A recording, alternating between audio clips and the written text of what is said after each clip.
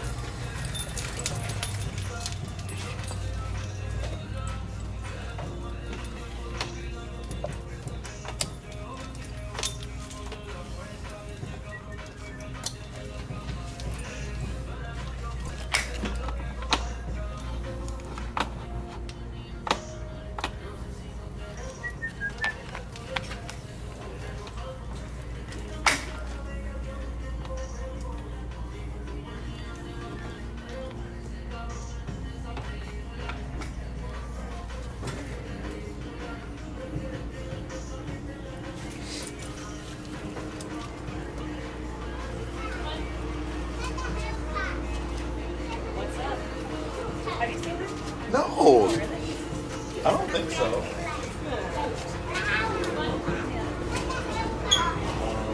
What's up? Have you seen her? No, tripping over it. I don't think so.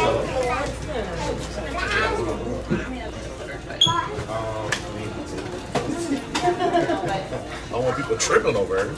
Baby on the floor. Hey, hey, come here.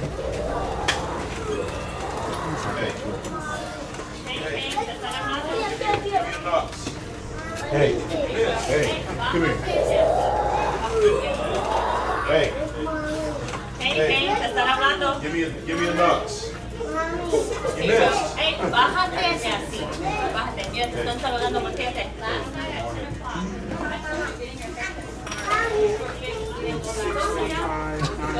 When you told them? Last night at 10 o'clock, I told him to get your haircut tomorrow, and he threw a fit because we didn't go last night. Right now, let's go. When you told them? When I told him it's not tonight, at 10 o'clock. Yeah. Right now, let's go. Shane, deja eso, niño. Todavía no. Hey, Shawn, so Salud. we're gonna do something a little different today. I wanna open them up. Okay. I got a picture.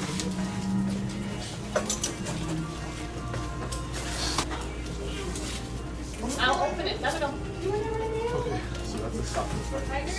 However, we gonna get you. Just. Yes, sir. I sent it to them. Okay, so that's the stop. However, we gonna get you. It's just. Yes, sir. I sent it to them. So I'll be leaving the top alone. You leaving the top alone? Yeah, gotcha. Okay.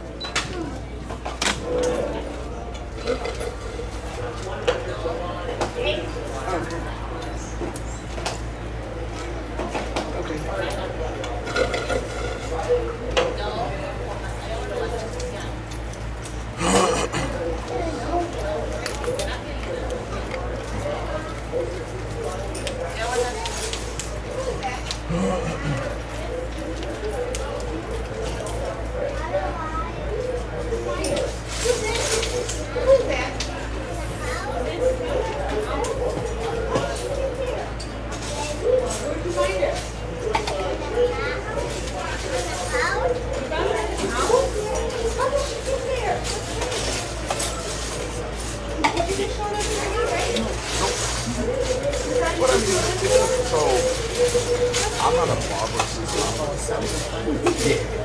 Ready? But I mean, it does. So for me, it doesn't. I'm not a barber, so I don't get pictured. I don't care what it's called. Some people that call barbers, I think, super rigid to terms. For me, it doesn't matter. What do you want? Show me a picture. I don't care what it's called. Because I have people that call like self a taper or taper a fade. They say they want all even tape. Like what the hell? Like this. Well, I know It's right. So okay. Well, I'm glad you showed me that because that's a different picture than the other. Like that's a different haircut. Like this, it's simple.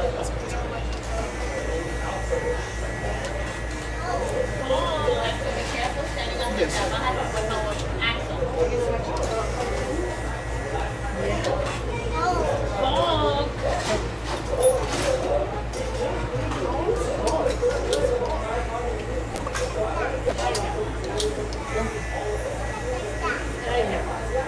Okay.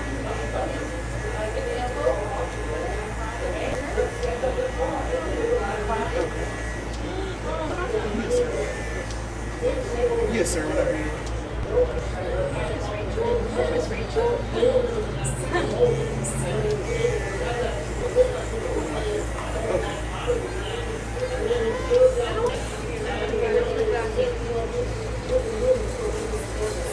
Thank you. Thank you, you too. The back of that. So, and one thing I really want, because once my hair grows out, I'd be like, oh, that'd be cool. So, Yeah. like, this is some front party. But I don't know why. Yeah. So, This is the front party. yeah. So, I feel like certain hair type. I'm sorry. Yeah, certain hair types are eligible for certain things. I would say people of African descent would get something called a shag. Oh, okay. It's the same thing. It's just it's the term used in our diaspora. Oh, okay. But yeah, that is the South of France. Okay, I want to. Well, so that's a taper. That's really it. But the first picture you showed me, that was the South of France. It went a little bit behind the ear. Yeah, it went a little bit behind the ear. Yeah, I mean it's similar, but like I would say that second picture you showed me, his head shape is a little similar to yours. A little more similar to yours. So I'll take whatever that. Yeah.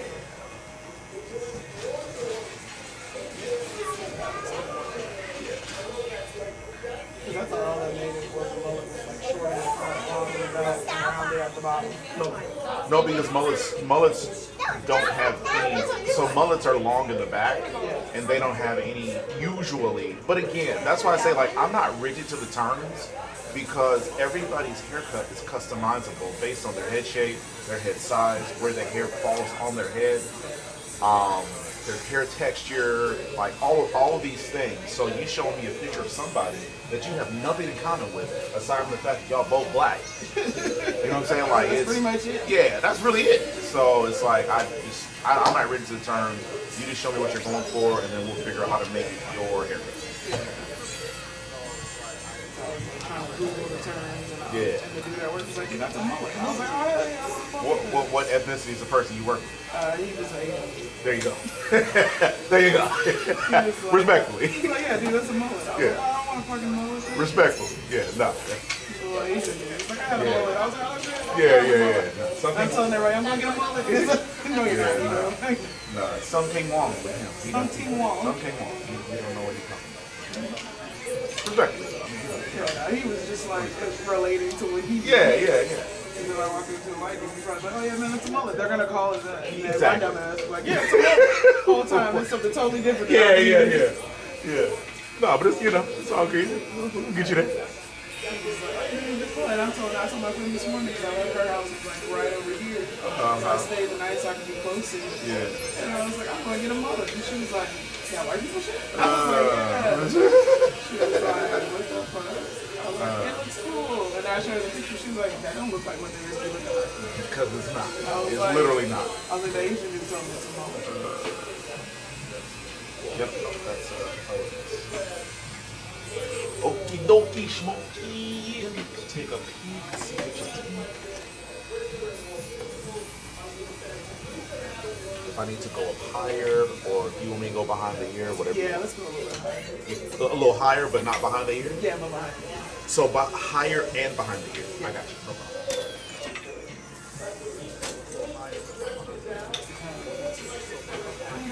Sure.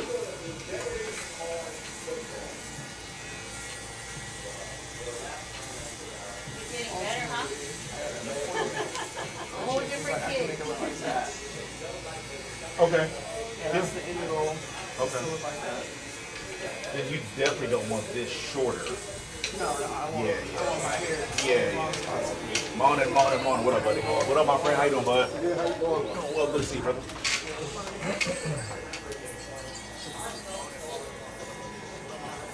because when she has like my hair TikTok.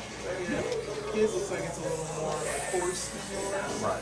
And he probably has more follicle density than you do. Like his hair, he's got more hair. So, but you're gonna get this. You'll be able to do the same thing. It's just gonna present a little bit. I just want to be crazy. Yeah.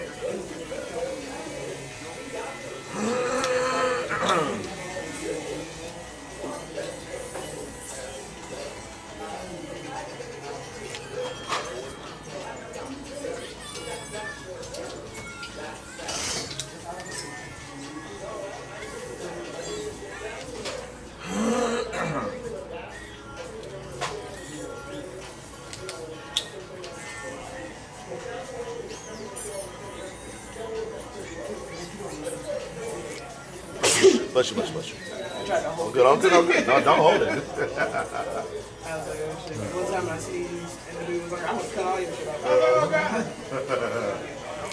No, just throw your hand up or something. So I know danger's ahead. Yeah, I was trying to hold it. I was like, oh shit, come on.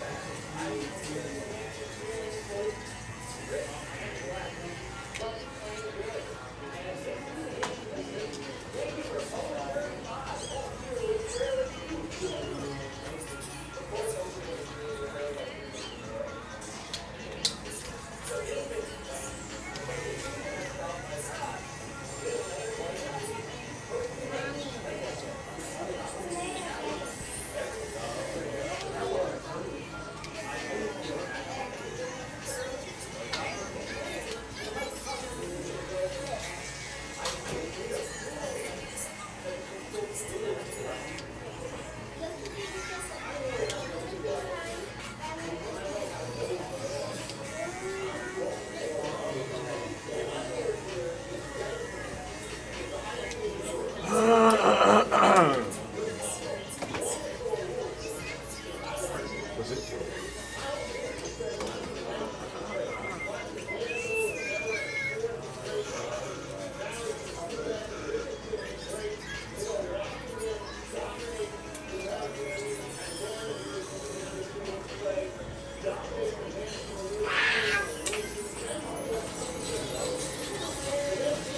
Montgomery? Or what?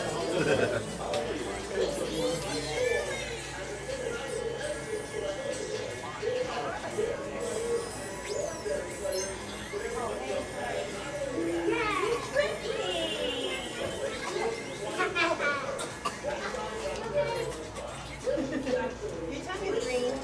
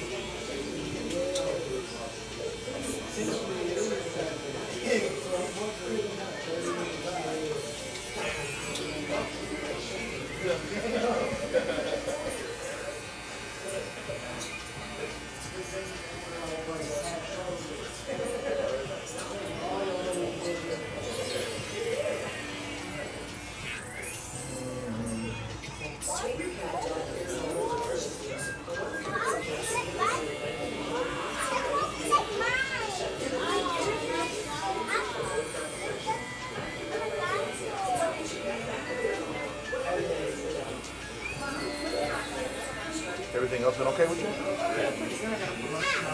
Thanks. You should have led with that.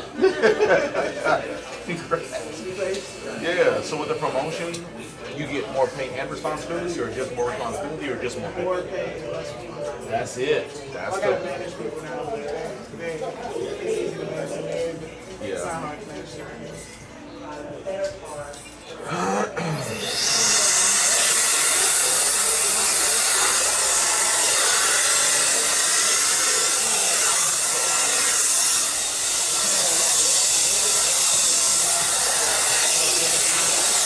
Yeah. A little stressed waiting for these people to make a move so we can make a counter move. We still don't know nothing. We need to know something.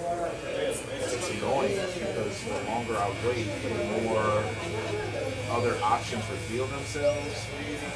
It's stressful because it's like paralysis by analysis. And I would rather just make a move so that I know that my shop is secure. I don't get that luxury right now. That's the problem.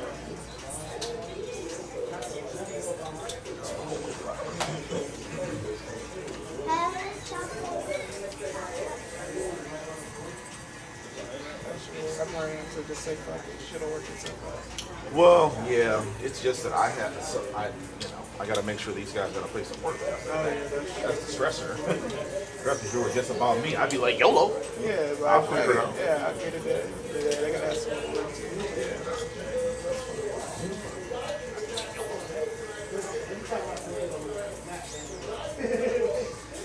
You don't want to like liability. I'd love to. You know how hard it is to buy a building? Shit, about as hard as it is to buy a house, and that shit right now I is mean, the hardest thing I've ever heard listen, of. trust me. Believe it or not, it's significant. I just bought a house a year and a half ago. That shit. That was difficult, but it is nowhere near how difficult it would be to buy this building. Oh my God. Oh, because you have to buy like all the buildings. The whole thing. I couldn't just buy Oh, this you unit. can just buy one part of the They building. don't. That's fucked up. For real. I wish they would. I would make that happen. They won't. They don't play like So that. people who own like in a strip mall, they have their own thing, like they just rent the one spot. So, not every situation is the same. The situation that we are currently in, they will not sell it. It's either we got to buy the whole thing, or yes, it will cost like $8-9 million. Yeah, who the fuck is that? Thank you. So that's why I say significantly harder to buy a building than it is to buy a house. At least you know you get the house. It's done. Yeah. And then you gotta charge rent. You basically becoming like a real estate person. Yep. Yeah, that's more responsibility than somebody wants. I just want this one space. Yeah, no, they don't work like that.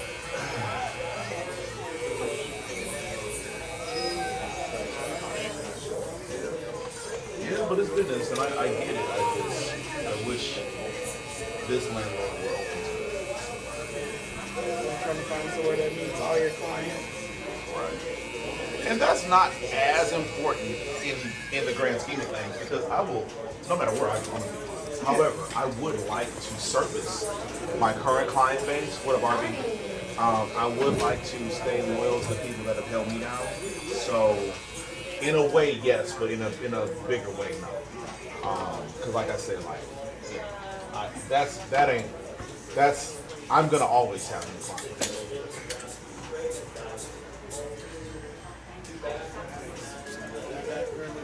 Yeah, it's gonna take a little bit. Yeah. Yeah, cool.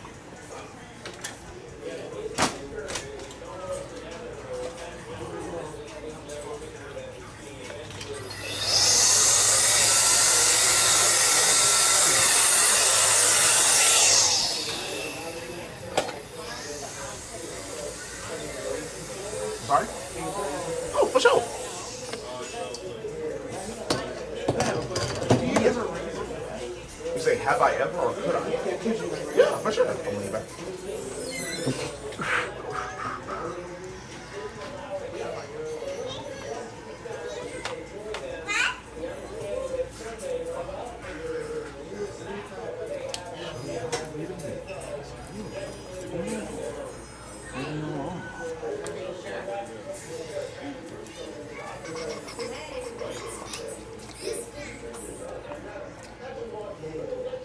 There's no way I went through all that without talking about this.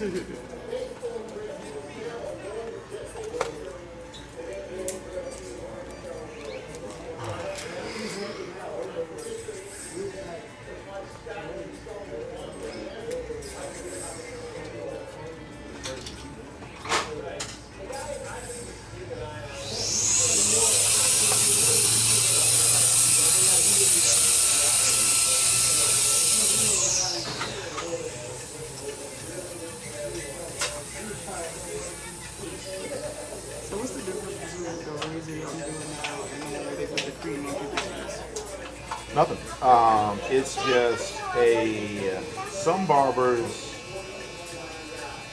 I guess it's just I don't know what the word. I don't know how to say it. I think some barbers just are old school and think that one way works better than the other.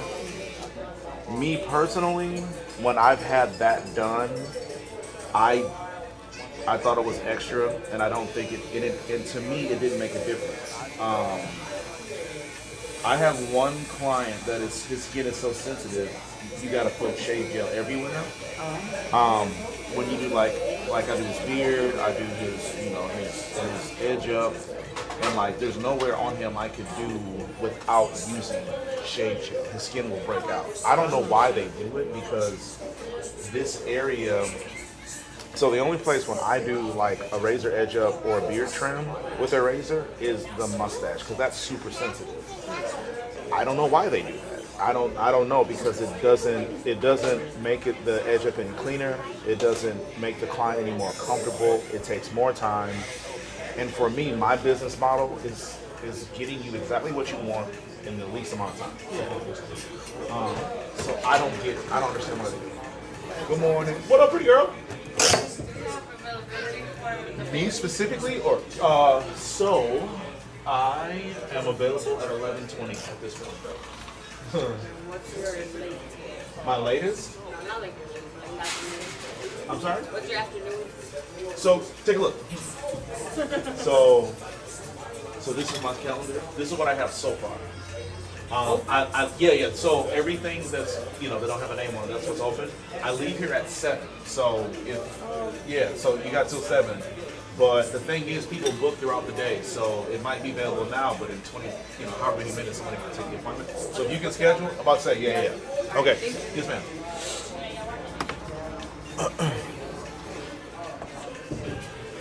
But yeah, I would just say it's just more of a fancy thing. I think it's just selling the idea of luxury, because it's not. There's no benefit to it except for giving the client the illusion of prestige.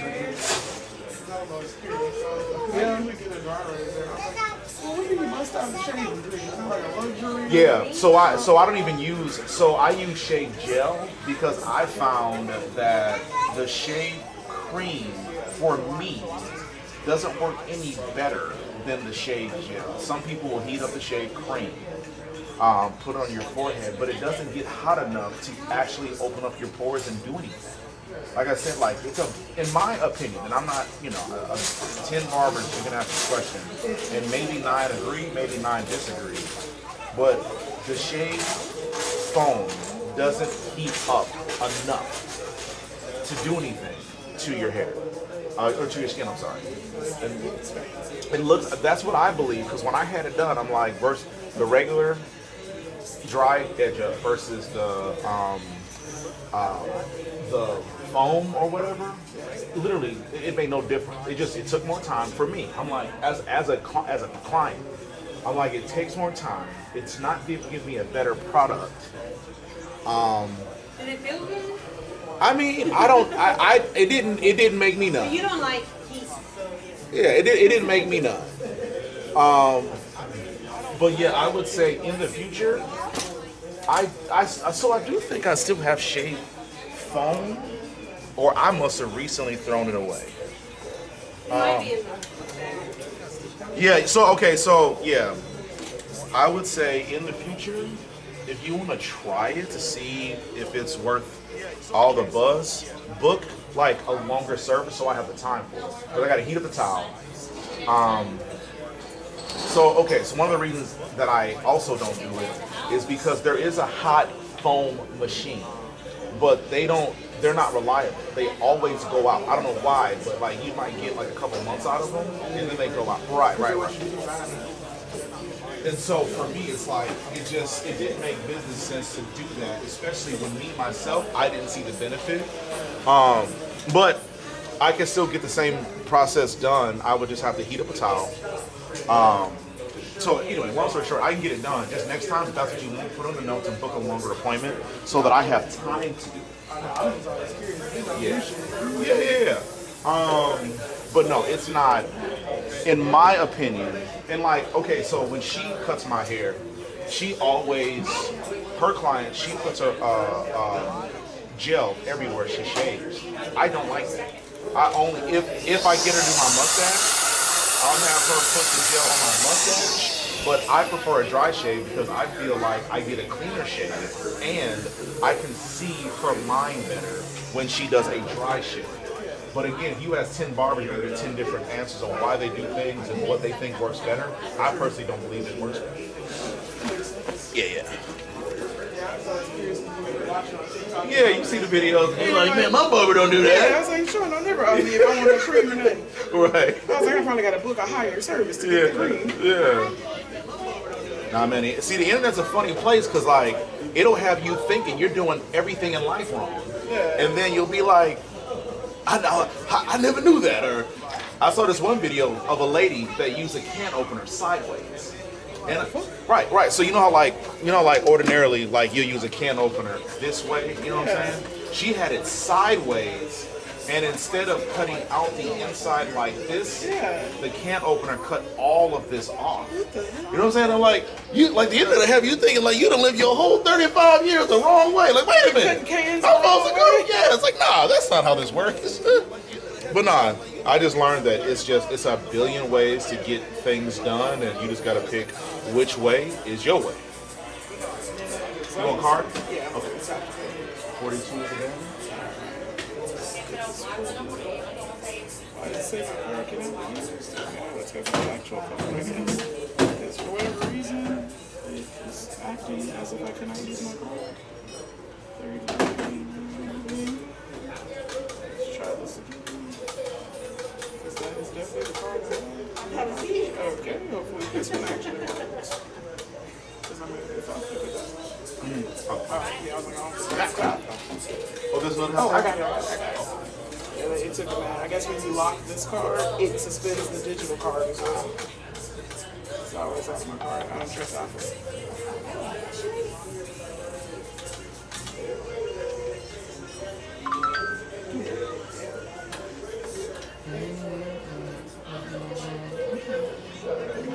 What's it?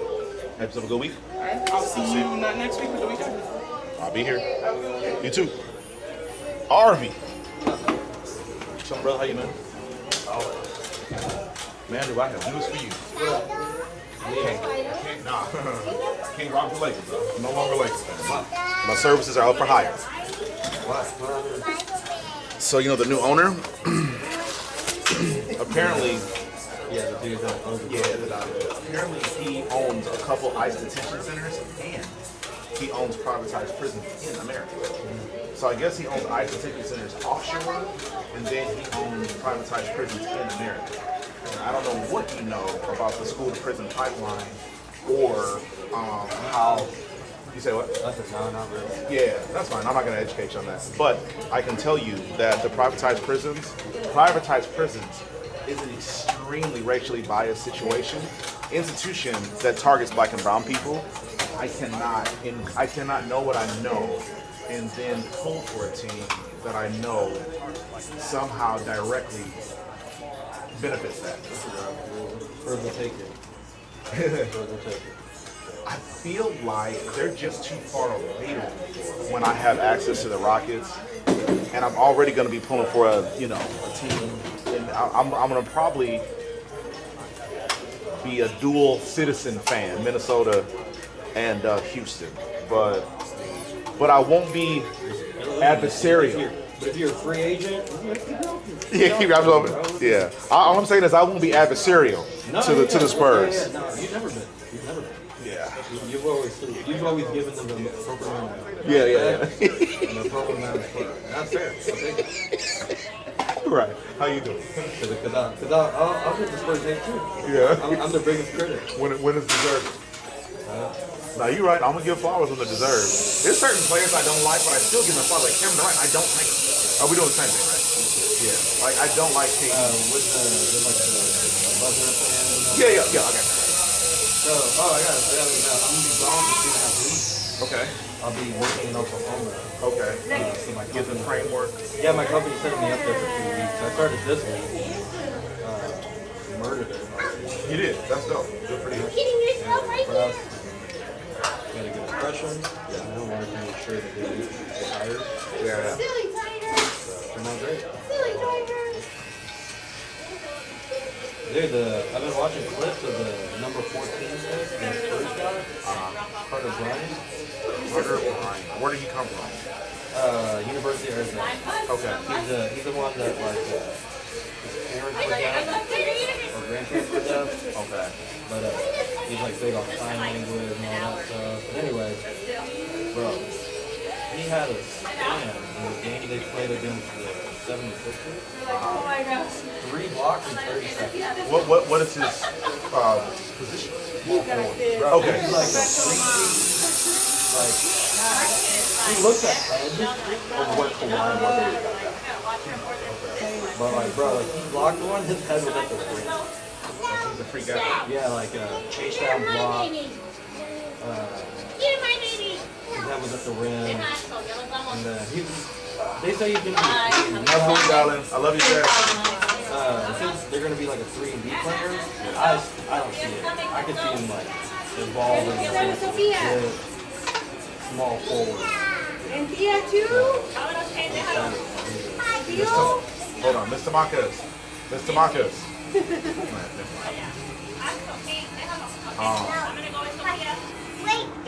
He's looking for a red one. You found it. Bye-bye. Good job. See you guys. Bye. Hey. How many lollipops you gonna take, man?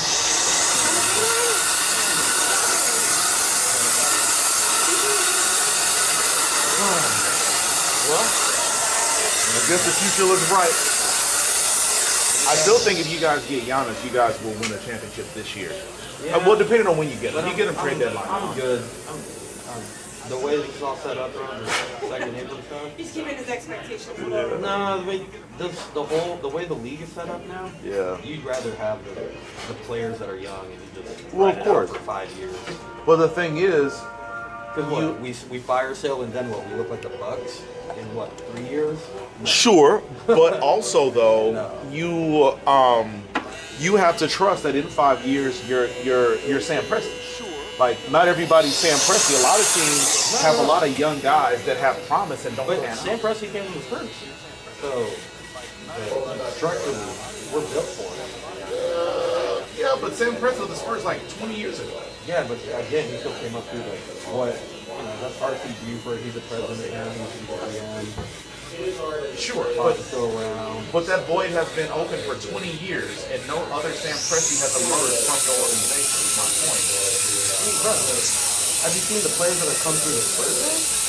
Like Derek White from the Spurs, he got drafted by the Spurs. I mean, sure, Like but Devontae, Kawhi, like they still have talent. There's still 8 guys there. Listen, But I think you're so invested in them, you're not seeing the point. A lot of good guys came from a lot of organizations, but the Thunder have been able to cultivate those talents. bro, listen. What's the asking price for Giannis? So I don't know. Exactly. That's way too much. It's gonna be way too much. I mean, it probably is, but the point I'm making is there are only one or two. I would say there's Sam Presti, Brad Stevens, and what's the guy from Boston? Danny Ainge. Yeah. Those three guys are the best talent acquisitionists in the league currently. So if you're telling me that you trust that your organization, because you guys had Kawhi and you fumbled it. You guys had Derek White. He didn't want to play. Listen, bro. He didn't. You okay? Bro, he won a championship in Toronto and still left. No one was going to keep him from going to LA. Well, yeah, That's not but a fumble. He I wanted to disagree. be in LA. I disagree. I think if you guys had never mismanaged his injury, if you guys had never let Tony Parker get on a goddamn microphone and berate the guy publicly, Bro, he would have never That left. got nothing to do with him. Sure. Tony Parker said what he said. No. Tony Parker said what he said, but I That had guarantee nothing to do you. with the GM. No, but maybe not the do GM. Maybe not the GM, but I guarantee you, had they had a cohesive message, like, hey, we're going to support our guy no matter what, I guarantee you that would have went out differently. Tony Parker was just a symptom. He wasn't the cause. No, listen, it's fine. That's all. That's great and all, but the future is set up perfectly. It's set up perfectly. Yep. Okay. I hope you're right. I'm just saying it's a lot of guys that, I mean, Sam Presti didn't draft SGA. Sam Presti was smart enough to procure SGA because they wanted Paul George. But listen, they didn't get. This was before SJ's asking price of what it is now. Right. But the point I'm making So is, like that's the thing. It's like, okay, you're asking for like high value, the highest value as possible. You're either getting like Jokic, Giannis. They're in the top 3 players in the league, right? yeah. So that wasn't the asking price for SGA at the time. I No one listen. thought SGA would turn into this. We're making two different arguments. I'm not saying that it is a wise move to get Giannis for what they're asking. I'm saying the likelihood that you will be more successful giving up the farm to get Giannis, I would say, is a better probability than it is to hope that your draft picks hit. Listen, that's fine. We can play that too. That's great. I'm cool with them not losing. No, I mean, I hear you, and listen, you probably that's probably the smarter bet because you have Wemby, because you have Castle, because you have De'Aaron Fox already under contract. But at some point, those guys are going to have to be paid too. That's fair. We'll look at that 3 years from now. But what if Not it? immediately taking? Well, why don't we just run it? How about this? Just run it first. Yeah. And if he's available next year, he's available. It doesn't seem like he's gonna be available. Yeah. It looks like he wants to be a Buck for life. Well, I think anytime somebody's mouth is moving, they're lying. I think people are reading way too much into it with they've done all that they could to make it say. He makes it known, bro. Like, he wants to be a Buck for life. He's cut from the I want to be on the same team my entire career. It's here, and that's fair. But listen, why just let's just take a crack now? We never even saw it too far. Wait, I hear what you said. You said why take a crack? What? I was like, why take a crack at trading everyone now when they haven't even seen the team? Like they had 5 games with Wemby and Fox before we got it. And then they shut down Fox for the year. So like we don't really even know what's going on. Listen, I agree, but I'm a level-headed, far removed party from the situation. GMs, owners are very irrational, very like, we got to make a move now. What's it going to cost to get a championship? I'll sell my soul and one of my kids to win a championship. So you and I having a rational conversation about this is different than what happens in front offices, is all I'm saying. I don't think the further there is or like irrational. Irrational moves. You know, I don't study the organization well enough. Traded all their picks. Yeah. They wouldn't even give up. They wouldn't give up Castle for Durant. They were like, "Oh, you're asking for too much." So I think they're keeping it tight. They've always been conservative. Yeah. Very, very like we're not gonna just. I can't lie and say I study your organization closely at all. So I mean, you're better qualified to make an opinion Not an opinion. It'd be very uncharacteristic yeah. for them to do this. And I'm not projecting that they will, but the idea that Giannis is a buck for life, I would say just because he's saying that this is lying season. I think my guess is the front office says, hey, you don't want to be here. We want to put you where you want to be, but if you let it out that you don't want to be here, your trade value goes down. The likelihood that we trade you goes down. So my guess is they're probably just playing a game because he was it was very clear that he was unhappy with the way things had shaped out at the end. And bro, they made a trade for Miles Turner. They got rid of Dame Lillard while giving him a buyout, messing up their cap. You mean to tell me that Giannis looked at that and sees a sunny outlook? I don't agree. So I'm pretty sure It doesn't mess up their cap. it does. They bought out I Dame. mean, they'll just pay the money, though. It doesn't kind of that's a stretch. Right, but they're paying a superstar No, that's fair. to not be there. That's fair. Listen, No matter how you look at it, that affects. No. Of course not. But it affects the outlook because I think it's 55 million or something crazy like that. Yeah. That they're They got not. the money to blow. They got the money to blow. But they don't though because the aprons affect every team in the same way. So if they're going to pay that money to send a guy home, I don't think they're going to have that same money to put toward a free agent that they would have had they not made a bad decision to bring in Dame. Listen, that's fine. So that's why I say the likelihood that Giannis wants to stay is not the same conversation as. You say what? No, I said, yeah, like, that's fine. And Giannis can do or Bucks can do whatever they want. I'm focused on the Bucks. Right. But I'm saying, I think the most likely landing spot for him would be the Spurs or Golden State. I think I heard Miami as well. I don't see how that one would make sense because I don't know what they have unless they're going to do another 17 trade to move assets around like the Rockets did to get KD. But either way, I think without Giannis, I don't know what your next few years looks like because OKC still has a bunch of young talent. And I think Dallas is, man, I mean, I understand that AD is older and Kyrie is older, but they still, the way KD, the way LeBron, they will. They haven't. Wendy's going here through. They haven't even managed to full season. Fine. There's no rush. I'm sure. All right, I mean, I'm fine. I hear you, man. I'm not stressed over it. Yeah. Nor is it. It can happen. It can not. I'm just trying to. I'm excited to see the team grow. They drafted some good players. That's all. And you said that kid came out of Arizona or Arizona State? Arizona.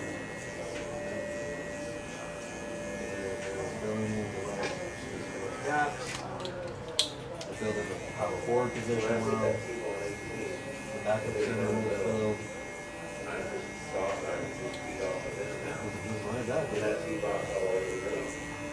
It got better.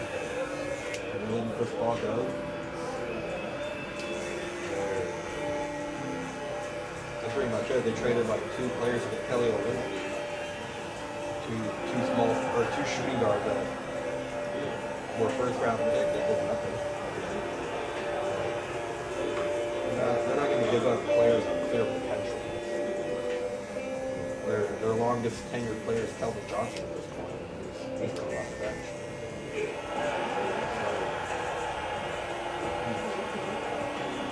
Like I said, I don't study y'all like that, but I'm with you on it. I just want to see good competitive basketball. But if it comes out that they could have had Giannis for a guy that doesn't pan out, you have to look back on this and say, Well, you don't know. That's the thing. We could say we know, but we don't know. oh, no, listen, I'm not arguing that it's a sure, I'm not arguing it's a short shot, but when I watched ESPN last night, they talked about all the guys that were traded for Paul George and the draft picks that ended up being a part of that trade. One of them was SGA, one of them was Jalen Williams, I'm sorry. And so it's like, man, it's obviously a roll of the dice. You don't really know what you're doing. You don't know how guys are going to develop. But I would argue that Giannis and Paul George are different players. Paul George always been like a high-end scorer, but Giannis is much more of a complete player than Paul George is. Giannis has been, until last year, relatively injury-free, and if you tell me you're going to trade Giannis for what could end up being a future MVP later down the road, I would say, cool, Giannis is an MVP now. Whereas Paul George was never that. I'm sure he's got MVP votes in his career, but there's been an argument to be made for the last 5 years that Giannis is the best player in basketball. So why not explore that? I just don't know. I hear you. I hear you. Again, we just talking mess in a barbershop. I just feel like owners are way less removed. Owners and GMs are way less removed, way more affected by the outcomes of these things. I'm guaranteeing someone's having a conversation about what can we do to get Giannis, and I'm talking to the Spurs. I just can't believe they wouldn't.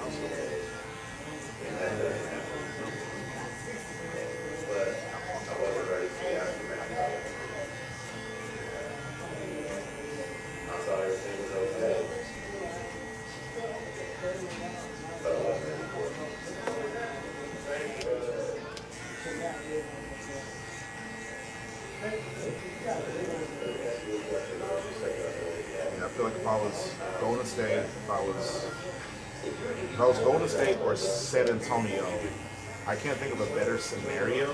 And it doesn't mean he's going to end up there, because maybe the Spurs are stubborn and they're like, no, we're not giving up. You know, these few guys aren't available for this trade. Man, if the truth comes out and they're like, yeah, we're not going to move on from Stephon Castle for Giannis.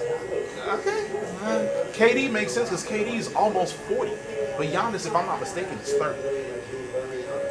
Like, that's a big difference. Like, you'll still get 6, maybe 7, possibly 8 years of prime Giannis. For a guy that won Rookie of the Year, I'm sorry. That's an easy trade for him. For 6 years, that's an easy trade for him. But, you know your organization better than I ever will. I've never studied them closely. I don't know what they're going to do. I'm just saying.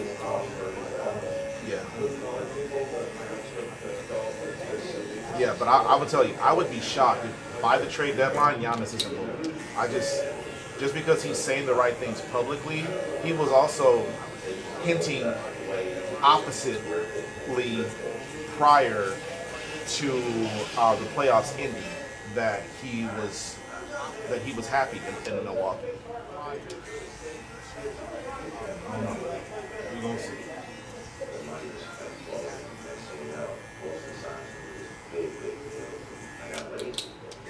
Do we need to trim the top or thin it this time, or just leave it? Just a little trim. We'll trim it.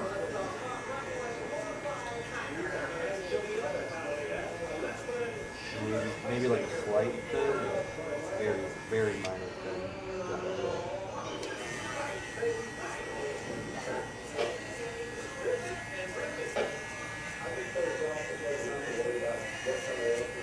Do you know what part of OKC you're going to be living in? I'm going to be in the city. Okay.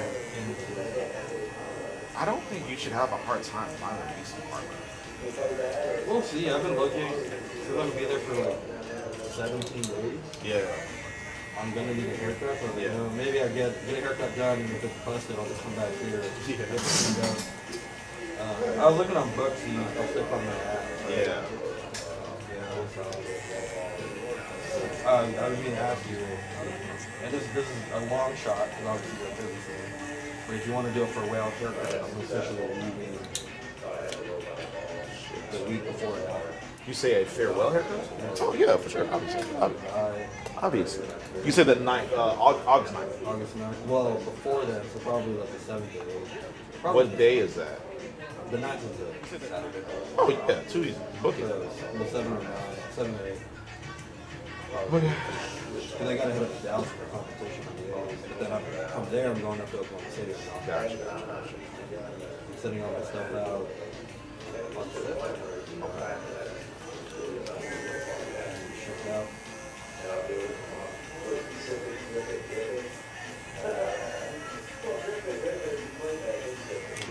Dodge right in time because every January, every 3 years I raise my price by $5, and so January will be. So what I was gonna do is offer a subscription, and with that you would be grandfathered in at this price if you did a subscription of 2 haircuts a month or more. You say what? You would have seen that. No, I know, but I know what I'm just saying. But the catch is you'd have to pay 3 months in advance. That would be the only catch. What up, Bill? Man, I'm damn it, I'm sorry. I gotta figure out You should have paid where you wanted. You bring it up a little higher. Back here or everything? You got it. Yeah, I'll be going for it. Yeah, for sure.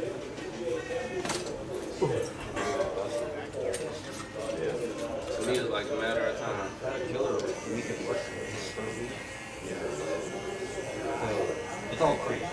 Overhead cranes. Jerk frames, whatever. Anyway. Monday, I was, the office on Tuesday. My first day of the field. Murder. Sent out 4 quotes. Closed my first. And I was with the owner at the time. She straight up tells me at the beginning, she goes, I'll be honest with you, I've never had a salesperson who wanted to get out of his back with you, who was prepared with customer service, who wanted to do all their own things, and even close a sale in person. So you were selling to people that you've already been selling to with other products? When I was were with these my new deals? with my previous company, Yeah. so it was like a mix of both. Yeah. It was like new places and some places that I knew had overhead. Yeah. And I sent out quotes to those people. The new sales, or the sales that I got were completely new, funded, that I didn't know. So I closed 2 sales this week. But on Tuesday, for my first day, we found like a place that wanted to get like a new build for a crane. And then so it was a pretty big job. So then we got the director of operations, Shawn. He came out, which I love. Then we met with the owner with the company that wants to build it, or that wants to build it. We put the proposal. It's going to be at least $800,000. At least, depending on other specs, it probably could go up closer to 90. But they want to move forward with it, so we're gonna send a formal proposal this week by like Wednesday, because we have to get our engineer involved now. Like, okay, the specifics, you have to be this big, this sturdy, has to run this long. But basically, I would get a 4% commission on that. So if it was like 800,000, it'd be 32K. Wow. And that's my first week. Owner was like, your first day. Owner was blown away. And she was like, can we get you to Oklahoma City? And I was like, listen, I was like, let's talk about it. Because that happened after Tuesday. And so by Wednesday, they were like, okay, we want you in Oklahoma as soon as possible. So I was like, listen, I'm willing to work. And I'm like, are you open to go next week? And I was like, next week? I was like, send me there the rest of the month. Like, I'm here to work. Like, you guys are willing to pay for it. Right. Well, that want to compromise your competition. Wait. I thought you said you had shows in Dallas and. Oh yeah, no. So they're gonna send me through the end of the month. So I'll be gone through the 31st. Yeah. And then, but they're paying for me to stay at an Airbnb.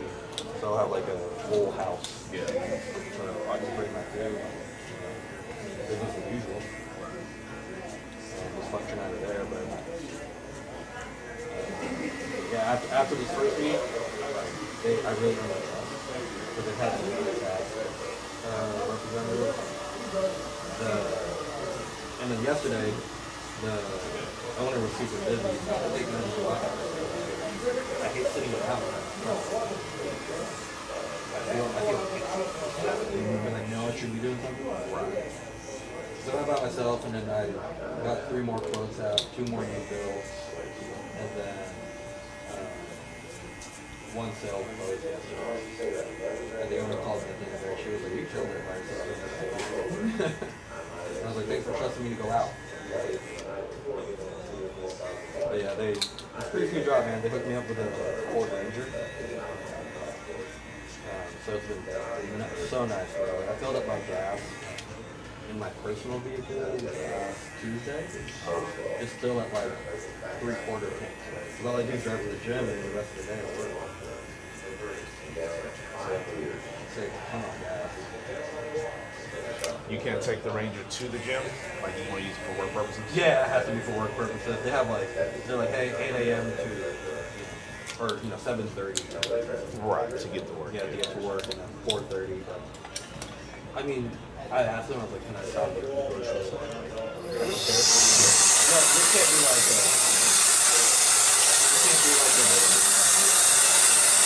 You're off day. yeah, like on a Saturday. Yeah. I just but like tomorrow they know that I'm gonna have a Right. so they know I'm moving at that person. And plus they have like a whole, it's called light tip. It's like camera system. It's like built in the truck. So Right.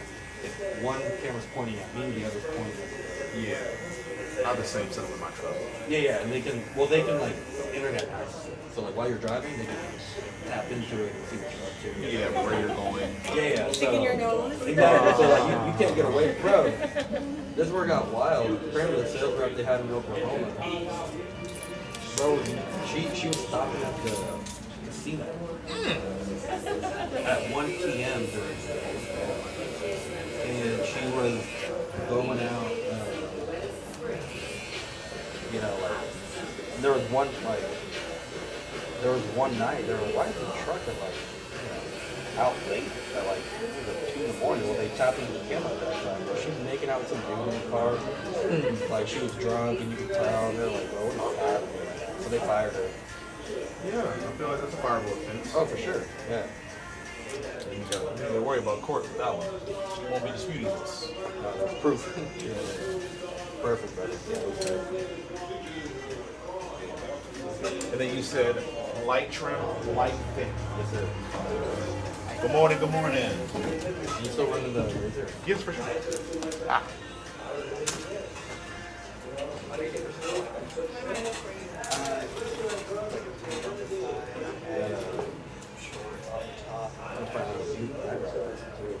Yeah. Oh yeah, you're something. We'll see, man.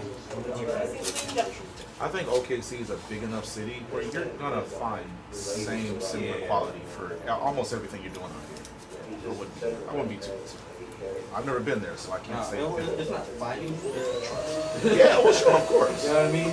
Yeah, but it took you a minute to trust me, right? I mean, you know, it's just part of the process. No, that's it. That's the hardest part. Yeah, it's part of the process.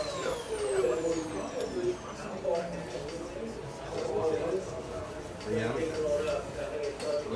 Future looks bright. They told me I can sell all of the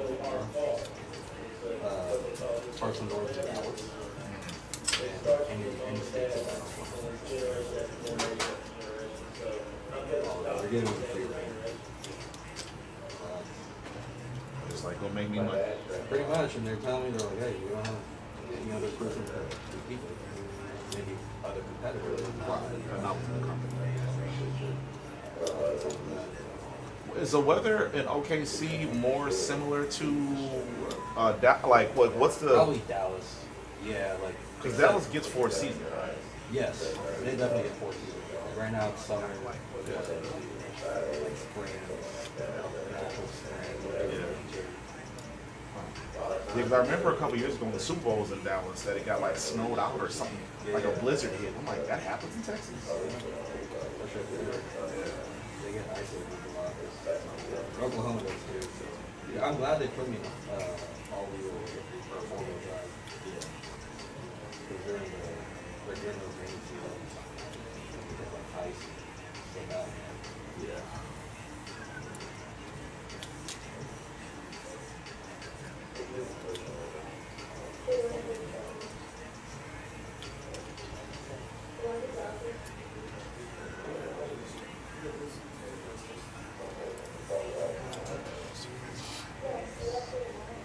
Have a good week, my friend. Good to see you, buddy.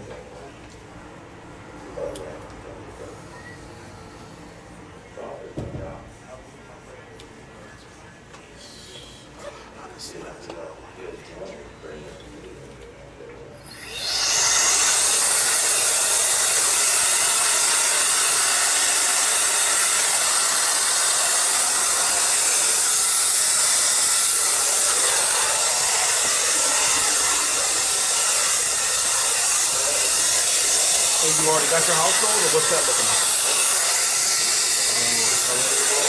Yeah. When does closing happen? At the end of the month, I'll probably get it out. Why be here when I'm supposed to be working up there? That's when the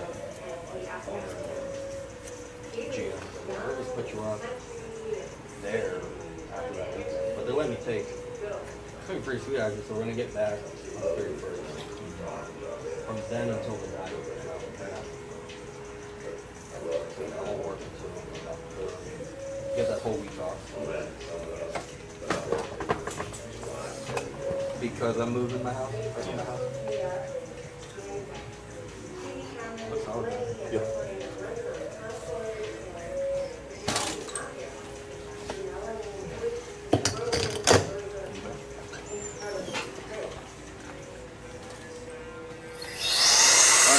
What do you think? So, I don't see a realistic trade scenario for LeBron. I don't think any team wants it. I think they're just going to ride it out. That's what I feel. They're going to ride it out. They're just like, you know what? We'll give it our best crack. Really, we're focused on losing. Like, you can dip after this year, bro. Yeah. They're going to pay him because he opted in. Yeah, they don't have a choice. I don't think any team wants to trade for that kind of firing contract. I disagree. I agree. It'd be a big risk. No, it'd be a for dumb one. decision. Oh, It'd be for a sure. dumb decision. But Because I don't think you're not guaranteed to get him to stay another year. Yeah, well, yeah. I would say the only team that could get him to stay another year is a team that has a chance to draft Bryce. If you're a team like his other son. Yeah.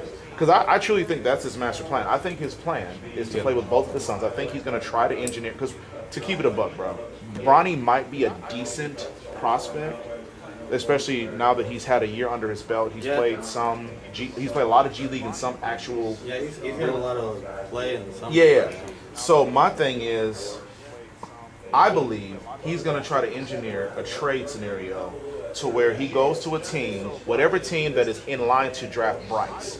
Then because more than likely they're probably, because I don't know that Bryce is going to be a lottery pick, they might even need to trade him. The Lakers would be like, hey, we'll just cut him for you, bro. Here, go get your son off the. Yeah, that's what I'm saying. But I can see a scenario where wherever Bryce goes is where Bron and Bronny ends up. I don't think the Lakers were thrilled to get Bronny. You know what I mean? Like, I do. I think they were. I think because at the time they were a family-run organization. No, yeah. And they valued family. I meant yes, I agree at the time, but this group, correct. Yeah. because they function like such a big business. Yeah, exactly. A tech business. I think they're like, yeah, you know what? We'll cut him loose. Go ahead. Yeah. Or you can farm. They'll probably let him sign from like the G League team. Like, hey, if you want to give him an actual contract, right? The G League. Yeah. Something like that. So my guess is a team. I think the reason the Buss family signed Bron is because of the family deal, and it was a marketing thing, and it was gonna, because like Bronny, respectfully, bro, and I'm a very big LeBron guy. Bronny wasn't gonna help you win nothing, but the hearts and minds of the country, right? And I feel like another team is gonna probably try to ride that wave for the season. And I think, well, I want to see where he goes if he goes as a free agent somewhere. That'd be cool. I mean, I'd like to see that. Like, all right, LeBron, take your time somewhere. Because he could go to, listen, bro, 40-something, whatever year old LeBron, if he goes to, I'm not his biggest fan in all honesty, but if he goes to whatever team, he'll be an asset. 100%. So it could really be whatever. 100%. I don't think especially as an unrestricted free agent, he could go wherever he wants. Right. I don't know what kind of money he's looking to make.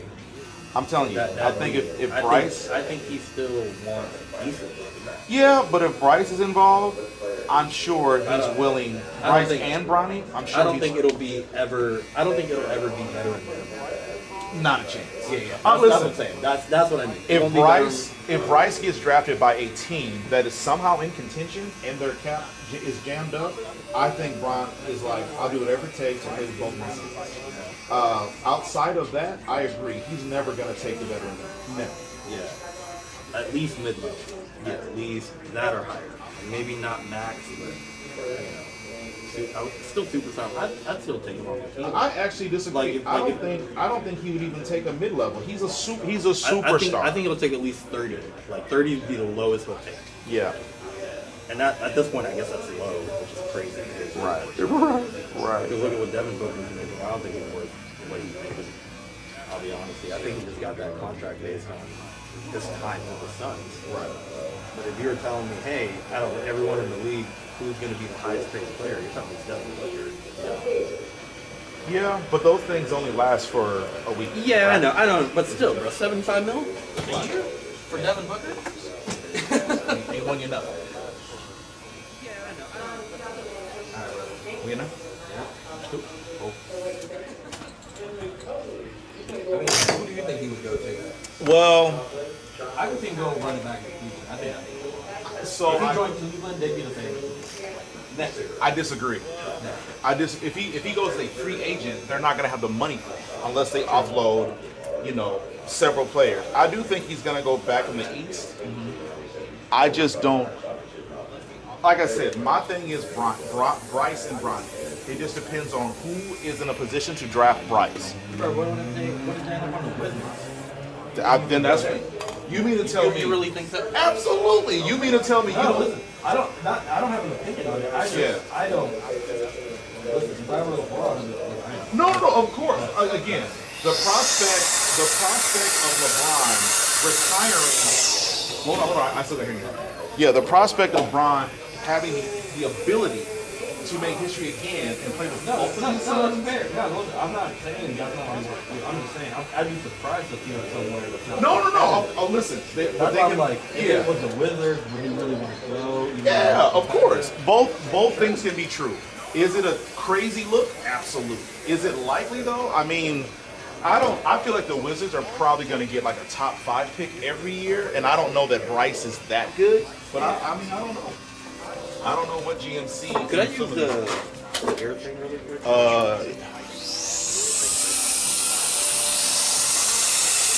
Yeah, I don't know. I don't know. I've heard how high scouts are on Bryce, but I heard he's a little bit more of a baller. a lot of. I heard he's. How much are you? 42. I heard he's a way better prospect than Bronny. Even when Bronny was drafted. Yeah. No, that's what I've heard. He's more of a baller. But Yeah. I thought I'd be shocked when he was on it. All right, I gotta run. I gotta finish back. I'm in. See you. You too. Y'all enjoy your weekend, okay? You too, my friend. All right, man. Go ahead and let me know what happened. Shoot, he dipped off on her at I think she said 2 in the morning. Yeah. She ended up waking up. He packed all his stuff and then look in the closet space that we gave him. Shit, he got 2 shirts in there, bro. So he already had this plan. Yeah, he was out there. Yeah.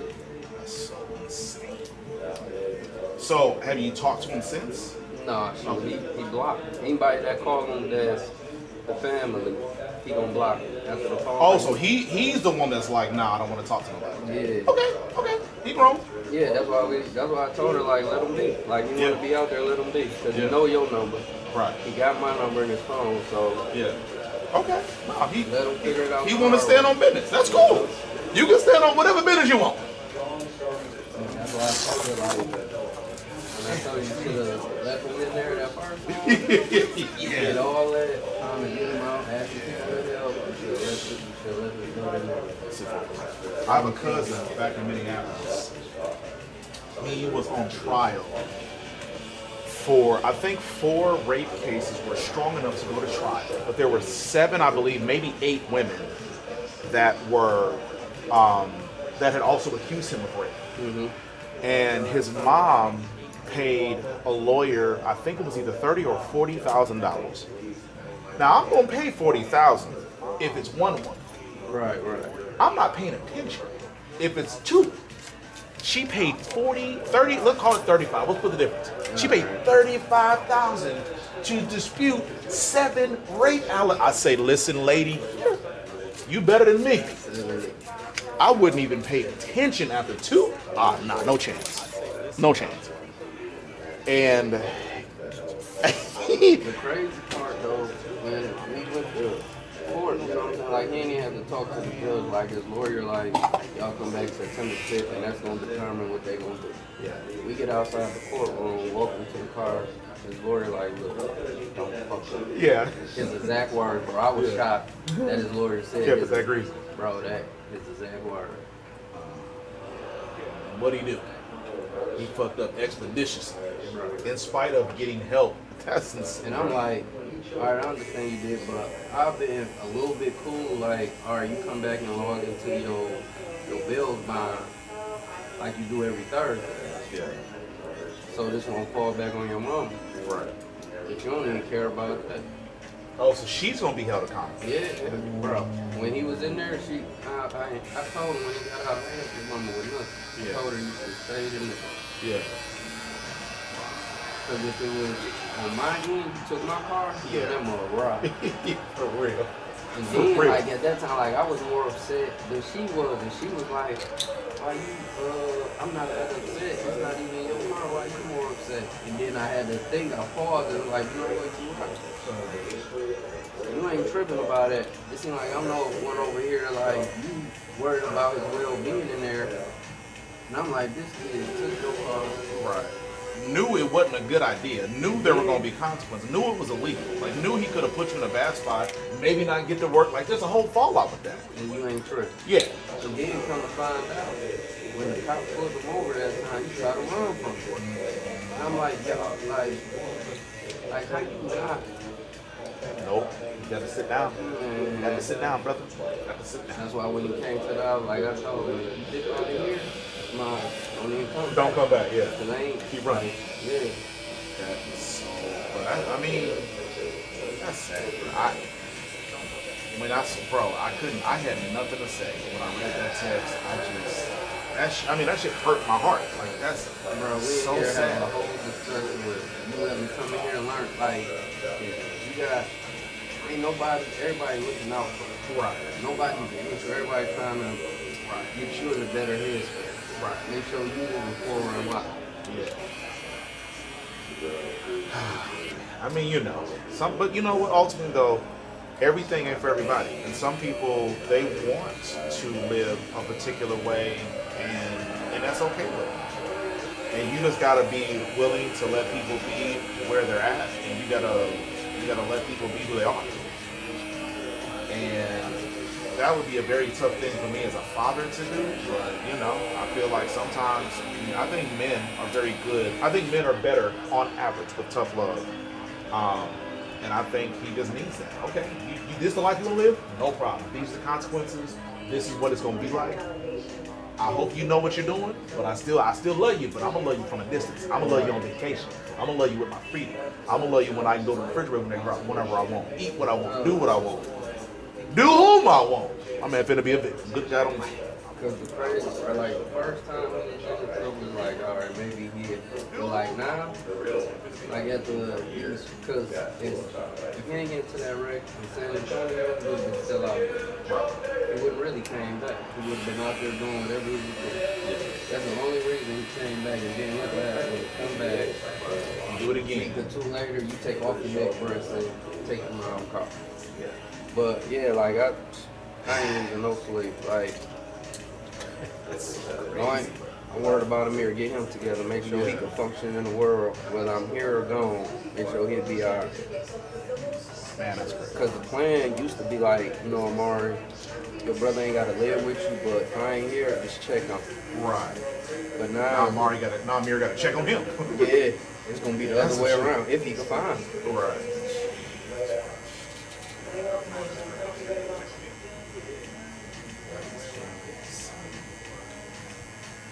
But like I come to the realization again, Amari wear 2 masks.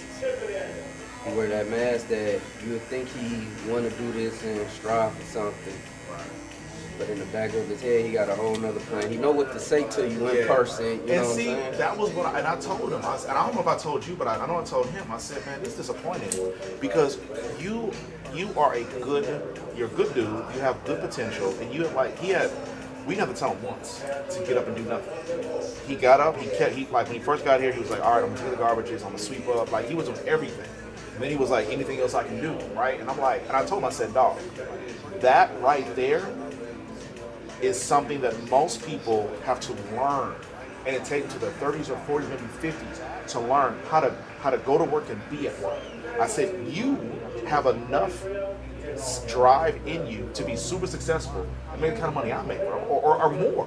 And I was like, so it's a shame that you're willing to throw all this stuff away when you can be such an asset to society.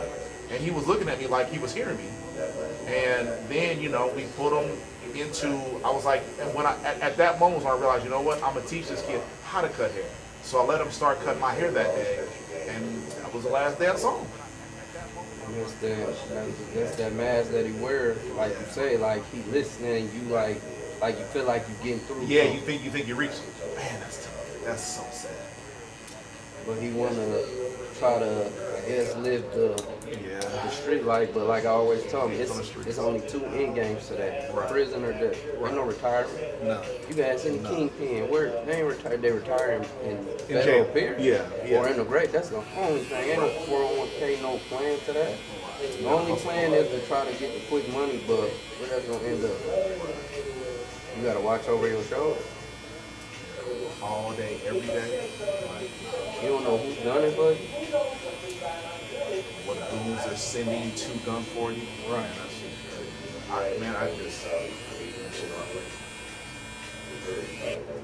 But like my sister said, the best lesson for him to learn is let him be out there.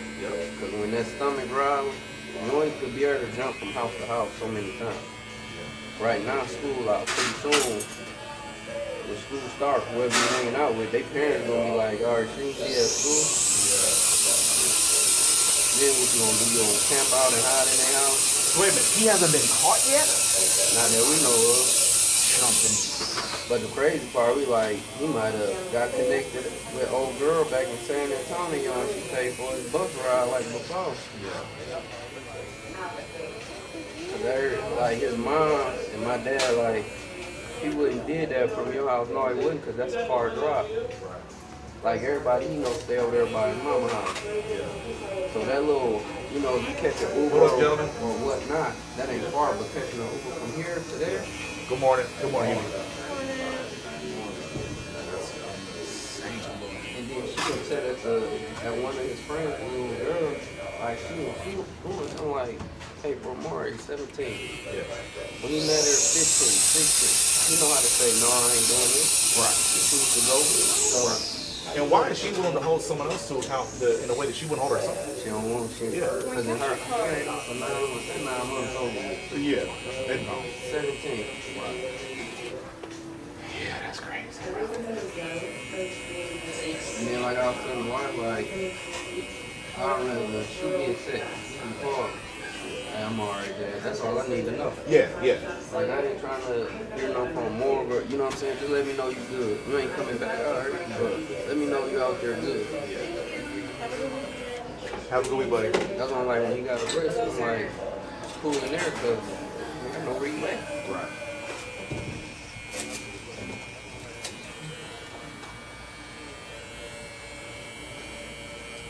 Yeah, sure. He gonna learn, because that warrant didn't issue out for him.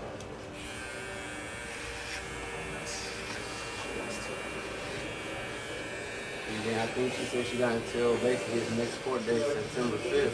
If he don't show up, and he probably not. Because even if he do get caught, he'll show up if they catch him. Right, He's they'll gonna be drag there, him in. but other than that, but that's why I thought, man, you shouldn't even did it. How much did she pay for his bail? Or his bond or whatever? It was like What up, BC? 25,000. So 2,500. Yeah.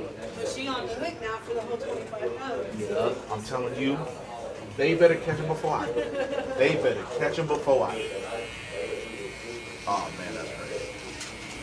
That's crazy. Yeah, well, I hope she pays every penny of it. Sounds like she enabled this young man to act a goddamn fool. That's great. I'm sorry to hear that. Yeah, that's tough. Because when he told me, I'm like, alright, let me call text Shawn and give him heads up because I know he's supposed to come back like that Monday. Yeah. Like, let me give him heads up. That's insane. Well, you know, go ahead and make a soft ass. So, you gonna learn?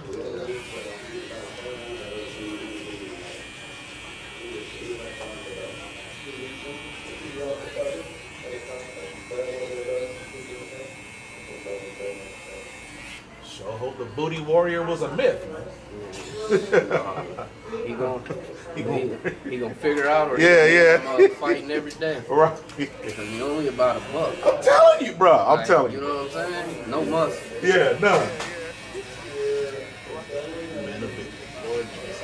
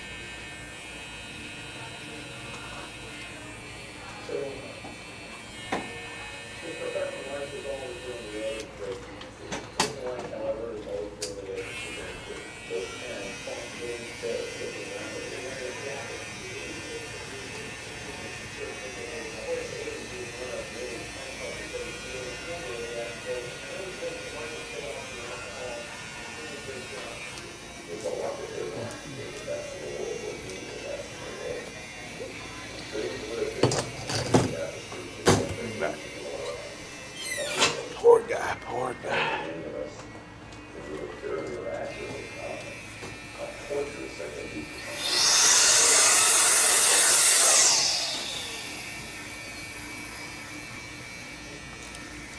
Yeah, you never know what these kids is thinking, man. You never know. Yeah. And I'm like, I'm really, because first I was worried, but when I looked in the closet and I seen that, I'm like, I ain't even tripping anymore because he playing it. Yeah, he knew what he was on. Yeah. Like once I looked in that closet and seen 2 shirts and some clothes you never wear, you took what you needed, both pair of your shoes. Yeah. Like, alright, this is what you wanted. Yeah.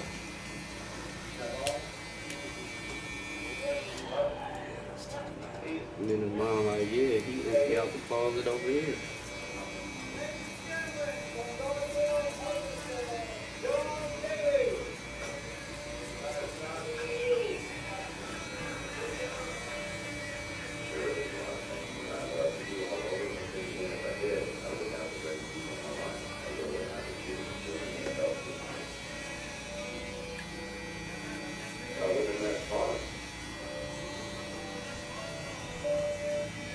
Sometimes a bad track really happens.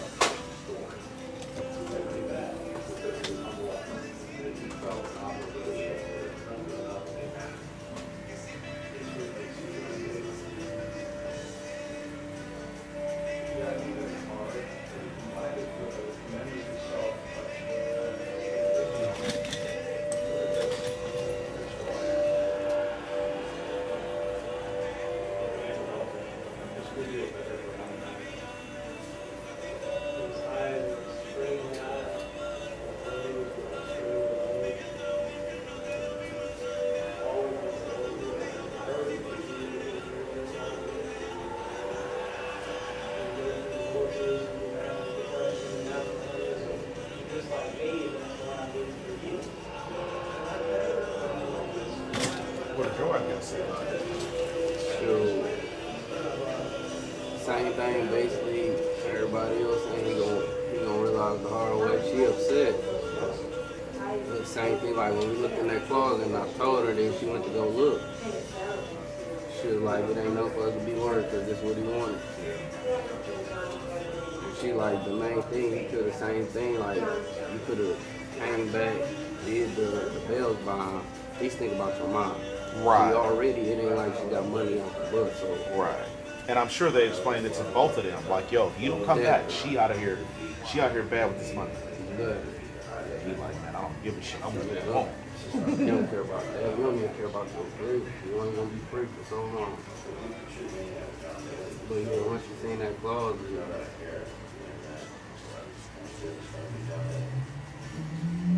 Penitentiary chances for no goddamn reason. And you say this is a Hispanic girl?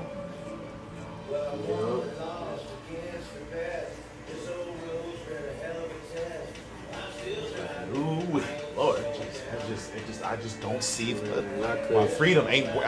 Man, can't do it.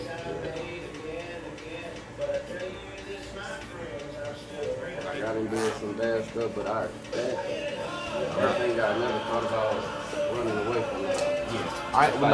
while on probation. Right. Like my first thing was me and dad coming. Right. I remember when I used to tell my mom, like, I want to live with my dad. She let me do it. That first week, it wasn't like when we was doing the weekend when he get paid. Yeah. We eating ramen noodles and fries. Or the second week, I come back home. He said ramen and fries. Bro. Eggs and ramen noodles, like scrambled eggs, ramen noodles, fried. Like it wasn't nothing like you get pizza, you going out to eat and stuff. Yeah. It's a little different on there. Yeah, man, I part of that next week. Like, man, I was just playing. I'm ready to come back.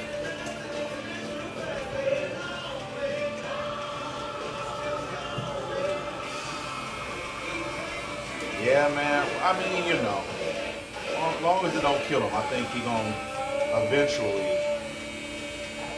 Well, I can't even say. I hope eventually, you know, he figures it out. Me too, because like I was telling him, like, man, you got an uncle you ain't never met. My uncle like 60 something. And he's in there right now. Can we from that? Knock it down, or make it thinner. Like make them it narrower, or make the hair shorter. Make it short. Yeah.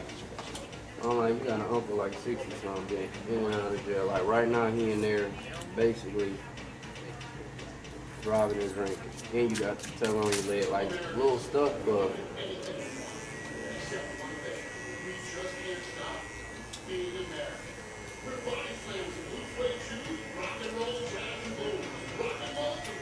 and it's like the judge, they gonna get tired of seeing you, and then they gonna know you're black. So now you got a couple years on something like this. Like you did, was it the best thing? Right. Like you grown, you know you got the curve.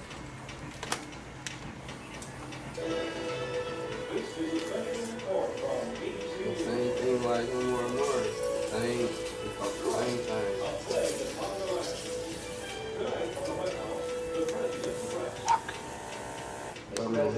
So can you use your sanitizer? Hit it. As a nation united, this will be nothing but a handful of useless chemicals. Victory over drugs is our cause. Just go. And you know, sometimes you hope for a slap of the wrist, and other times you like credit. Pull us extend a little. Throw the book at it.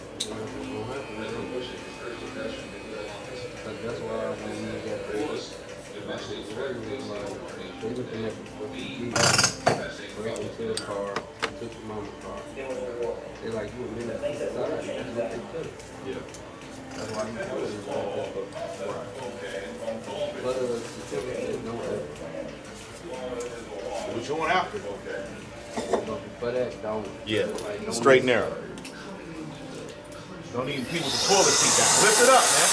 Follow all the rules. Every rule, man. How you gonna say? We gonna feel it whenever they feel it. Great to see. So I got the wife. I don't look for no money on the books. I ain't got no fight. Yeah, nothing. Like nothing. Nothing. That, man, that's so insane. But hey, man, good for him. He grown. He big and bad.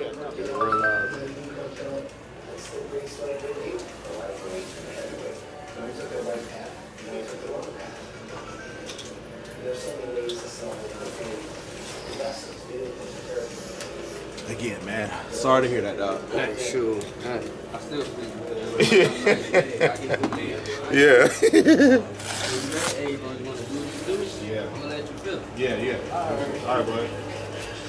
Remind me.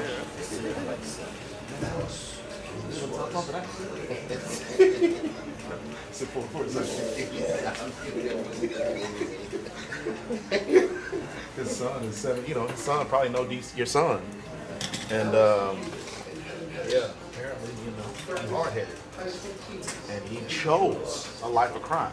He chose a life of crime. And he keep escalating real like petty things into bigger issues, and now the boy a car. Yeah. Yeah. Now next week the bank. Yeah. Yeah. And then murder somebody. You know? Like that looked like the trajectory he on. But yeah, apparently, you know, he had a minor offense. He was on bond, 25,000. His mom paid 10%. But yeah. Well, because it was like his 4th offense. But again, they were minors.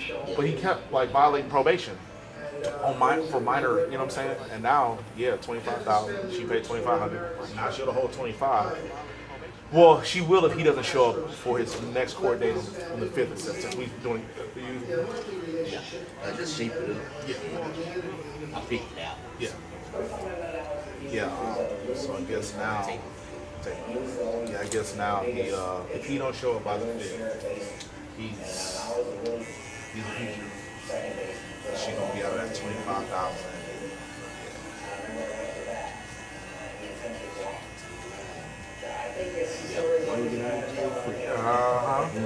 Yeah. Just depending on what it is. Hey, that's what I was just gonna say. If you rob somebody, they get you break up. Yeah, ain't nothing I wanted. Ain't nothing I want. I didn't push in a situation where that was your best option. It'd be different, you know what I'm saying, if I wasn't there or if I didn't. But if you done did everything you supposed to do and you chose a life of crime, big bro, you got to feel it, brother. You got to feel it. You got to feel it.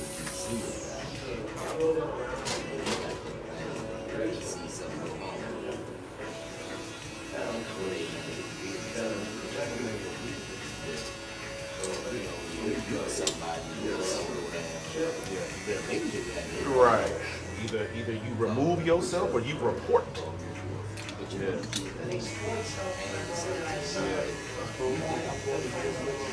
Right. Especially if I'm an innocent bystander, brother, I'm singing like Hush.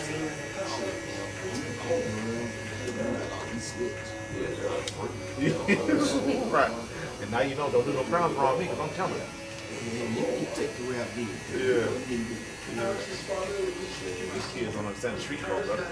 Snitching is when you do the crime voluntarily and then you roll over on your accomplices. Snitching ain't when you an innocent bystander trying to live your best life, abide by the law. You see something and, you know, they quit. Hey, brother, I'm sorry. I sure I had to do this to you. The person that really did it, he out just chilling. Right. Or you in jail with him and say, brother, I didn't redo this crime. Yeah, nah, you sure finna get told on my brother.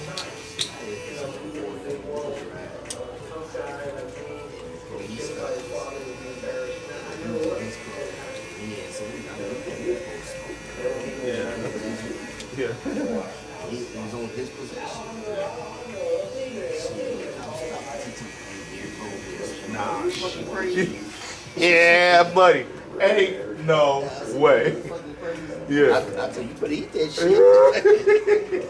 Yeah, buddy. would have said the same. That's insane.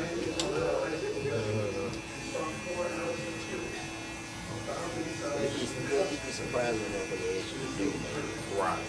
When they in a pinch. And I ain't fucking yourself. Yeah, don't blame I see what kind of nigga you is. Yeah, don't blame me. Be all for it. Oh, nigga, you going to jail. I didn't do this. I take that. That ain't mine. Right. Damn all that. He out of the line. I think that's gonna be And he just did stupid shit. He tried to sell dope and all that. And you know, he was one of those kids that didn't have to. Yeah. That's this guy. His son. He didn't have to do stuff. The dude, man, his daddy was like a director of a state agency. So, you know, they had money, man. That was back in the 90s. Had money in it. But, you know, when you grow up, you spoil, you want to get that rep, that ain't spoiled. Yeah. I had to get it out the mud. Got it out goddamn clean, water, groomed soil. Get along, sir. Shut your ass.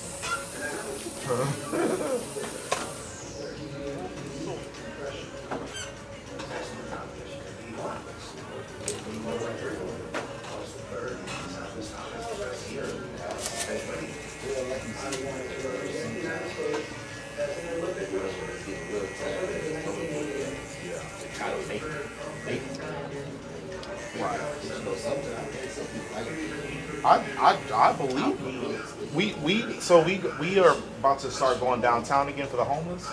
There for the homeless. Most of those people think they like that shit. Like a lot of them, you know, they got mental. Most of them have some form of a mental illness. But yeah, no, these people. When I tell you they are voluntarily on the street, and I think the same way about prison. I think people, especially repeat offenders, like bro, if you get jammed up once and you never go back, you didn't like jail. But it's those repeat offenders that just don't, bro, that don't mind. I say, bro, you not. There's several different types of people, and I'm not one of them.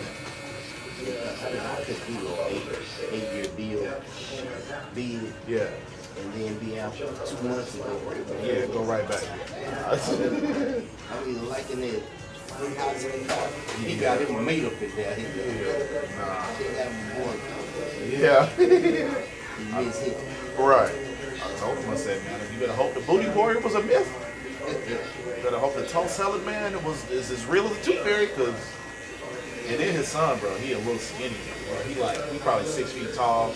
He might be 130. This little nigga finna be dessert. My God. He finna have a hard time sitting. Oh my God. He gonna be in trouble. Yeah, man, I said, nah, dog. I hope the booty warrior is a myth. This is finna go real bad. He's probably in Harris County, I guess. Well, I don't know where the Woodlands is. Oh, well, that's Montgomery County. That's Montgomery? Okay. Harris County, people, they go in there, and they fight. Those youngsters fight all day long. Really? I'm telling you. And see, I ain't never been in jail in the South. I just don't want to find out. I done been in jail in the North. I ain't like that. When I told myself moving out here, I cleaned my act up. I ain't going to jail in the South. I'm not. I will not. I ain't a badass no more. I'm a good guy. I wear my seatbelt most of the time. I stop at stop signs most of the time. Man, I obey the law most of the time. You know, every now and then I roll past. But you know.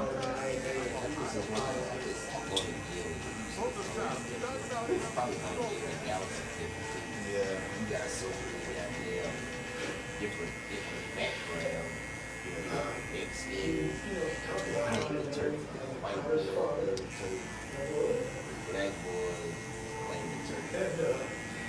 And all of them fighting for the same thing, for some life. I don't know. I'm surviving for my survival out here by paying these bills. That's it. One of my little buddies, I've been cutting his hair for like 6 years. Bro, I promise you. He also went to jail multiple times. The last time he went to jail, this nigga was in jail for a month. Turned into a Muslim. I said, how you in jail? You locked up. You in detention. Now you a Muslim? Get the hell out of here, bro. This nigga came out worshiping Allah. I said, man, you a fool, boy. Nigga did hard. Yeah. Nigga did hard time for 30 days. Came out talking about some assalamu alaikum. Get your ass in him. Yeah. I swear to God, his mom told me that shit, man. I hit the ground, bro. I said, ain't no way this nigga turned into a Muslim. 30 days locked up. Hey, like Shawn doesn't say, don't miss society. How am I gonna make my son a better man? Right. I'm with it. Yeah. Oh. Most of them turn Muslim though. Yeah. Go down there. But I couldn't believe it only took 30 days, man. It probably took, it took less than 30. He got out in 30 days. Oh, man, that shit had me rolling. I couldn't believe it. Turn to Allah.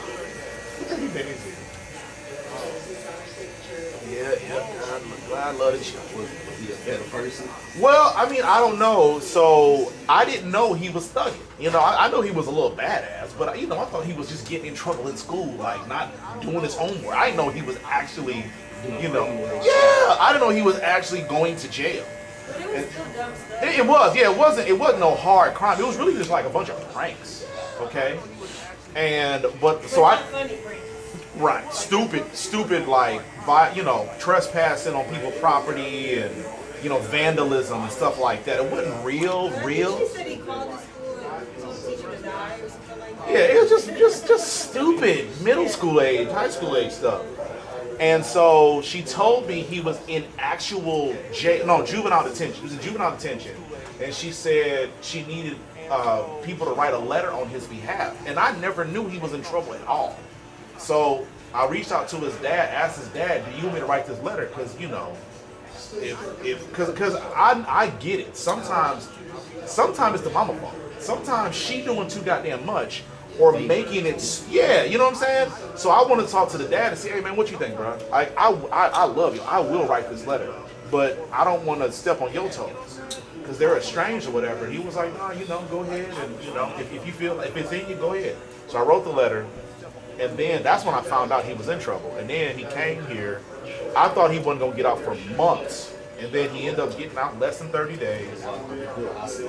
Yeah. Well, no, he was low key about it. His mama told me while he was about to get his hair cut neck. Mama told me nigga turn to Islam. I said, ain't this some shit? Bro, I was beside myself. But yeah, so and I ain't seen him since. That was probably at least a month, if not almost 2 months ago now. Last time I seen him. But yeah, my man, he trying to turn life around, man. Like that song, that Tupac song, man. Oh, you a Muslim now? No more dope games, okay? Okay, with your bean pie head. See, big bro. I hope Allah whipping him in the shape.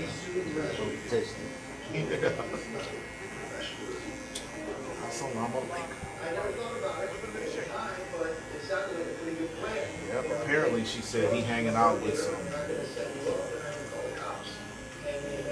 I guess a bunch of white boys and a Mexican and an Indian kid, and I guess they just do a bunch of just like stupid menace, joke, prank, just for no damn reason, just bored, just doing stuff out of boredom. And apparently he's the bravest one of them all, so he the one that keeps getting into trouble. Because he the one that's willing to do all the dumb shit they think of. And the main reason I wrote the letter is because I understood that once his parents got divorced, he was kind of out of there. And his mom's a great woman, but she got 3 boys. She raised them 3 boys. She ain't got a goddamn chance. Yeah, one of her sons is like 6'4". Nigga, he's 10 or 11. Like he's a giant. Nigga, 12 years old. The other one is 19 now, but when you talk about special needs, this young man, he barely made it. I'm glad I'm not the only one that thought. Oh no, great guy. But man, he barely functioning at at grade level. What do you say that? Well, I think he's like severe case of ADHD or something. no, he just real.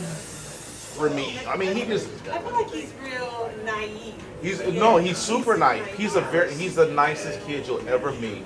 But I feel like he's he gonna be somebody gonna be real easy to take advantage of. You know, like elevator, I'm sorry, lights on, it don't go all the way up to the top. You know? Great kid, man. He's the best dude ever, but you know, I think if he were Asian, his name would be something wrong. Something wrong with him. Don't know what though. But yeah, you know, I think she got her hands full, and I think she's tired because their dad work on the ship, on like I don't know if it's a ship channel, I don't know what it's called down here, but he overseas for several months at a time. So, you know, they don't really have nobody with their foot in their ass, you know, all day long. So I feel like they just kind of are left to run amok, and now that the marriage is over, she's probably trying to get her life back. And so she just Trying to get her groove back. yeah. So like I said, I get it, and that's why I wrote the letter, because I'm like, man, these kids ain't got no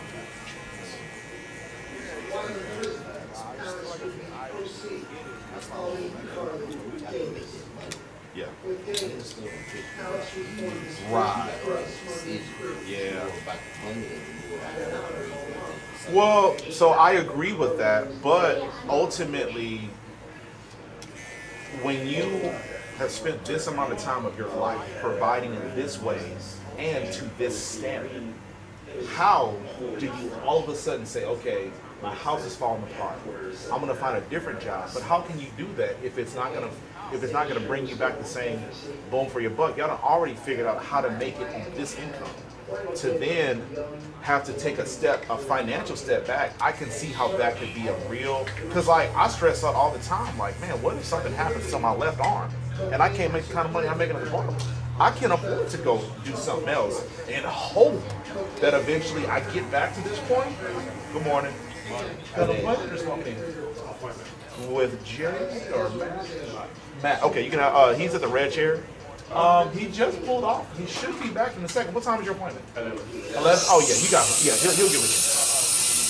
Okay. But I guess it's that, you know, you have to make that decision. Is it more important to make this money, or if my son go away or my kids go away? And, right. You know, because you know sometimes kids don't look at it as, you know, money. They just looking for somebody to give us some direction. Yes, I agree. So I 100% agree with that. But you know, as grown people, you know, we worry more about provide. Yeah, We don't think about the emotional support. Right. See, it's funny you say that, because that was my problem. My mom worked her butt off. My dad did too. Like my parents, but they were split. My mom and dad never married. My mom married somebody. My dad married somebody else. And my dad was always at work.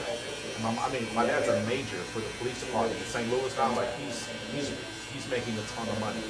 My mom owns her own business. She write her own ticket. She do whatever she want, however she want, whatever she want.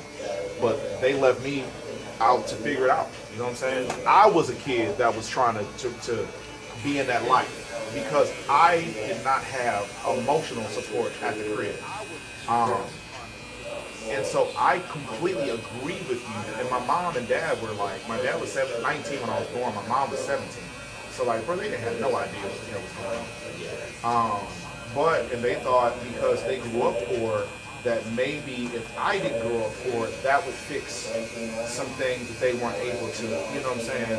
Like that would be enough. And it, you know, they tried the best they knew how, but that wasn't what I needed. You know what I'm saying?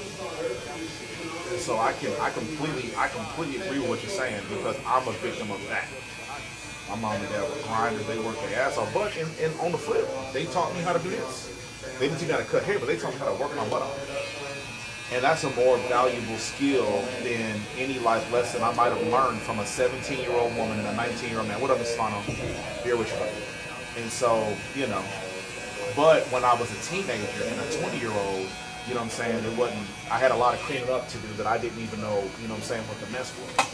So I can understand it from multiple sides.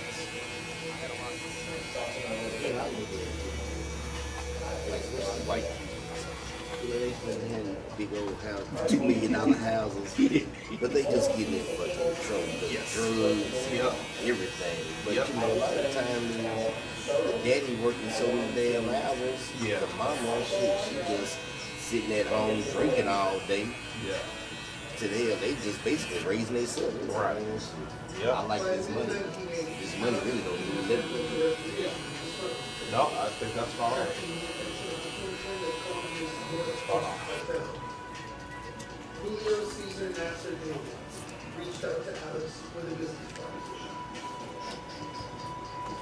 Julio purchased a freighter and loaded off the coast of Colombia, and the freighter would come on a route that was bringing merchandise. And Norma was a Danish freighter with a full Danish crew, so it didn't stick out like the Colombians would come up and use raggedy old boats. Whoever saw it, Y'all got a lot going on this weekend, or you just taking it easy?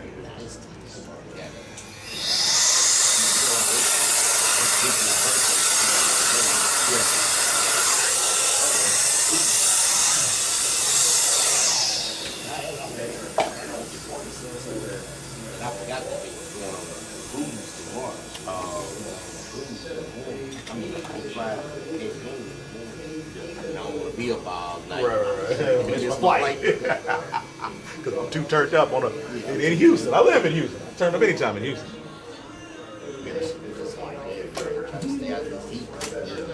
Well, shit, you walked right into it at a party at 2 o'clock. Well, no, it's inside. Okay, all right. Well, if it was outside, I would do it. Wouldn't be to make it. Like, I'll FaceTime you. How about that? Just be a Zoom. Too hot in there. I'm leaving. Yeah. I ain't mad at that.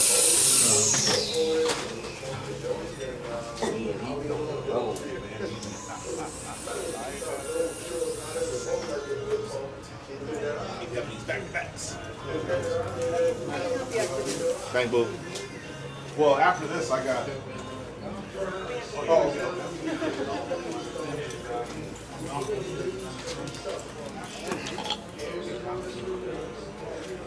here, I'm gonna put. Yeah, the soft part. The mechanism, like it's just a bad product.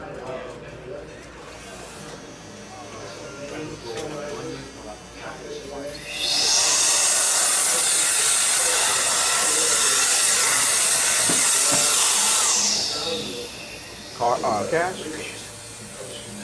$30.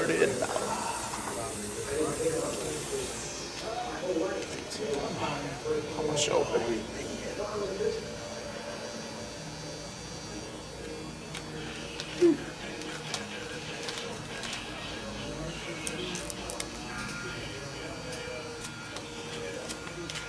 There you go. All right, appreciate it, man. Man, have a good week. All right, you too. Now you sponsored by Lacoste or Crocodile? Nah. Every shirt you wear got a damn alligator on it, man. Nah. Hey, they done jacked up the price so much, man. I can't even afford them no more, man. Yeah. $110 a piece. T-shirts are like, you catch them on sale, you get them for 30 something. That's still steep for a t-shirt. I think they $60 for a t-shirt. So I ain't getting nothing that's not on sale. Yeah, I don't blame you. Hey, y'all think All right, well, you too. What up, my friend?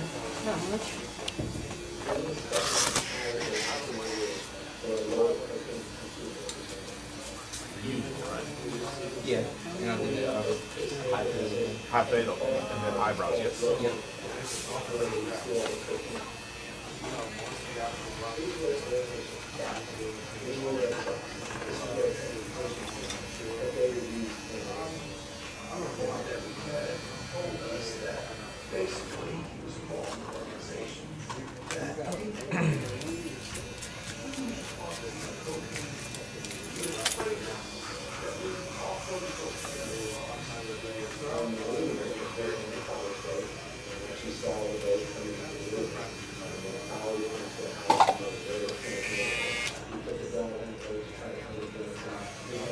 Do the top need to be trimmed or we can leave it alone? No, I think it's good where it is for now.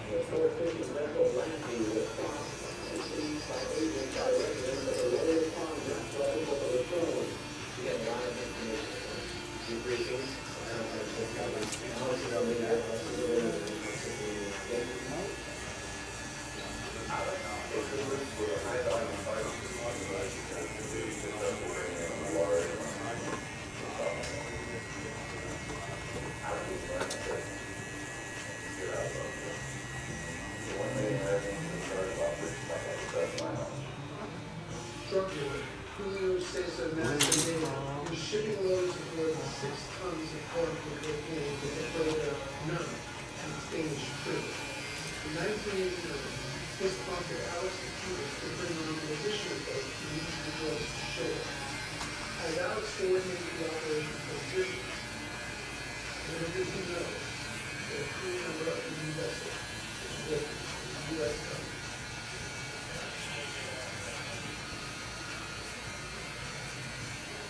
Walker was on a boat that was more common for home states of North. One of the resources was a secret Coast Guard independent travel for the first time since July 5th of last year. Most of the other vessels were very good.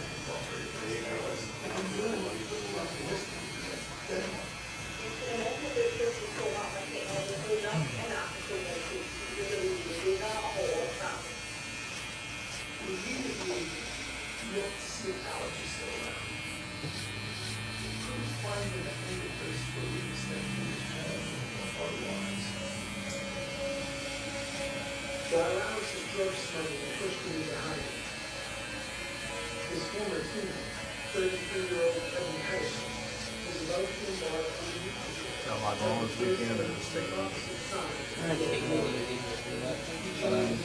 I'll probably go see Superman tomorrow. I'm gonna see it early, get it out of the way.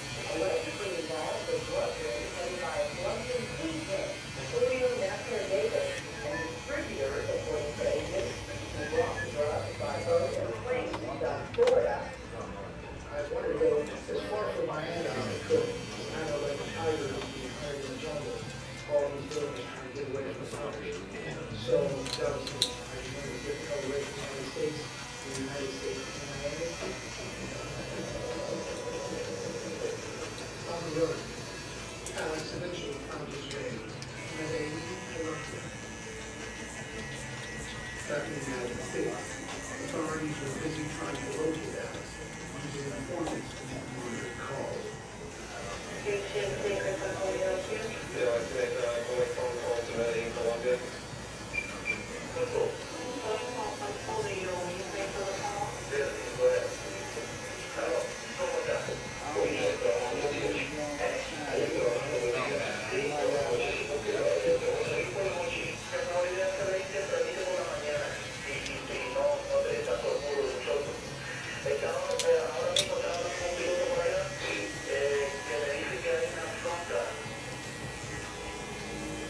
Alex continued to run the smuggling business from Colombia.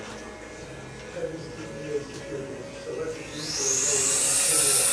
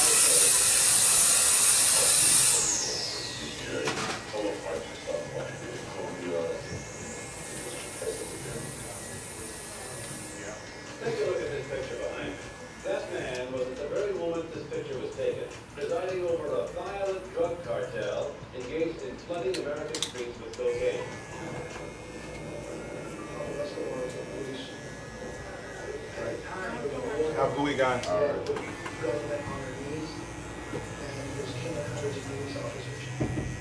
I felt very safe here. A dear friend of mine who worked with underling Pablo Escobar's used to cook cocaine for him. And basically that's the way we got into work with Escobar. In fact, we used to transport cocaine. The direct line to Pablo Escobar was confused. At the time, he was organizing those.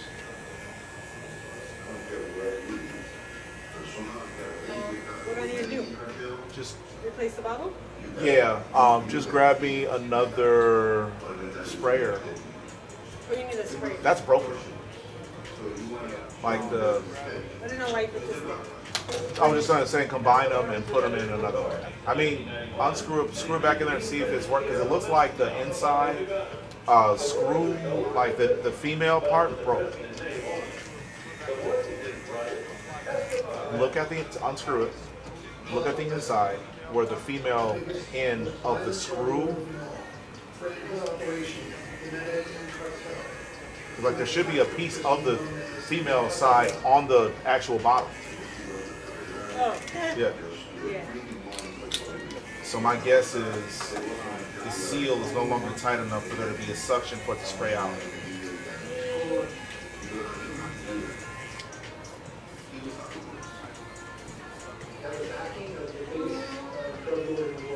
I don't care.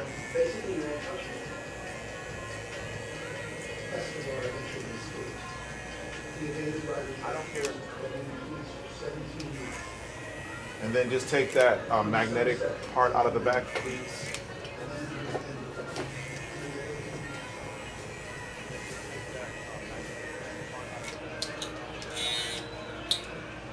I knew eventually, I would run out of it. After they killed him, I just basically went out of the route.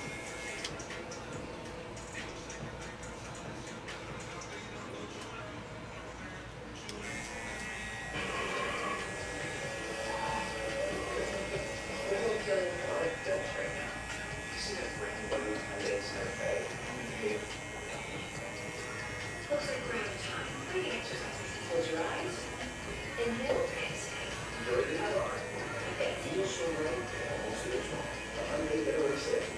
Get 0% APR for 60 months, plus 0 payments for 90 days on select Hyundai vehicles. Visit your local Hyundai dealer today.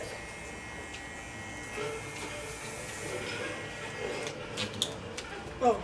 Hold on. We're finished.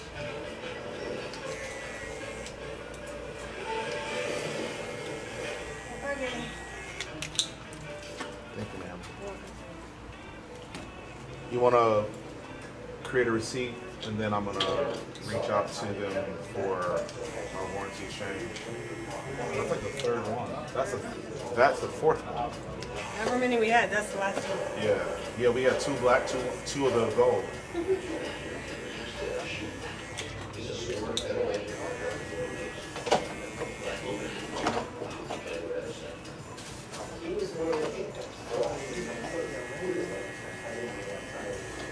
What?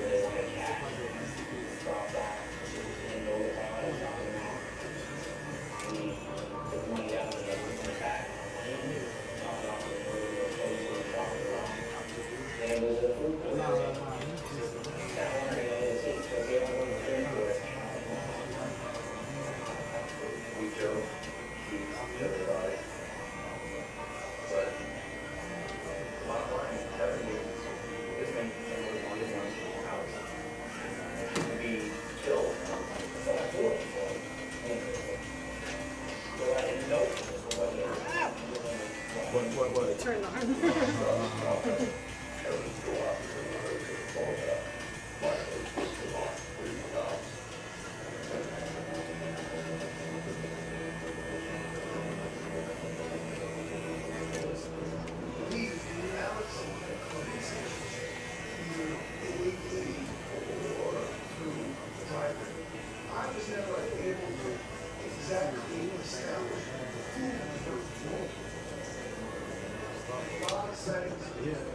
Good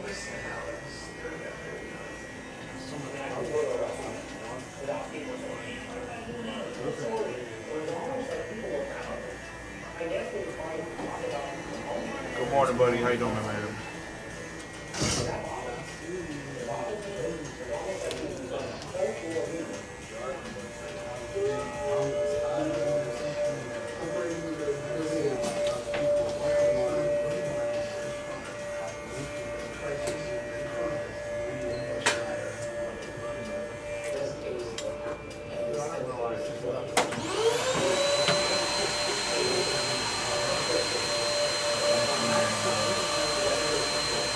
Updates on IBAC.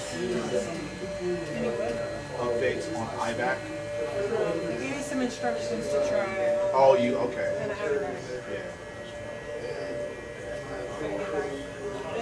Gonna try that and get better.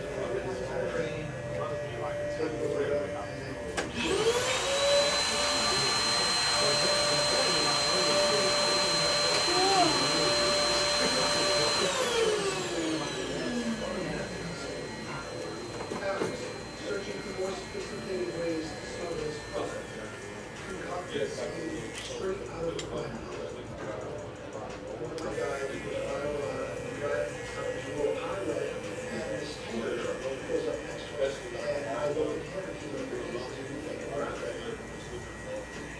Three years later, on September 7th, 2000, police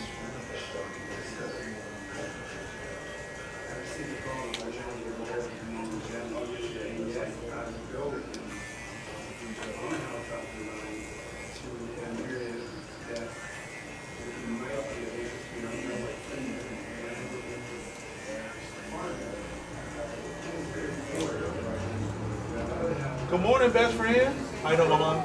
Good. Yes, ma'am. She here. Just sign in. Unless you have an appointment. Yeah. Just I go by his number. Respectfully, I get it. I get it. Good move for a haircut today, buddy. Okay.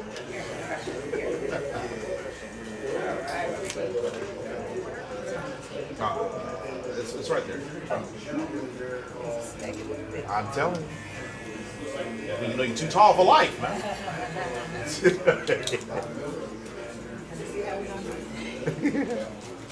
He gonna do just fine, I believe.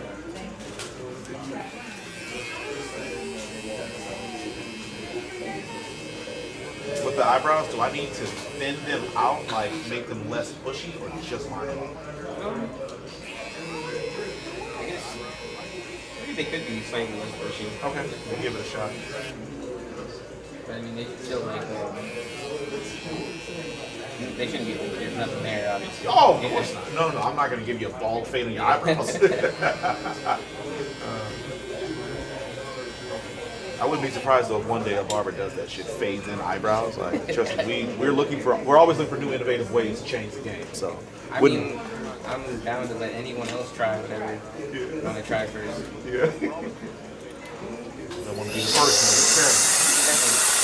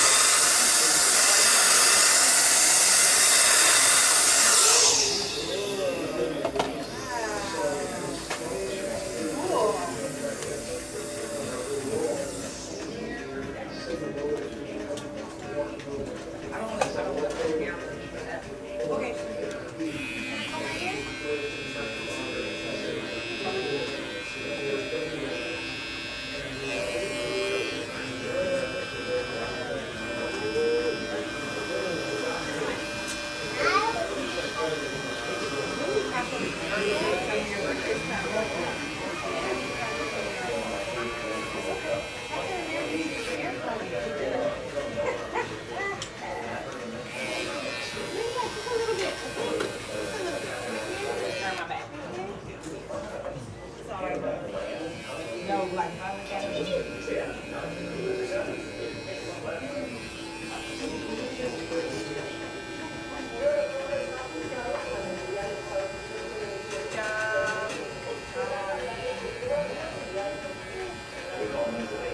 you Captain America? Oh, you Captain America? Yeah, you are. Yeah, you are. What's Captain America's name? Oh,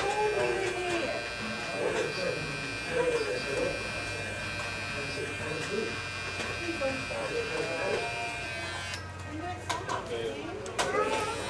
Just a little bit.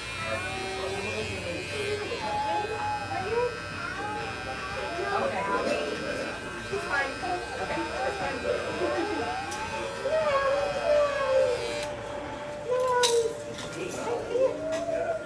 What's on your shoes? Oh, really cool. I love those. Look at me. Mommy's right there.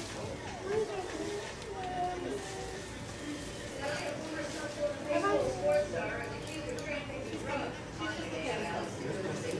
She's just looking at you. You make it little? You make the ball little? Oh, look at you. Now make it big.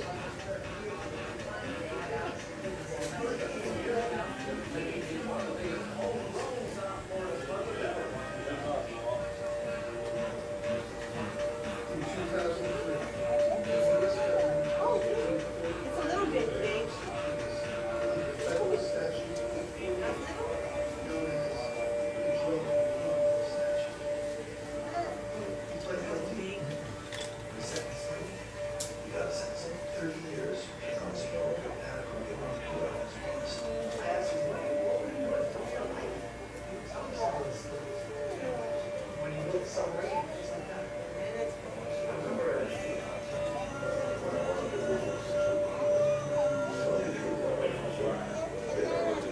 It's little, and then it's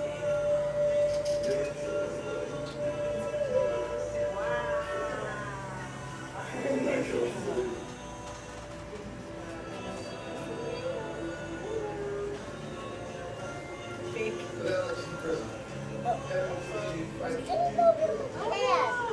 You know why? Where's Mikey? In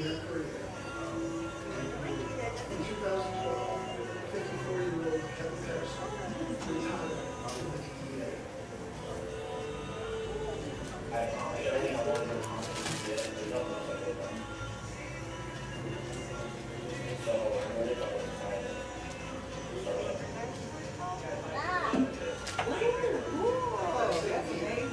Kevin began social recipes at Westminster Christian School. Palmetto Bay,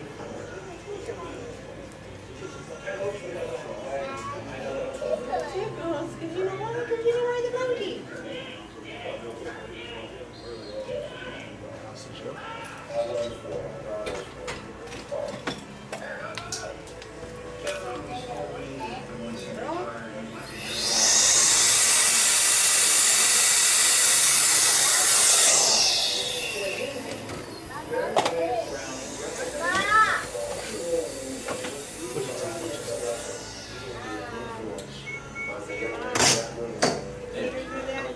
You like that better? Yeah. Yeah, good.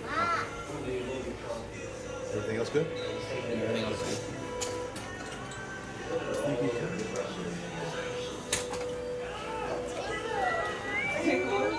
That's so funny.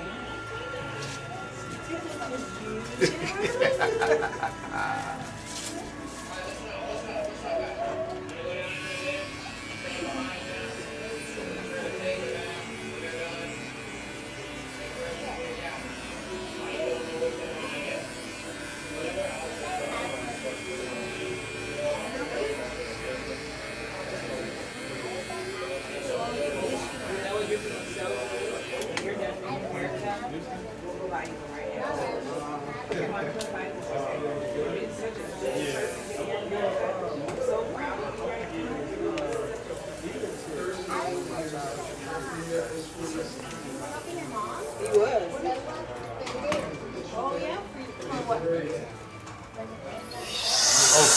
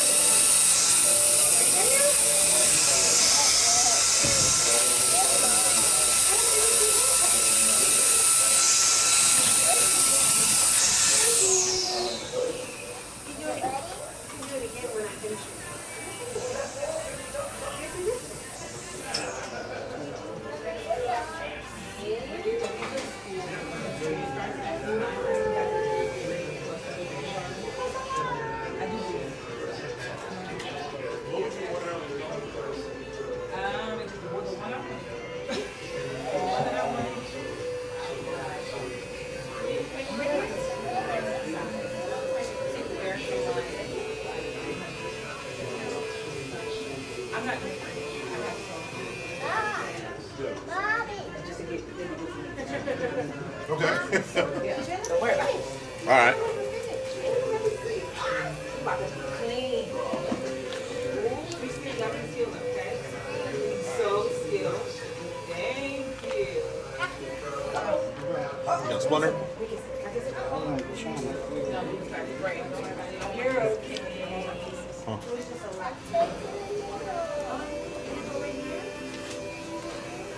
You're so brave.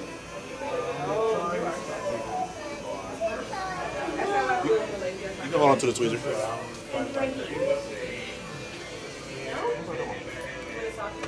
I think school starts back August 13th, so that weekend. Is he side fair or is he catered? Second. I believe. When does K start? Side fair starts the 13th. The 30th, like the 30th. August 13th. Okay.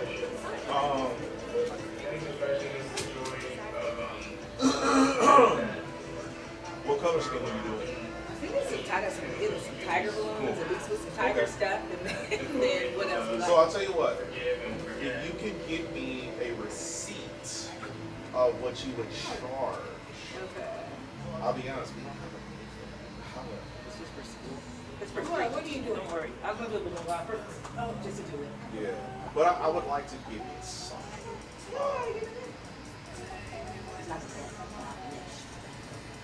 Yeah, we all need it. And like I said, I don't. need to babysit.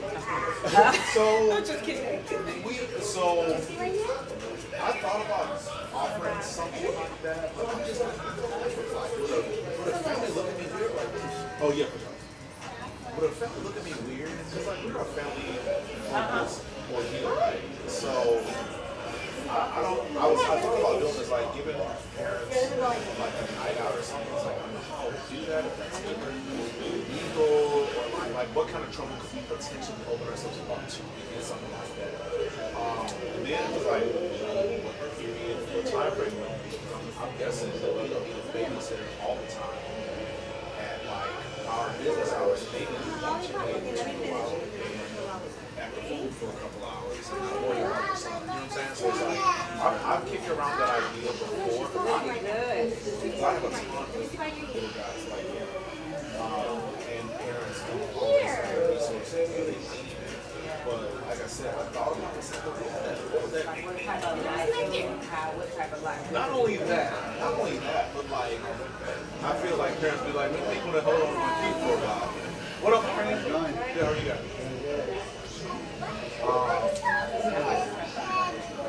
Maybe just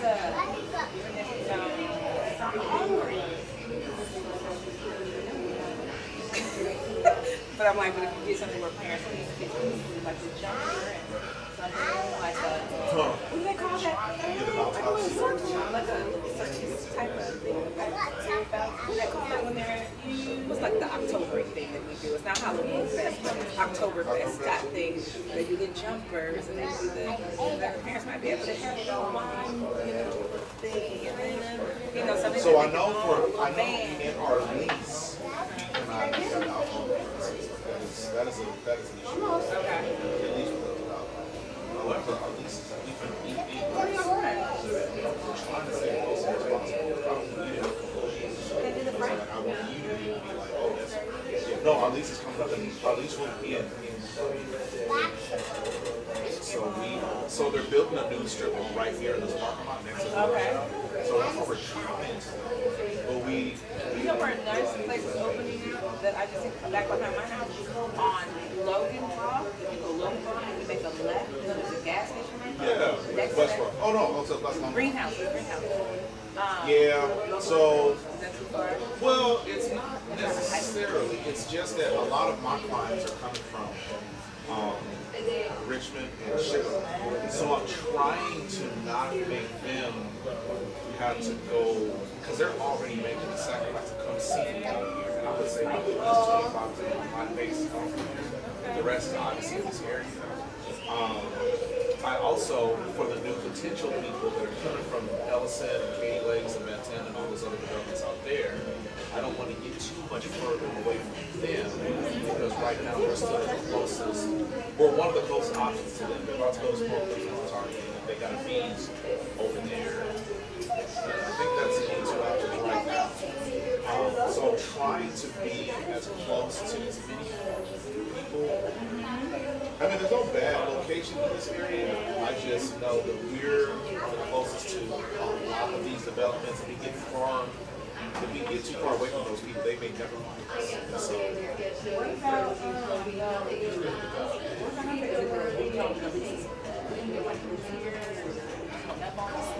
they went up. We don't like them. And yeah, in this place, they want less, and we might even get a smaller space. So like, we're paying less per square foot, and we'll have less square foot to use that big shop. We don't know the unused space. You know what I'm saying? Right. And we do that because we had nothing. We didn't have anything else to do with the space, and so it worked to our benefit in a way.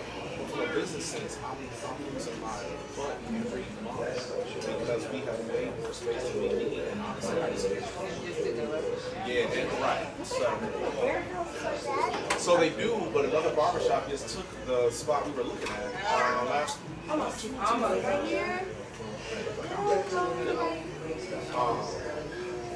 Okay, can you get a line here? Yeah, so we are looking to go. We're looking to stay as close to here as possible. We don't want to go too far away from Ellison or Arvita. So while we will be closer to like a couple of those. What Captain America? You gotta get your line. Look, just a line. Like last time, like Captain America. Just one, just two lines. You want the Skittle? I mean, you want the chocolate? Look. Okay, we'll get it. Just two lines. Real quick. You're done with our hard stuff. As much as you like. We're gonna get a nice Captain America, a line. Nice. Watch that. Here, you know this. You know you like the chocolate. I'm telling you, you gotta add it together. Oh, are you doing cash walk? You're paying the store for this. And I'll keep my eyes out. I'll keep my eyes open. Yeah, we gotta find. We have to because depending on what they are willing to do, like if they're gonna be build out, then we don't need as much time. But if we have to build out, we need at least 6 months, and that's November. So we gotta find something by November to make sure that if you get another receipt. Yeah, so we want to be signed by November somewhere. That those days keep.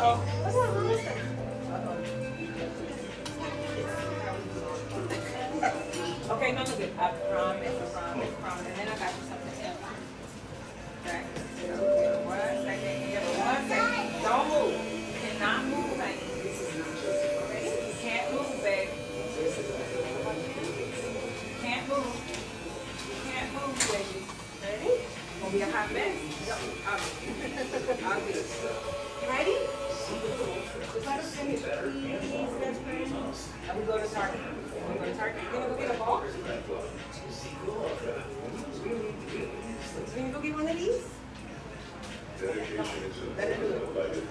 looks so good.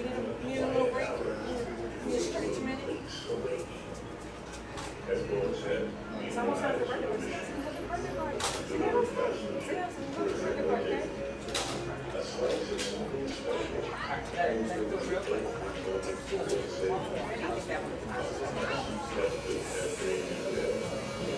Do your thing, 21.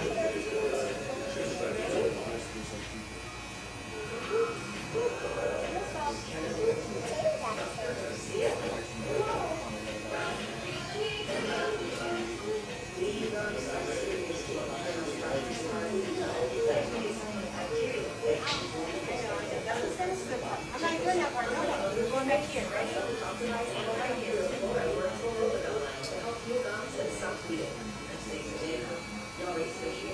The number one toothpaste brand in America.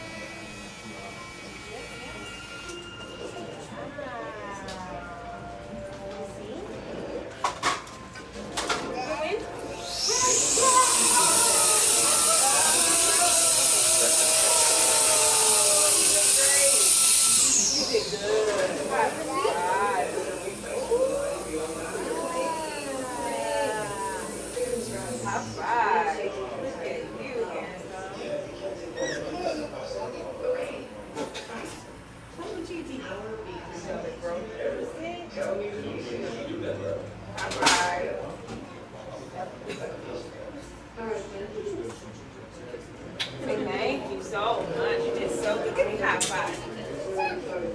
What you do with the chocolate? You left it. He said, thanks. Big boy. Big boy. Big boy. Now we're going to take a bath? Go to the party. We're going to have To a party? Yeah. Okay. Am I invited? Can I come to the party? No? Okay, that's fine. I don't deserve it. I haven't been a good boy like you have. You've been a good boy, right? You're like, nah, I just don't like you, that's all. I like your face. All right, come on, but you did so good, sweetheart. Woo, he's not that stressful. How do I use this thing? What thing? This. Oh. Action. She buying stuff. I don't know if he's going to come with me. Oh, yeah. It's very. It don't dry your hair out. So the other one's supposed to sponge dry your hair? Well, if they do the same thing, this one's more sanitary. It doesn't have pores. Yeah, go in the same direction. So what you want to do when his hair is damp, like out of the tub, out of the shower, or even you just want to spray water in his hair, put a little bit of whatever hair product you're going to use, whether it's a gel, a mousse, or a wax. You don't need a lot, but just go in the same direction every part of his head. So you're going to go counterclockwise, or whatever you do, just do it the same direction all over his head. Okay. And then eventually, the longer you do it, the more the curls will start to kind of separate. Okay. So. Okay. I'll be buying stuff.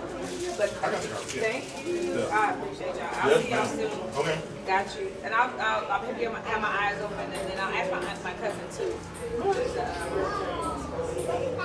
All right. Thank you. Bye-bye. Have a good week.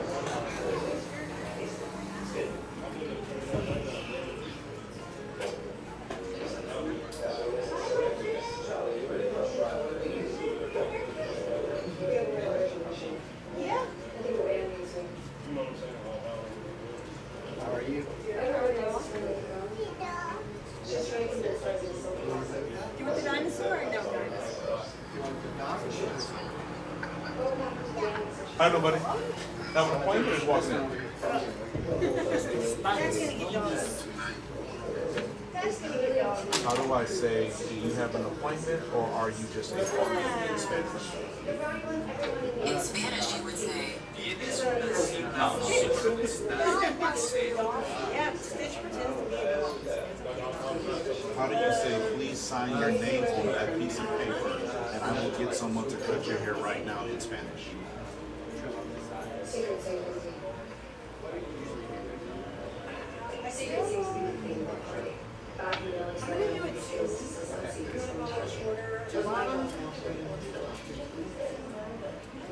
You need to think about who you're giving your time to.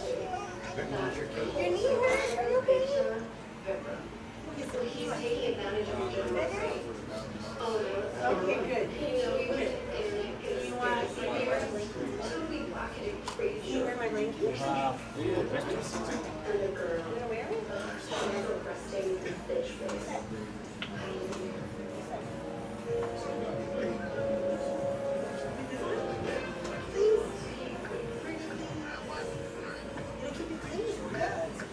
It's a blanket. Are you sure? Okay, the last kid didn't want it either. I think No. claustrophobia kind of thing, I guess. No, Are you ready to party? Yes. You say no to everything? Is that what you do? Is that what you do? You don't like that? And how many have you used?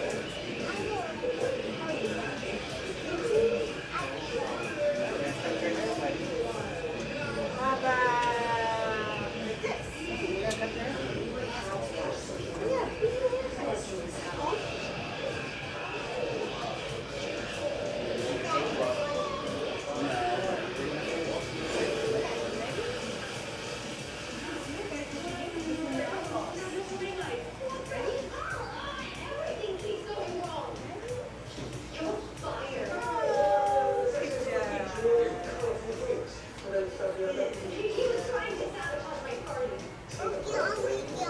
I know, because you didn't wear the blanket. You want it? You want it now? Go get it. Is this one on you? Okay. I like a man that can compromise.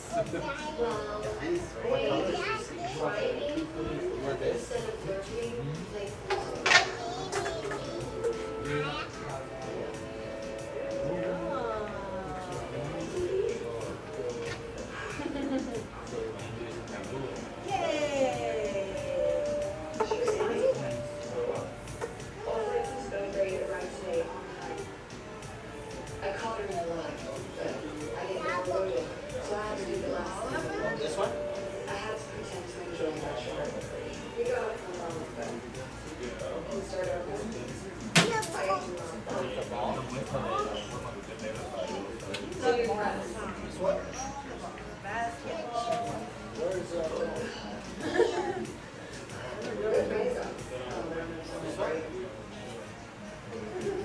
Let me get this party started.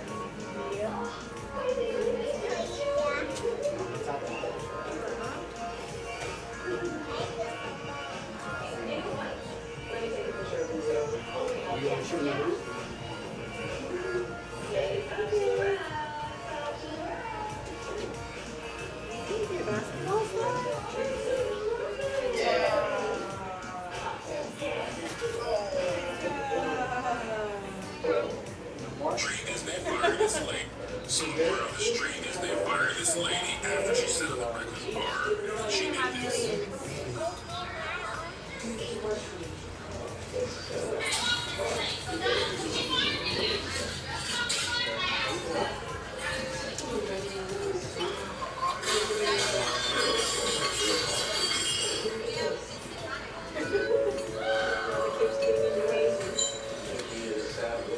Things I want to say.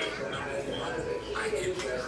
I wanted to do this so bad at my jobs. I wish I could have went to Burger King and dumped all the grease out, poured all the ketchup out, mayonnaise, things against the wall. Make America, we really had a lot of breakable stuff, but I just want to like knock the phone over. I hated my manager. Like, this is how you go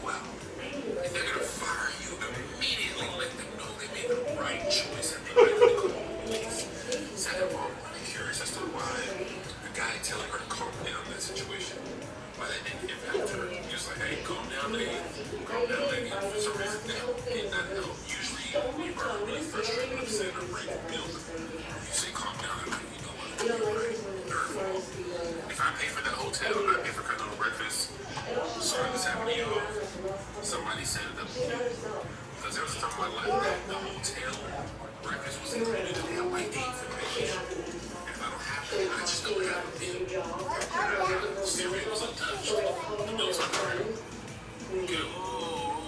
I got the milk on the ground. And I can't, I don't have breakfast money. That was included in my stay. So somebody, you know what I'm saying, I'm sorry. You feel me? But I need that. And last of all, this can be considered crashing out. We use crashing out for anything. Way too many things that are nowhere near crashing out. Crashing out means you are risking going to jail. This is risking going to jail. It's not using crash out for stuff that fly. Maybe it let on before it was crashed out, you get it. Calling the homeowners association is not crashing out. Sending a strong word email is not crashing out. Jail, potential jail, is crashing out. So the word on the street is they fired this lady after she sat at the breakfast bar and then she did this. So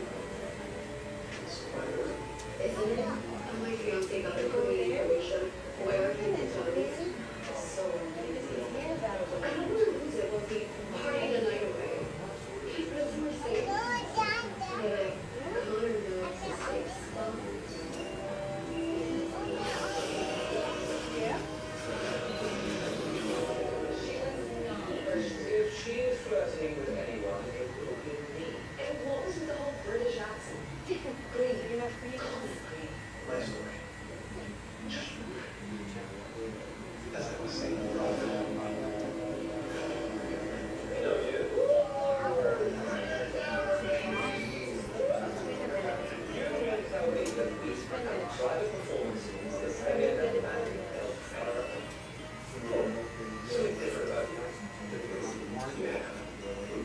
That's it. Yes. But we don't know.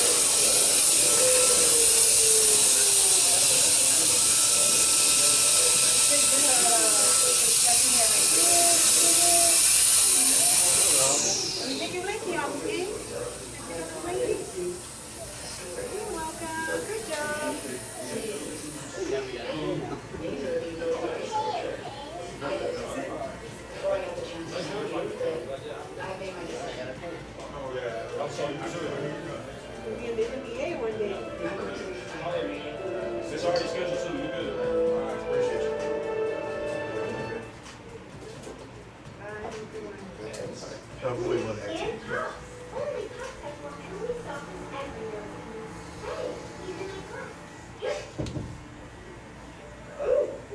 Grab those cups, Dad. Go shoot some hoops so you can go home, okay? Nice.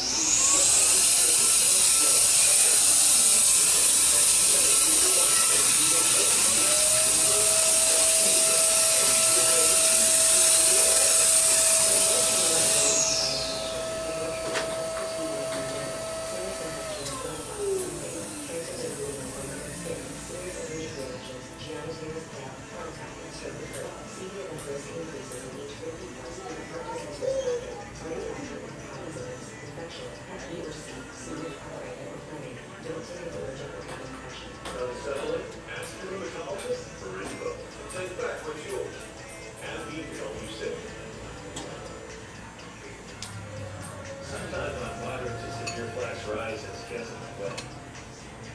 But thanks to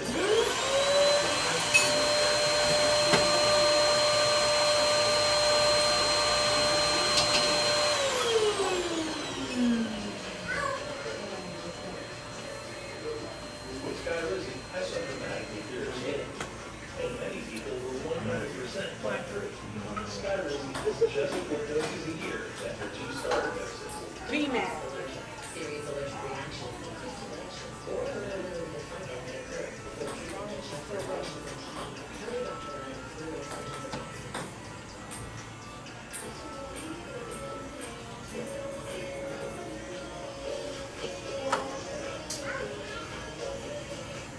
Now for the town. Ask your doctor about Sky Rizzy, the #1 dermatologist prescribed biologic insurance. Learn how allergy can help you save.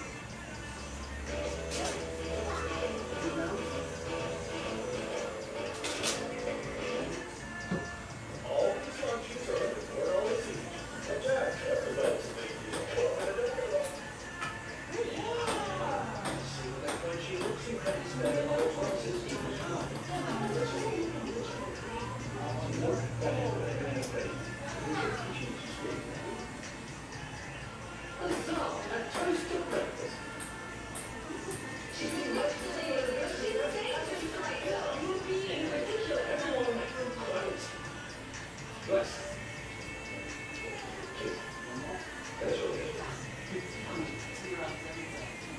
Can I just preemptively say, told you so?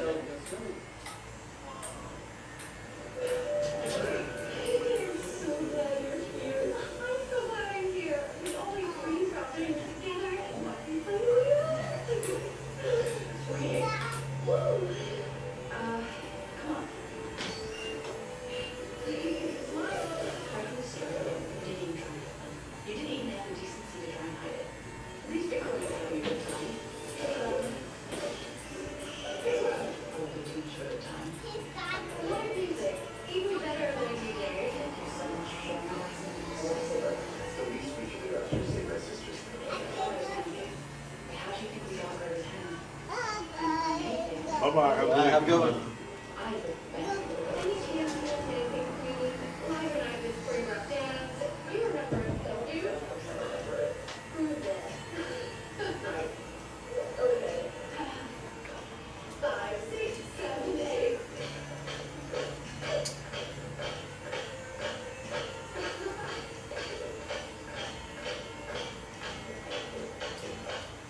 Ready?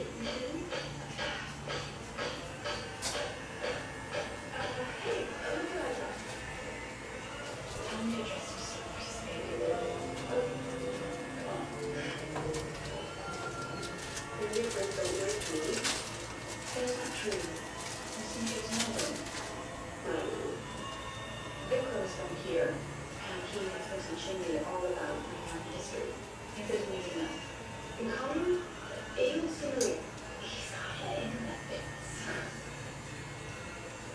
Charlie hates me, doesn't she?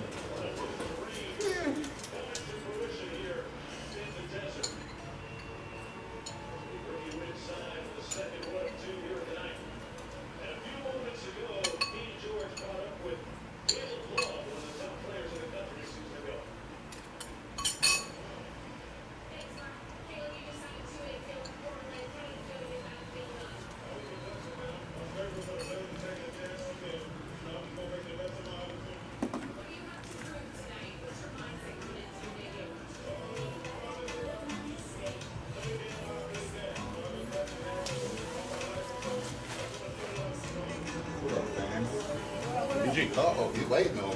Wait, what I'm talking about, baby. That a chill.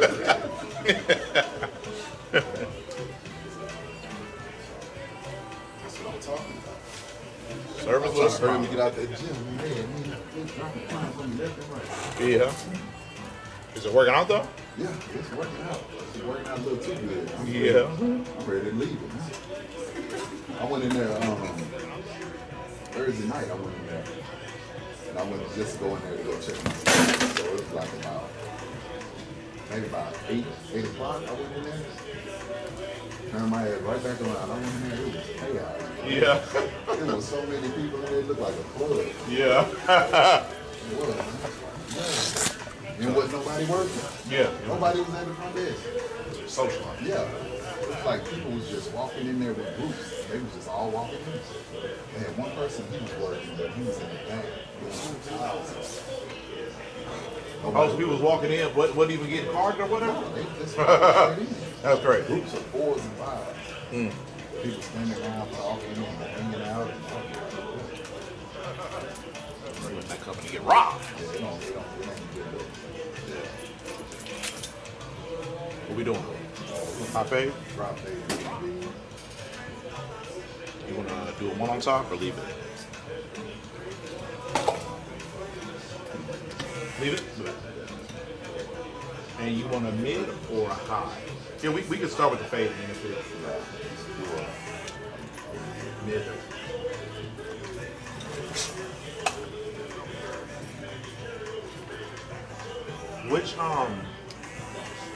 Which medication were you taking that you said gave you heart issues? Because I'm probably gonna get on something as well.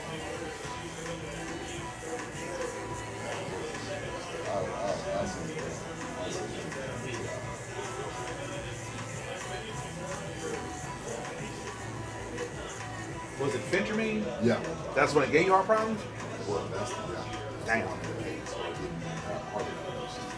never mind. That's what I was prescribed. See, it did. It'll cut your appetite. Yeah. No, I took it for like 2 or 3 weeks, but bro, it made me so freaking constipated. I said, never again.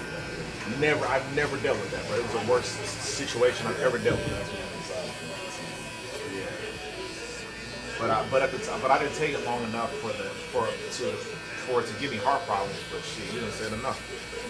That's what caused it. Never mind. So then, what solution did you find? Hey, Miss Roger. Oh, okay. See, but I've heard, man, I guess you do damn if you don't. Because I've heard now that's leading to blindness and all kinds of other side effects that it wasn't out long enough for them to discover. And I know it's not like everybody, but like enough people are experiencing it that it's becoming something that they want people to, be aware of. You say what? You're right. Well, that's why I only got one good outlet, man. My vision blurred.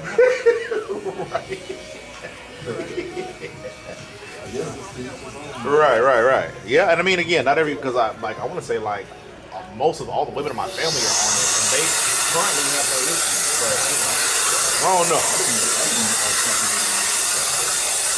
How long did it take you with a fentanyl for that stuff to start giving you issues? A couple weeks. I started noticing some issues. You know, it could have been stress too. So Yeah. I don't know. Okay. But yeah, different stuff with this stuff. The thing taking that effect on you within the first 2 weeks. What up, my friend? Things going well. Yeah. Huh. Yeah, I'm gonna think twice about it. I just might. See, my problem is right now my blood pressure is a little high, and I've never dealt with that before. And my urologist was like, "Well, you know, you're not going to just try to lose some weight because I'm 230." I'm like, I'm probably as heavy as you. Like, I shit, I'm fucking 5'8". Like, it don't make no sense. Like, I ain't played football in 25 years, so it shouldn't. You know, I shouldn't be this heavy to be this short. So I'm trying to figure out how to take the weight up, bro. I already have a pretty solid diet. Like, I don't eat a lot of fast food. Adios, now. Yeah, I don't eat a lot of fast food. So it's like, I don't even know, you know, what to do. I work out most of the time every day. And I can't figure out how to drop the weight. I eat that food shit every day. Have a protein shake every day. You know what I'm saying? Like, I'm doing as many of the right things I can think of. I know my biggest issue is I eat late at night, often. I know, and I'm trying to stop doing that. If you just stop eating about 7:30, don't eat nothing, you need to drink fluid, you'll notice it, especially when you get up in the morning. I know that's what your body's doing, burning calories and everything like that. So if they don't have that extra stuff in it, they try to burn it.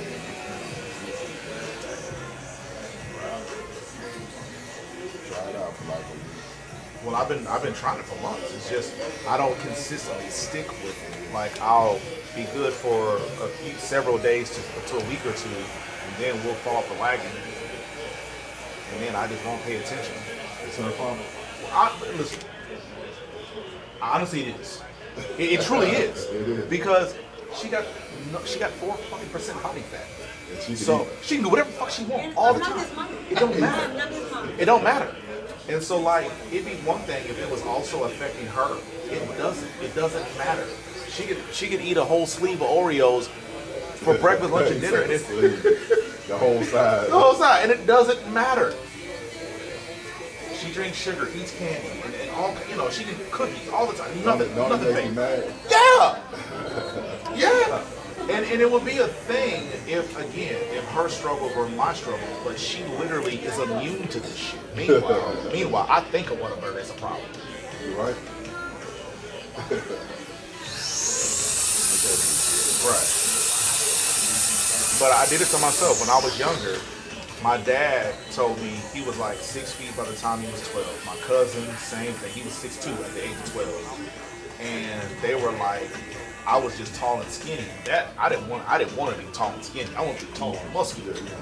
Yeah, so I just knew I was gonna be tall. So I was lifting weights by the age of 8, and I've always been a stockier, like bigger little guy, you know what I'm saying? And my growth spurt came at 12, but I stopped at 5'8". I said, "What's a bitch? Where's the rest of it?" What happened? Man, I don't know. I don't know. One of my grandfather, on my mom's side, I think is 6'5". So I'm just certain I'm gonna be his height. Yeah. Man, I didn't find out till 5 years ago. My grandfather on my dad's side, they were 5'8". I said, "Ain't this a bitch? I picked the wrong guy." Picked the wrong guy. I picked the wrong guy, man. I asked for the wrong genetics. Yeah. On my mom's side, they all tall as hell. I'm the shortest nigga in the house. Yep, that's my son. I'm 6'4", 6'5". You thinking he's gonna be 6 something? Yeah. Right now, he only what? 5'10". How old is he? 15. Okay. Well, when? But his mom is short. She's like 4'11". Ooh, wee. When did you stop growing? I ain't stopped until I do that shit. So I got college. Okay. Sophomore year of college. Yep, nope. At 5'8" since the age of 12. I thought that was just the beginning, but that was the end like a month. No sequel, no closing credits, nothing. Just the end. Yeah, the end. You know, some of the movies like the movie over and then they have like another scene at the end. Yeah. Nah, not this one. This movie over. There ain't no exits. Yeah. No exits. No exits. Watched some fights last night. Garner and other one. I'm not much of a combat sport person. I like watching heavyweight boxing. I don't care nothing about it. Bro, that MMA shit, bro, sometimes be so bloody. It's like, I can't watch this.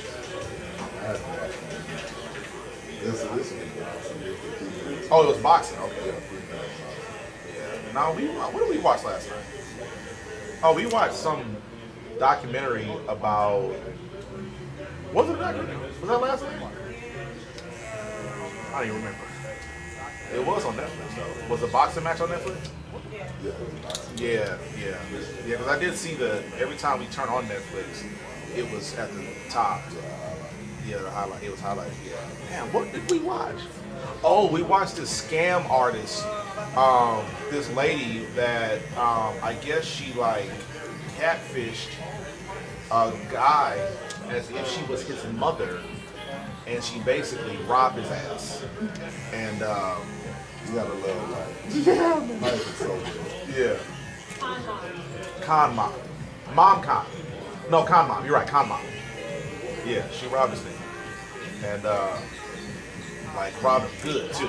And we didn't see the end of it, but I knew how it ended, so we was like, call it.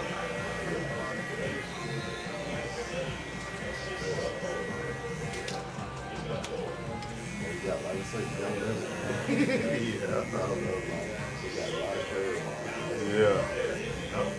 That's the movie ever created.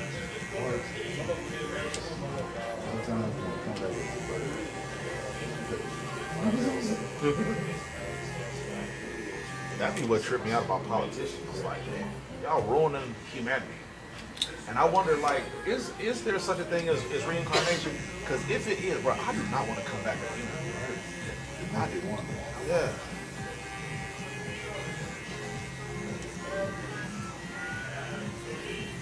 Y'all got a lot going on this weekend, or you just trying to say?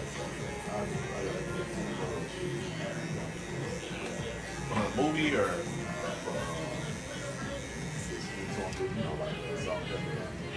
Okay, I never heard of that.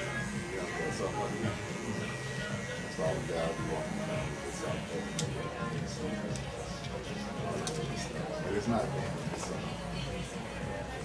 it's a group that flashed off. But the point is to like community outreach, helping students. Huh. Do y'all? Well, what do y'all service anywhere in the Houston area, or do you? Okay. Huh. We gotta fly to LA. Oh. Next month.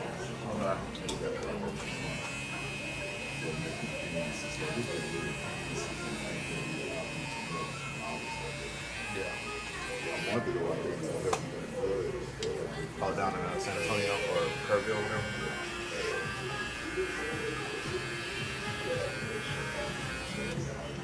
So does the organization sponsor those trips, or do you guys just pay out of pocket for all that stuff? No, we got sponsored. Now we get sponsored by the Texas. No kidding. Sorry, they'll sponsor us.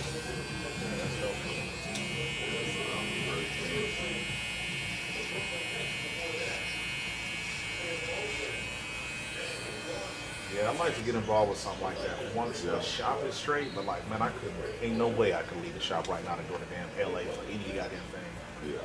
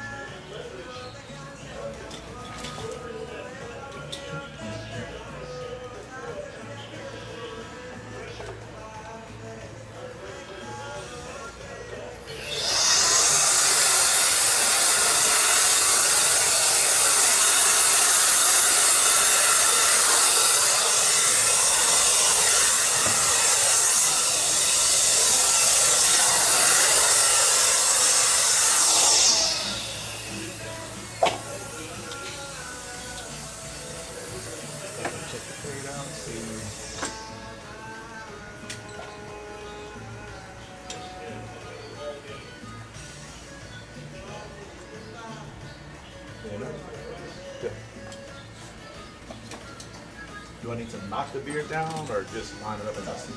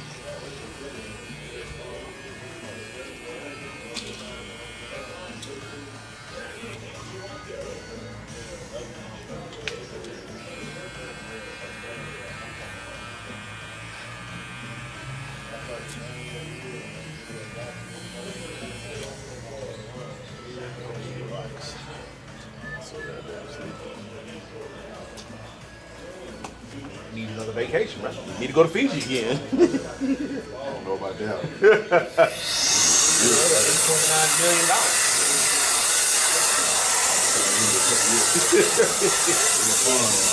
Right. Pay that somewhere. Pay them money to go somewhere. Lord, that's 16,000. Awesome. 1,600 might have been a stretch for me, Lord. All right.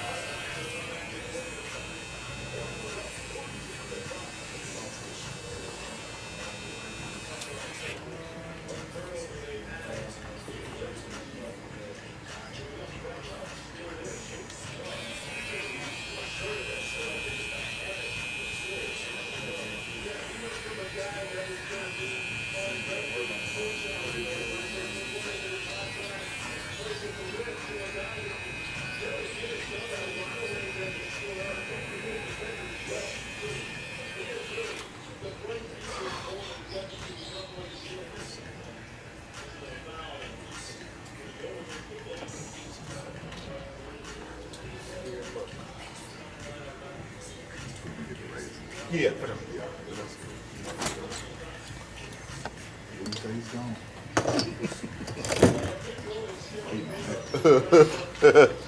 Yeah, I made that mistake a few times in my life where I started all over and was like, no, what the fuck is this? I should have just had an uneven beard for a couple days. Real man. Yeah, exactly. N95 that thing.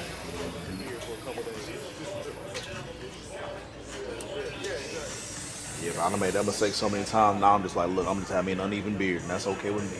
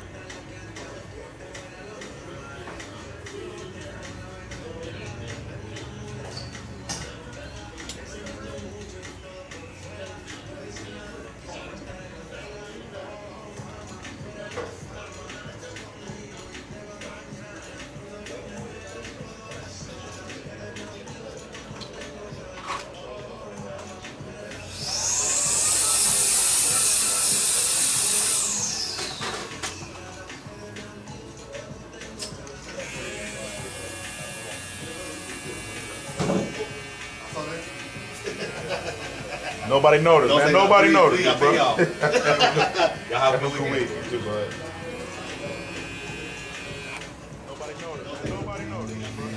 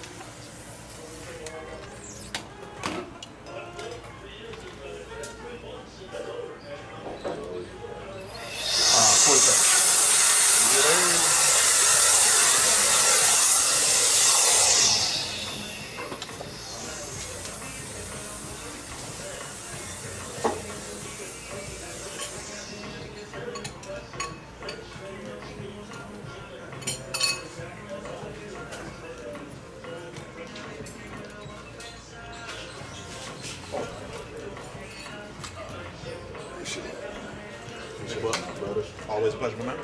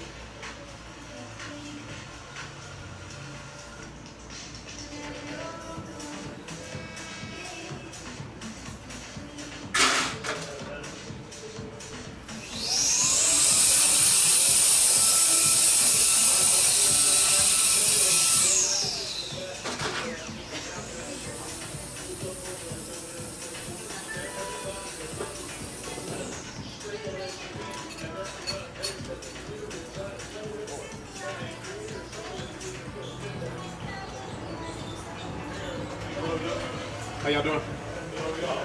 Good, good.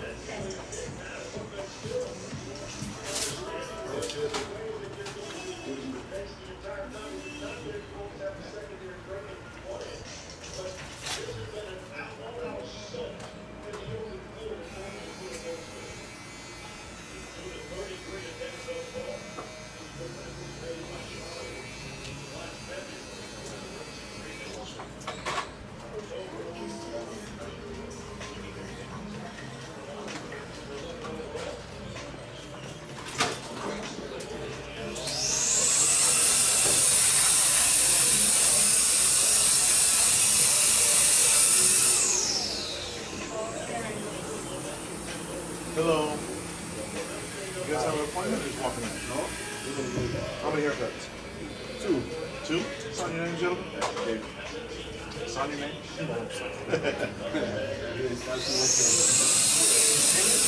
Huh? Yes, sir. You a streamer or are you just a watcher? Oh, you can write his name. He go to school? Yeah, you go to school. He taught you how to write your name, write your name. Taller than me, bro. I'll take you, big brother.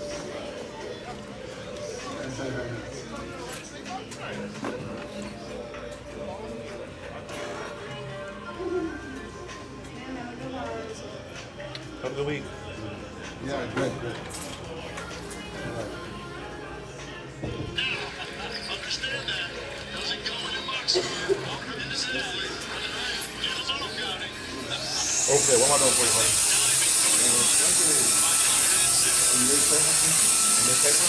Do I leave the top alone?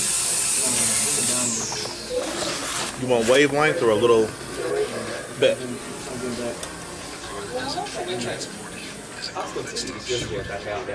You say what?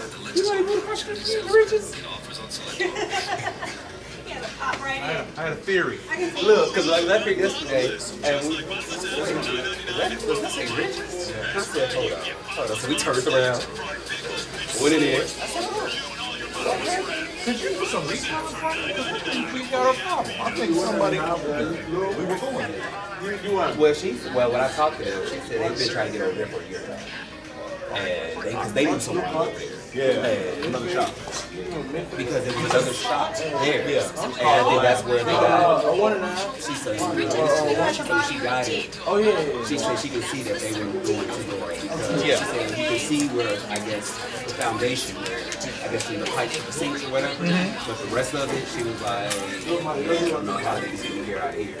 They were doing way too much. Like they were trying to do a shoe store. Like they were doing a bunch of things in there, and I don't think they were real focused. Plus, they were appointment only. They wouldn't take walk-ins like food. They weren't marketing. You know what I'm saying? Like they were just doing a lot of nothing. You said a mid-taper. Because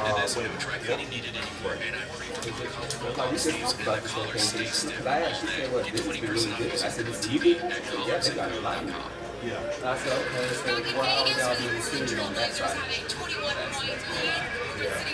I talked to her a few years ago. I told her, I was like, y'all marketing strategy is off. Like, no one even knows you're a barbershop. Unless they know who you are, they don't know that. Like, y'all ain't got a barber pole.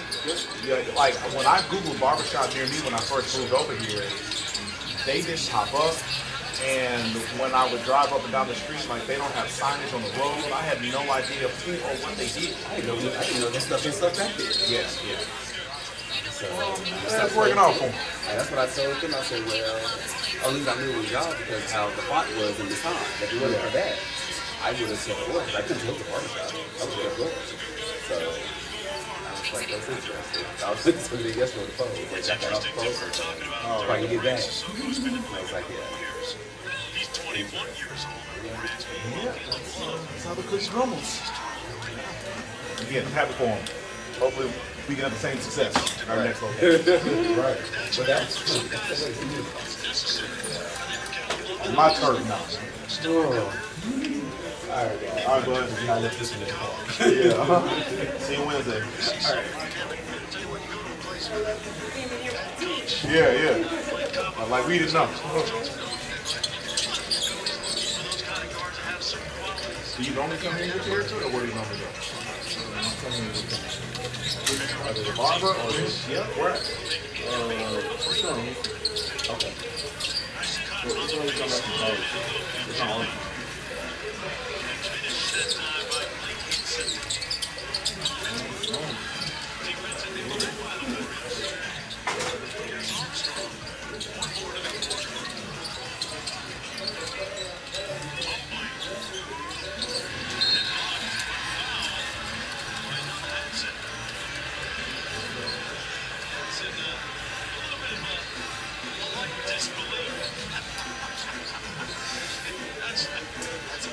That's it for testing the call. Just to move his palms again. He's thinking, oh, we really have nowhere to go right there. Lost the ball on the catch in the corner. Thought about shooting a three. And then had to drive it in. To Young, who was waiting under the rim. He really had nowhere to go. Behind the backboard, I think that's what Young was thinking. Like, kind of a bailout call because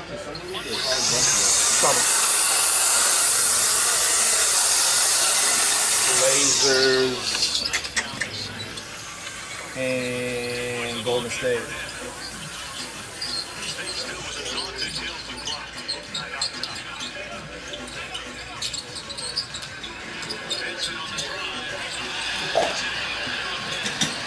You want your tape to be bald or real light?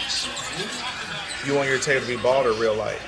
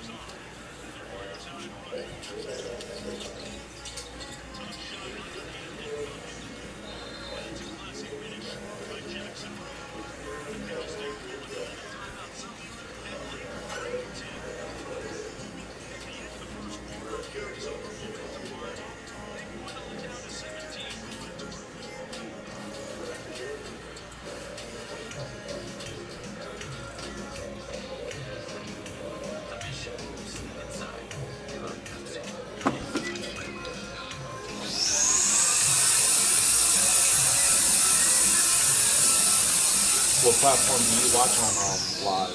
Like stream? You said you watch streams. What platform do you use? Twitch it. Twitch, TikTok.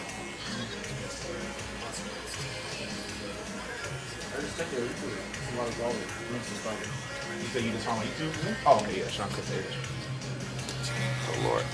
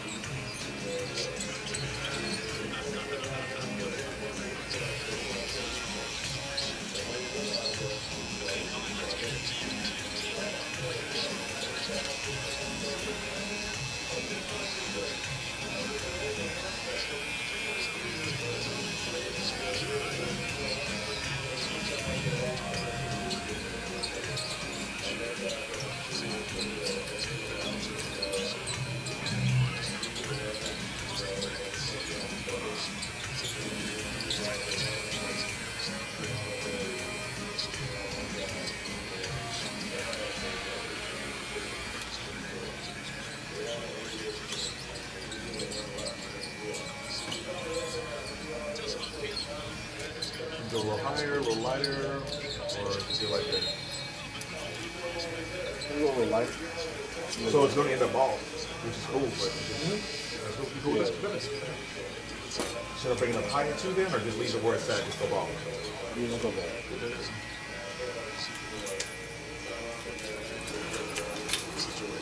What up, my man? What's wrong?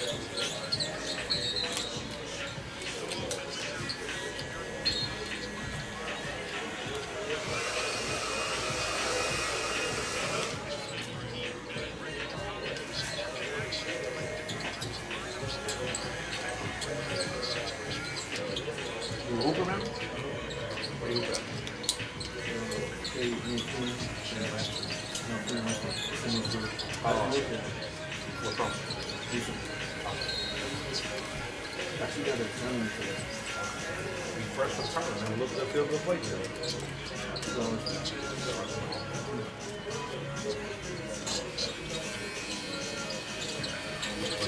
Forward.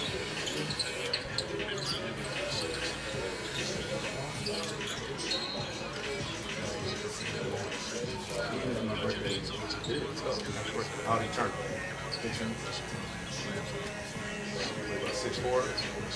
How tall are you? 6'2".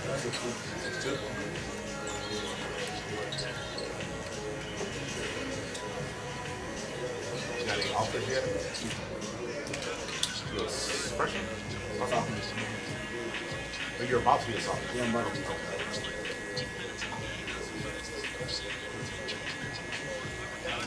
Is that your cousin? Cleveland? How do we got?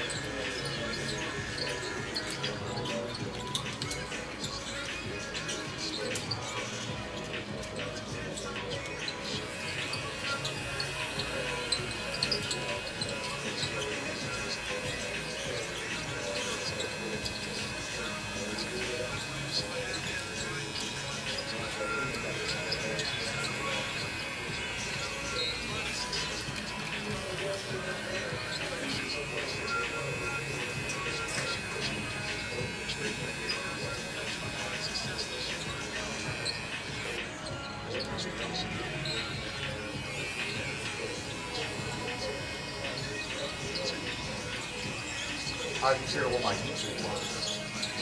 How did you figure out what my YouTube was?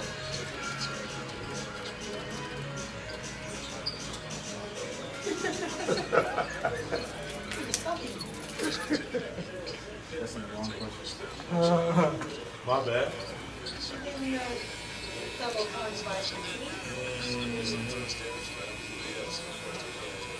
Is that how y'all found me?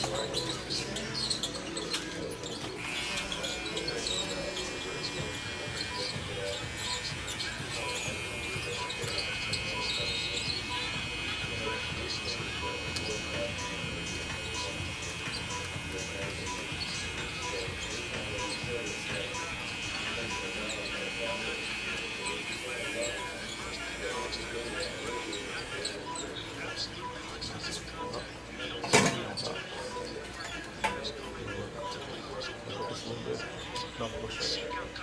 Head down just a little bit.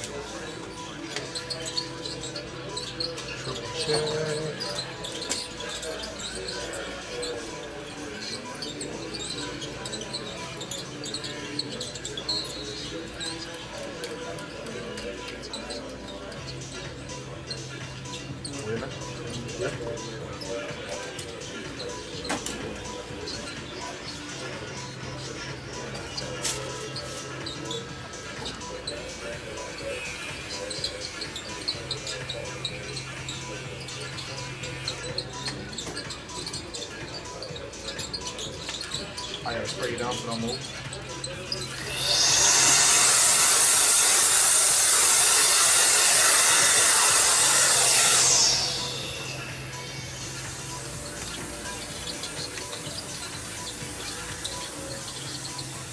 There you go, buddy. You're going cash or card? Cash? Cash? Oh, card, yeah.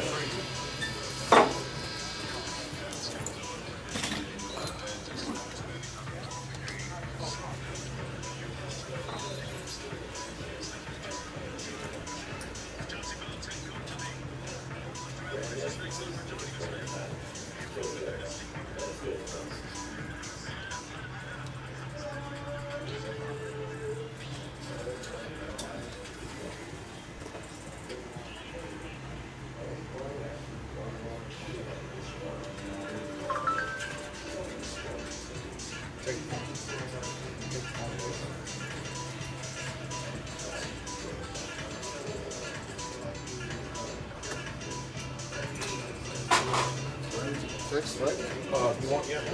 You don't. Thank you, bud. Yeah, I appreciate you. Well, let's return the doctor. Well, let me return the money.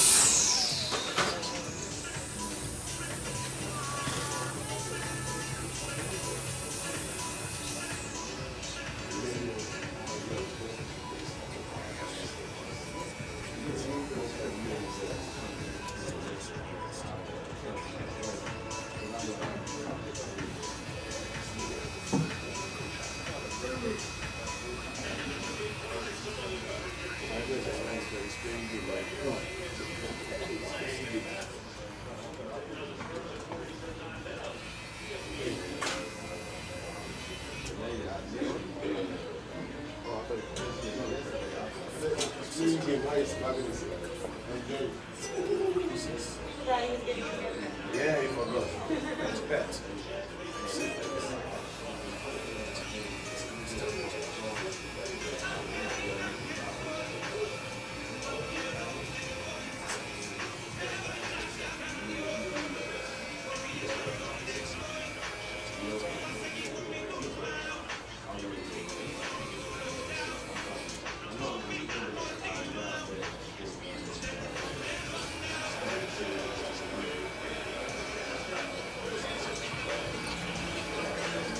What up, dog? How are you? Doing well. You are disappearing. Your weight loss routine is intense, I can tell. Okay, so we're doing a higher fade, and I forget, am I It's just supposed? the back is harder to make. Sure, sure, We're going sure. to keep the length on the top. Okay. But just higher fade, and I don't know if you can take it.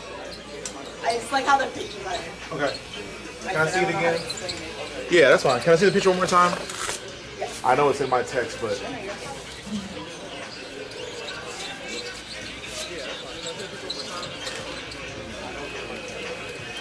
okay. So the problem is he's just got a slightly different shaped head. Like he has more like that guy has a head like me, where it's pretty much just straight up. He has more of a like a question mark type situation. So it's accentuated.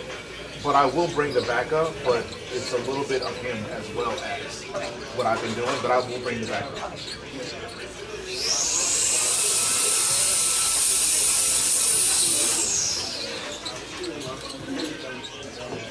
You guys gave up on the braids? The what? The Oh, braids? no, we're still going to do it. It's Yeah, okay. just the top. Like, I ended up actually twisting his hair, and it wasn't Okay. too bad, but it was the back that was Yeah, that unruly. made it a mess. Yeah, I get it.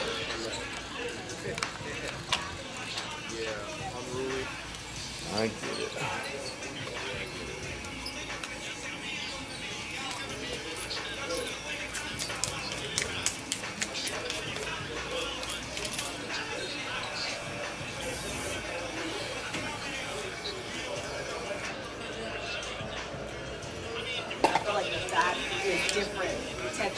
Yeah, that's common. Yeah, that's common.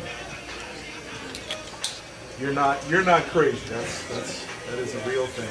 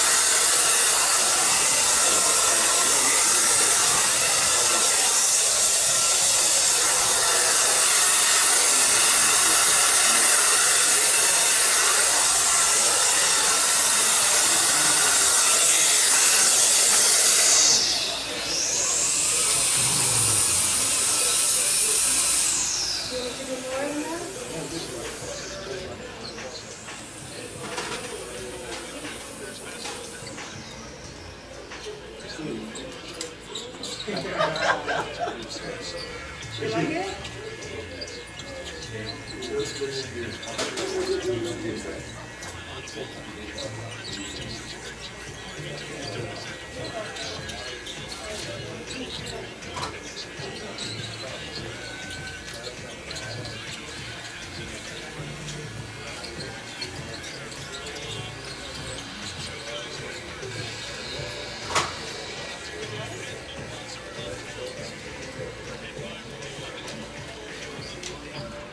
Should I go high enough in back, or should I go a little higher? That's good.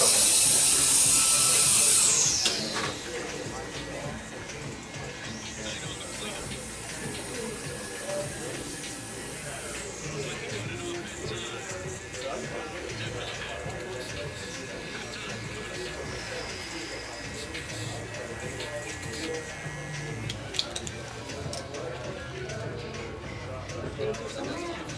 Have a good week, gentlemen. Good luck out.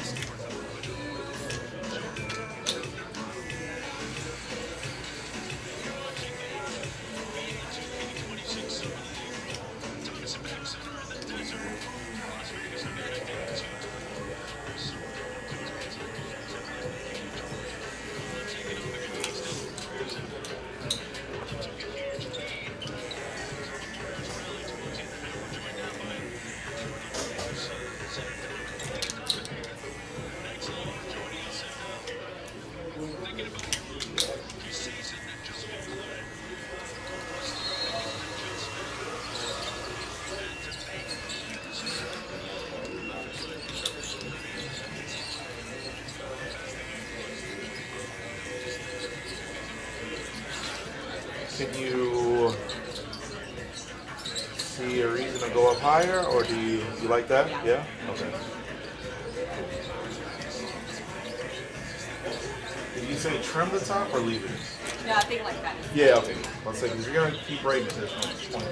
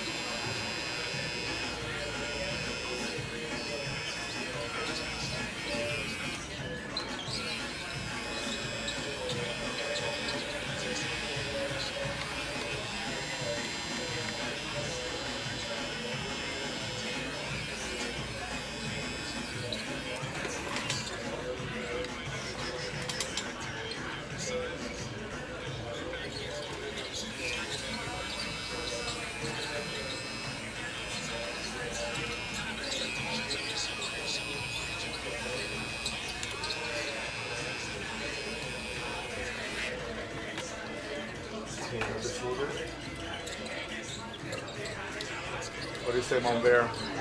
Everything good?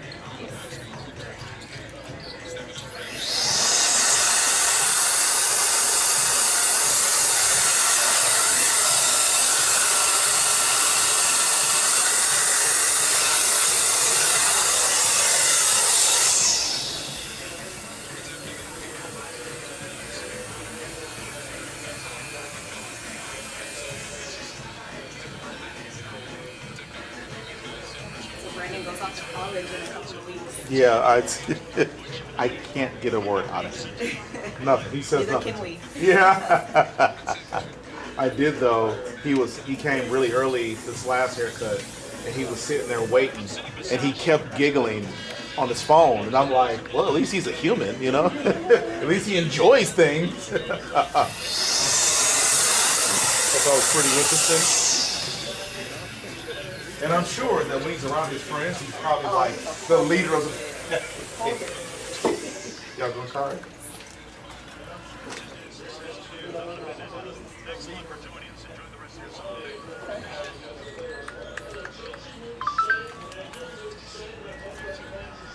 Sorry about the TV. I'm trying to keep my screen Oh, on. wait, what way? Yeah, I'm sorry. I'm trying to keep the screen on so it doesn't time out because I'm doing troubleshooting with this app.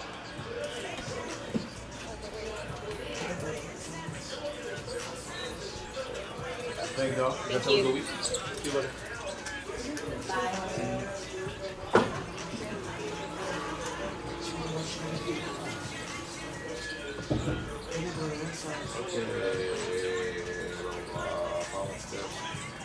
It's that, blah, blah, blah.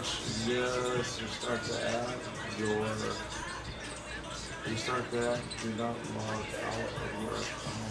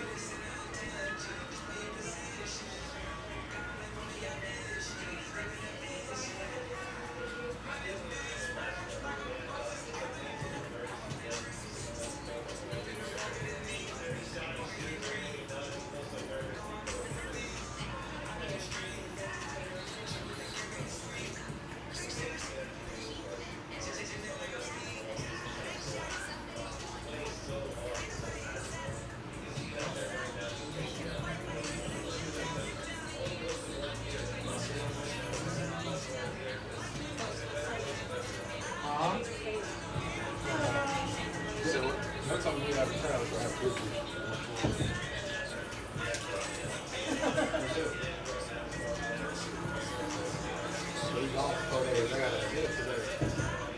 Show me where you see you. Oh, that's you. You put the kid. Oh, that was on accident. Oh, no, it's okay. No, you saw it. You saw it. You saw it. You put it up. I put the $32 one. No, that don't matter. You saw it. I thought, no, bro, you good. I thought. But I did that on accident. I Nah, didn't know it. How much that one said? It don't matter. It don't matter. You gave me enough time. No, you saw it. You good. No, but I clicked on the one that said the grown man. The haircut. Well, so it is. It's still 32. Yeah, you saw it. But if I'm doing a beard, it's gonna be 37. Yeah, it's gonna be 37. No, you good. I thought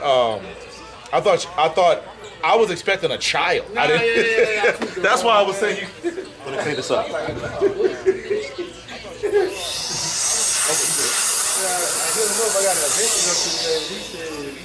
Till Monday. This is my first time coming in. I was trying to book with him. Yeah. But he wasn't. He didn't have no available, so that's why I couldn't use. That's why I still go. Yeah. Because when they go to book you, I don't know why, but they just say recommended. So yeah, so it's when people are recommending.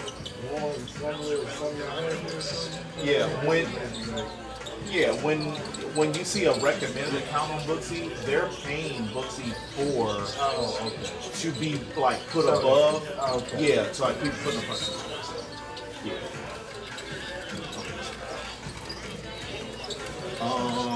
Am I itching? Okay.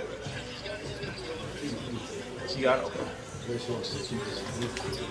Whatever makes you happy, bro. I just, yeah. But I need it to be up so I get the bottom part. Is what I'm saying.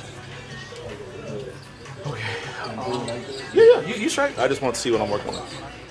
What kind of event you got? I was going to a birthday party. Oh. Got me here first. Yeah. I hit a I'm out of town. I'm trying to get like Joe. Shit, I'm trying to figure out a way to get a vacation my damn self.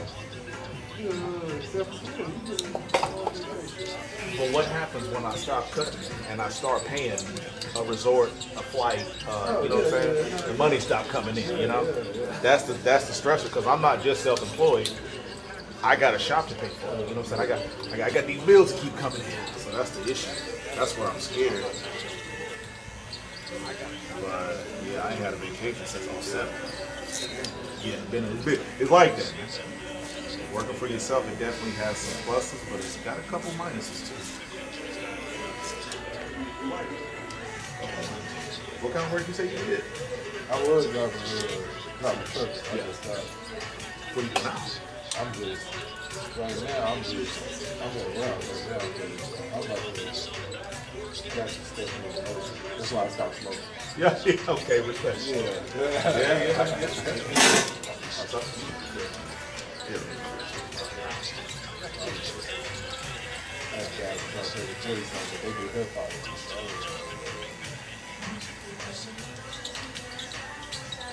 Back in history. Shit, we're not doing pizza anymore. Y'all done figured out how to pass that. We taking locks. Do you, should I cut it down or should I cut back into it like your hair is grown? I'm gonna start that way because I don't want to. Well, I think it's gonna be fine if I do it. Cause like your hair grows down like this, and then you got this little colic in the front, so it's gonna be a little. Yeah, that's what my swirl on there right side. Yeah. Everybody like that. Yeah. So I had to think about it. I ain't had a fade in so long. I used to have to go to certain barbers because they didn't know how to work with the swirl in the front.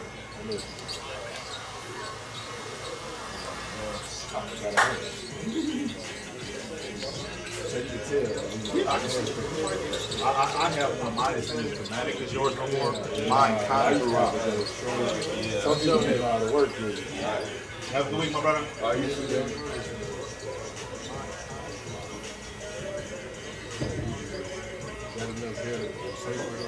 Yeah, you got it.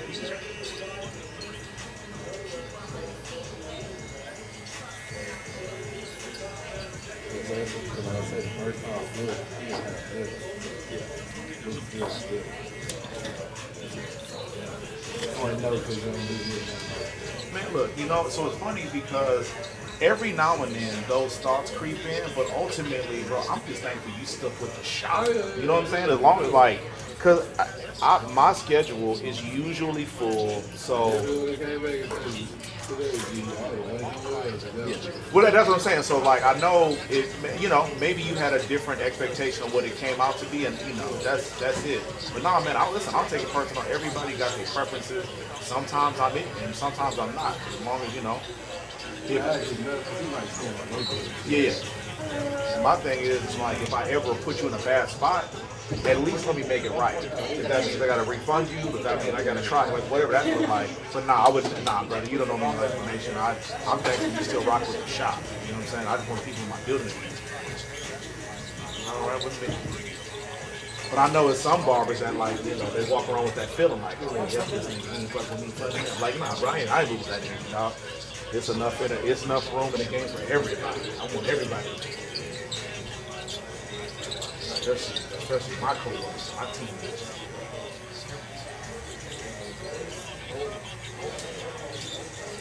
And honestly, I thought the real issue was that when you came to me the first time, you had said you was going to be here like 15 minutes before I opened.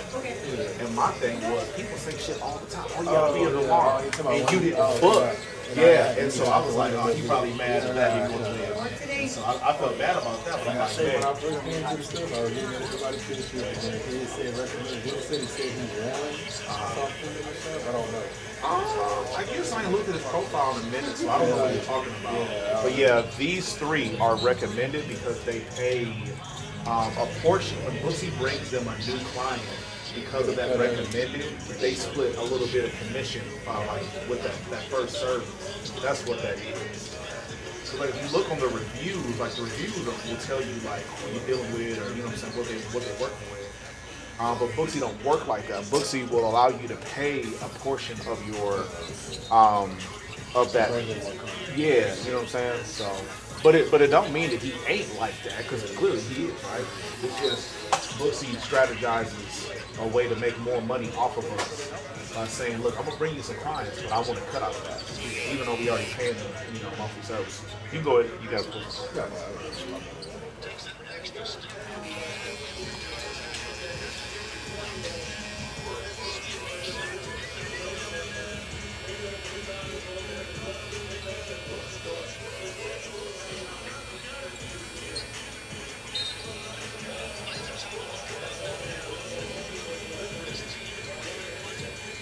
There's a party out this way, you got to go into Houston. It's like just going out to KD. Oh, so it's not Houston. Yeah, I've been trying to pull my boat out, but it seemed like every day it looked like it was going to be nice all day. The rain just come out nowhere.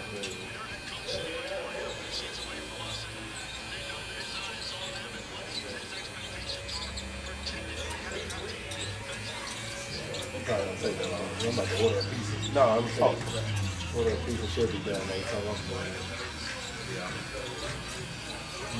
A couple more minutes here. Your mustache. Am I knocking the mustache down and lining it up, or just lining it up? Yes, sir. Yes, sir.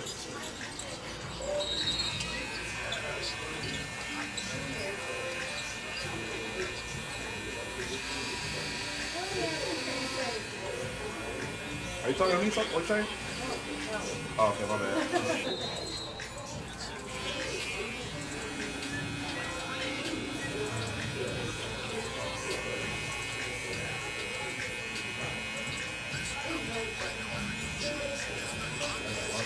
Yeah, it's right here. It's right there. Tiger Cut 20. Capital T. Yeah, it's inside the building. It's everybody like that. This building is made with like materials that make it hard for the cell phone service to go through.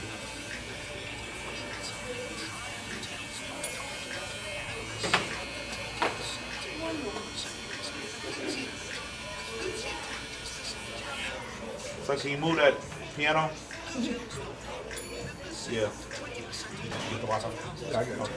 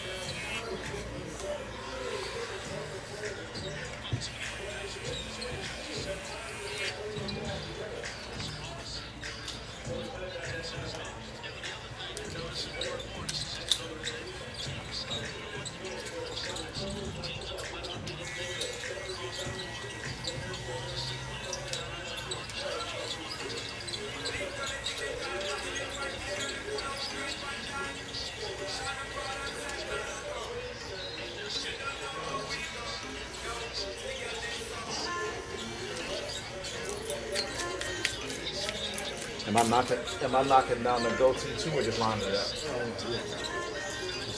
Just line it up. Oh, just leave it? Okay, baby, you got it. Yeah, the mustache, beard, goatee, like it's all the same. So like, whether you do it or not.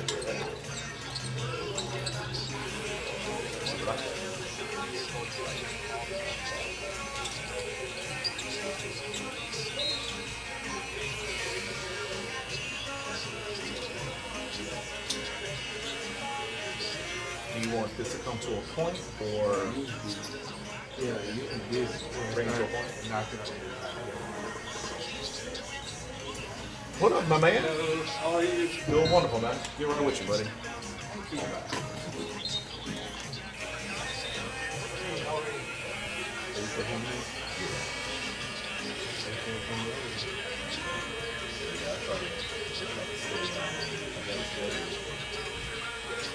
Sometimes people don't book enough.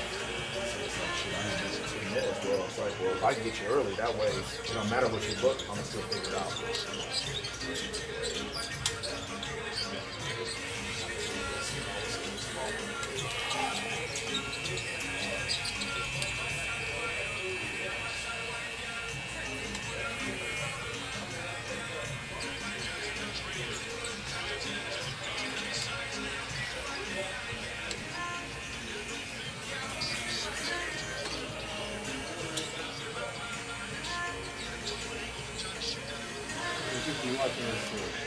Man, it varies. No. That's just 200 people that have been. Yeah. But right now, nobody. This is who's watching right now. But this one, I don't know. I don't have the clicker up, and I think, I don't know. Kick, Twitch, and YouTube. And like Instagram, that's something nothing either. I have no idea. Well, right now, ain't nobody on it. Right now, ain't nobody on Instagram.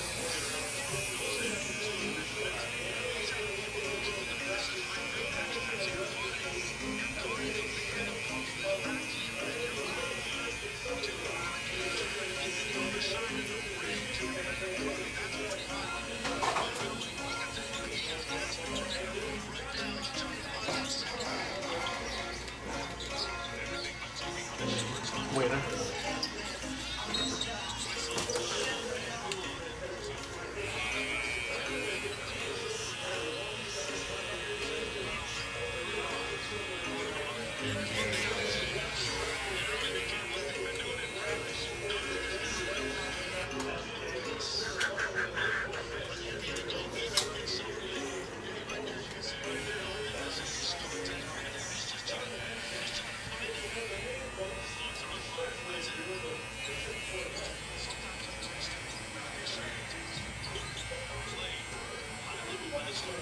Okay, hit up.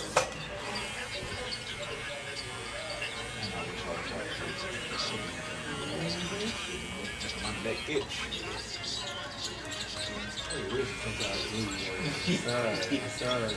Right. Like the straps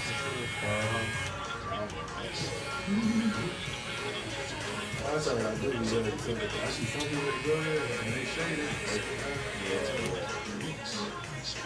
Yeah. Man, you got some of the best hair I've ever seen in my life. You winning, bro. Don't be greedy. Don't be greedy. Do I need to trim that or just let that be like that? You know? Yeah, so you're no. It didn't take no money. So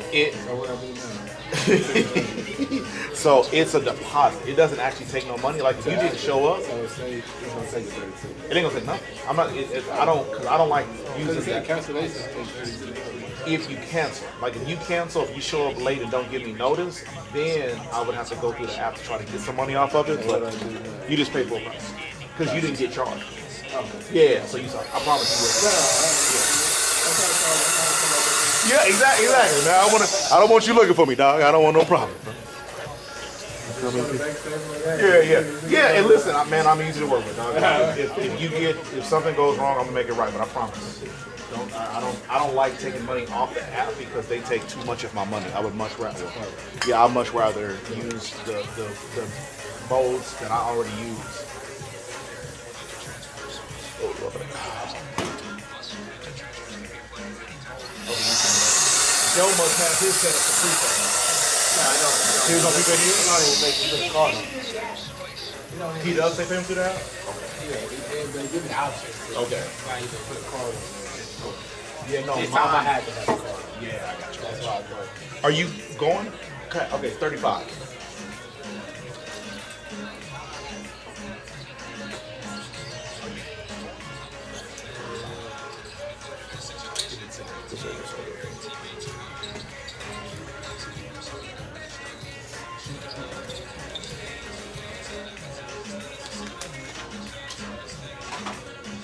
Can you make sure that's 10? That should be 5 and 5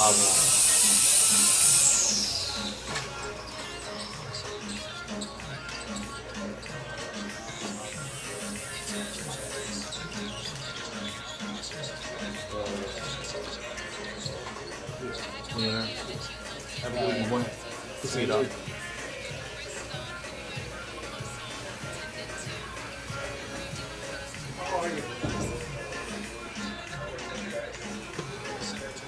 Great. How are you, my friend?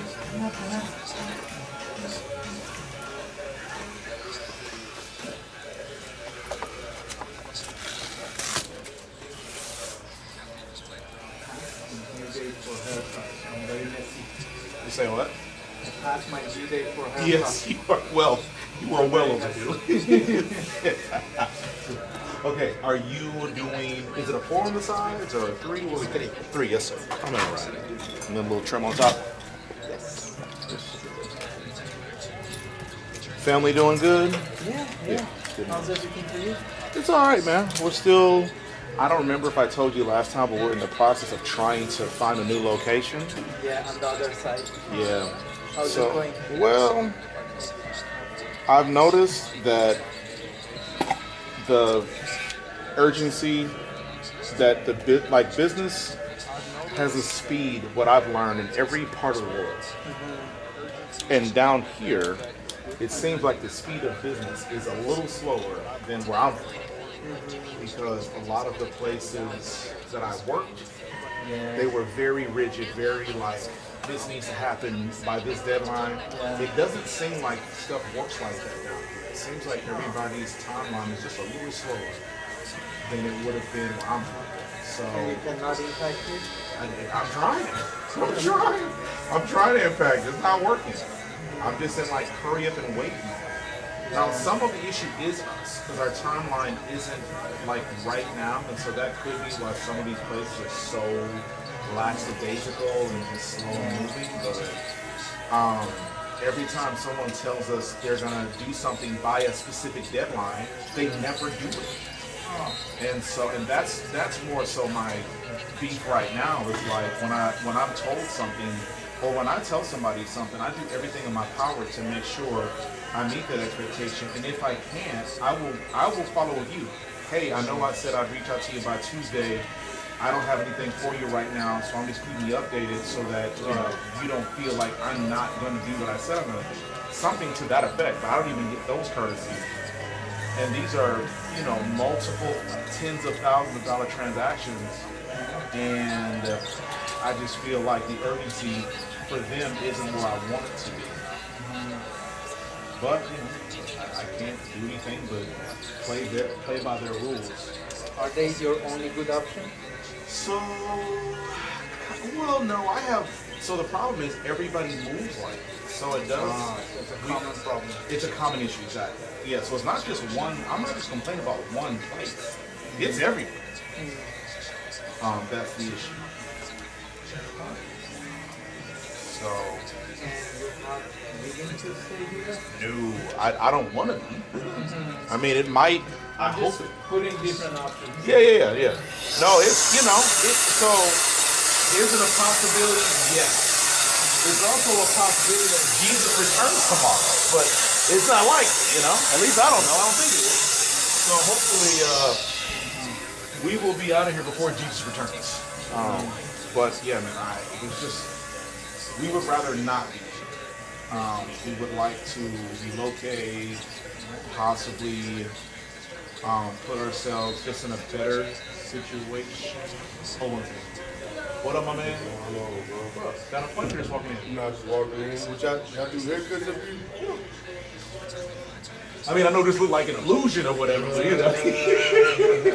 But yeah, no, we really be cutting hair in here, man.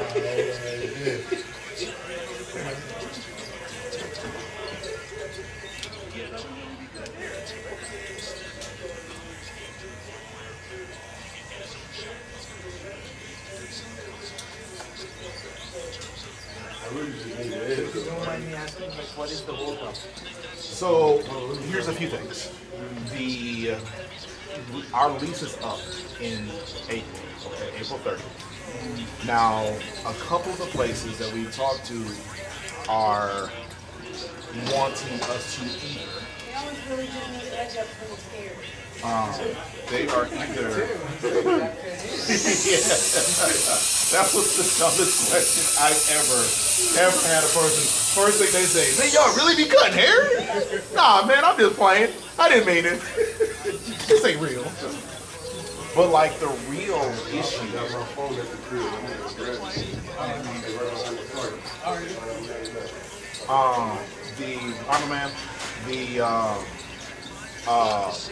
So the timetable is the biggest issue because the couple, and what's frustrating is that the two places that the timetable was an issue aren't even ready for us to move in yet. But that's our biggest hang up. And we are willing to overcome that by, we've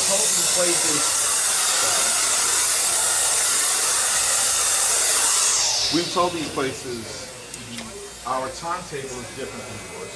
Yeah. We don't mind moving forward early if you guys will assume the rest of our lease. In exchange for, like most of these landlords, they want a 5-year relationship. So I was telling people like, yo, we'll do a 7 or a 10-year relationship if you just buy the remaining 8 months of our lease. And for whatever reason, for some landlords, that's a bridge too far. And it's like, you would be getting a much longer commitment. And I understand that like it might cost you up front, but we're a reputable business. We have, great credit. We have no late payments with our current landlord. And some places either want us to compromise that or they want us to carry two leases at the same time. And these are like $4,000, $5,000, $6,000 leases. So that's just it's not just negligible money. That's a lot of money. Especially for a business that has the model that we do. Like, we don't make money off of every haircut that comes in the shop. We make money off of the barbers that pay bootleg to be here. Yeah. So it's not like we can just, it's not as simple as we'll just take 2 leases for almost 2 years. Yeah. What up? Well, okay. Lucky guy. Yeah, somewhat. Yeah, just sign in real quick. But yeah, so that's been our biggest issue is the timing. But once we get confirmation from this parking lot, the place right here in this parking lot, I feel like things will move pretty quick. Because they seem a little bit more agreeable and open to negotiating with us. Is it the same woman on the site? Different ownership group. So the landlord that we originally signed with, they sold that piece of grass to a different individual. So it used to be owned by the same company. But then they sold this piece of land to a different landlord, and then they sold that piece of land to another.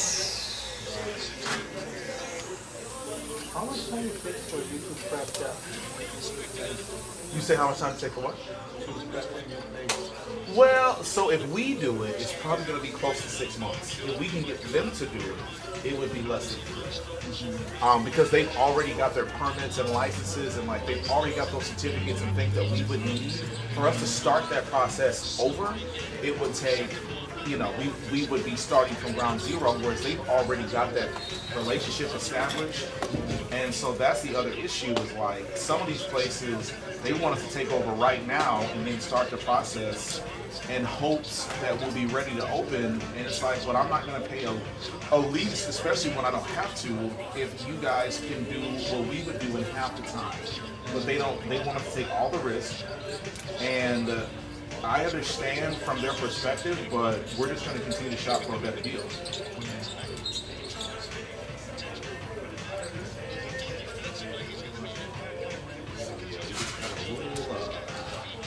It's a balancing act. You must have been really busy, man. This is the worst shape you've ever come to.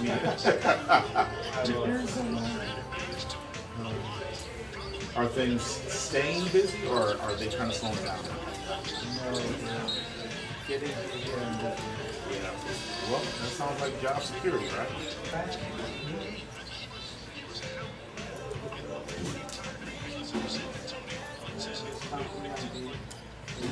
Very ambitious.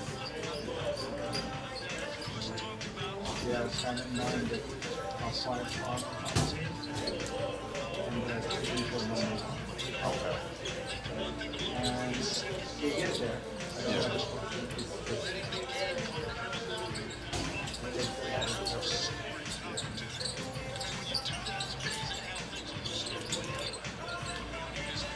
Yeah, in the competitive market, you can't just accidentally be number one. You gotta make some intentional decisions. It's a very interesting industry. When you look at it from outside, it's like they're printing money.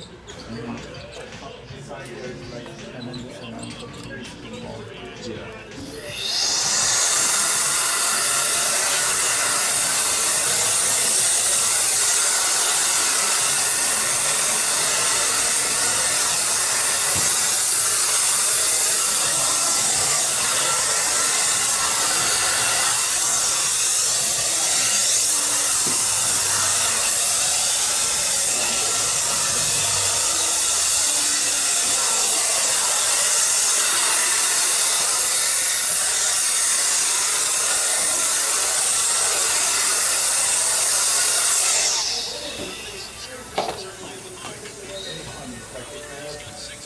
Layer business. There are smaller ones that work with the whole segment of the Bitcoin buy-in. That's the business model. Yeah. And there are big ones that are essentially taking bigger risks because they can afford to. Right. But then, like this new drug, the cost is like, it's not like old drugs, they are like tens of thousands of dollars. So there are more folks that if they can make it work, they're just going to pay cash. Yeah. And that's not likely, or is it? There is. Like, you wouldn't believe, even nowadays with this all advancements of medicine, there are diseases that are not really curable yet. There's always room. Would you say naturally or not really? Not really. Oh yeah. Not really. Certain types of cancer. Right. I never understood that about cancer. I thought cancer was the same no matter where it occurs in your body, but apparently that's not at all. It's very different where it happens, and even in single place, You could have multiple different kinds of cancer. It is like with different levels of intensity and growth. So there are cancers that essentially you don't worry about so much. And then there are ones that every day counts.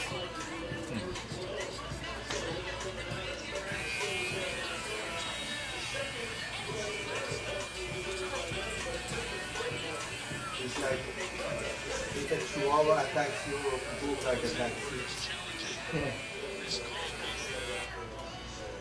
Obviously, one is more imminent than the other, Right. more effective. And now nowadays the biggest market is around office business. Everybody starts to Do you have any opinion on that, or do you not know much enough about it? Yeah. It works very well. Have you heard some of like based on what you know about the industry, what are the safest weight loss drugs that you know about? It depends. On Whether you have diabetes or not. right. So say you're a non-diabetic. I asked because one of my buddies was here earlier today. You say what? Zepbound. Zepbound? Zepbound. Zepbound. Never heard of it. It's the safest in the market. Safest one? Yeah. And then the good thing is, it's not just about losing weight. These new drugs that recently are so in demand is they reduce the risk of like heart attack. Significantly. Yeah.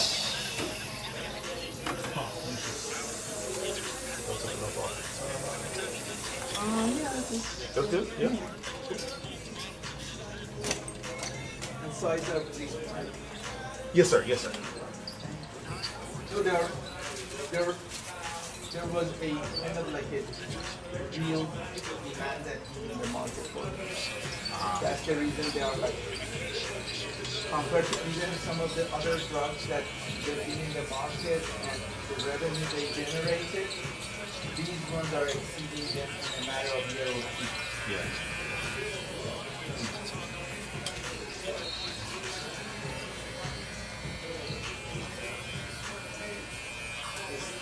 The only thing is like it's very different with regards to insurance coverage. Yeah. Yeah, my buddy was telling me he was having heart problems, and he told me he was taking Fentanyl, and at the time I knew what that was, and then I just found out what it was recently, and now he's on Ozempic, but I had heard that Ozempic was like causing blindness in some people and just other. It's very good. It's a very safe drug. It is, okay. But for him, if you have a pre-existing condition, Ozempic is a good drug. You say if you have a pre-existing? Yeah. Ozempic or Moderna. Yeah, Moderna, yeah.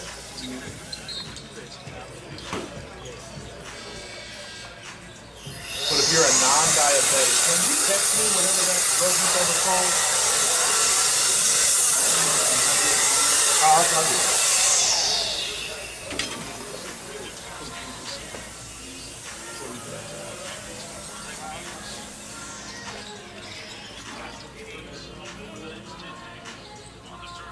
Are you 9022? No. Oh, okay. You need to update your number on Books. Yeah, I got. Is that your old number? It's not my number. I never had it. It's interesting. Mine is 833. Oh, I'm sorry. No. It was I clicked the wrong person. Okay. That is me. Okay. Just send me a check so I reply. Yeah. Just did. And are you paying card?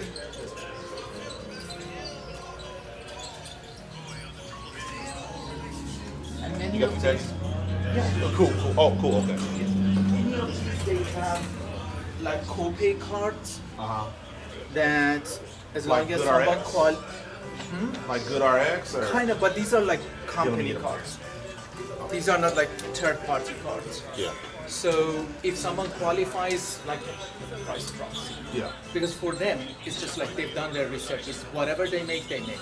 Yeah. So they are very keen to give discounts. Cool. Okay. Yeah. 32 is a damage. You said?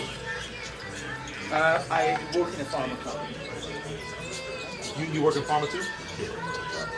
Oh, which company? Oh, nice. I am with Abby. What is your, are you on the, I'm on the R&D. oh, add some connect if you don't mind. Sure. I have a site in Los Angeles and Houston. Okay. Yeah, you can follow me on LinkedIn. You have LinkedIn?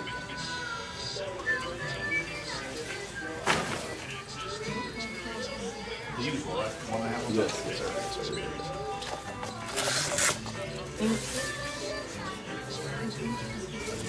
You work with the site identification team. Super.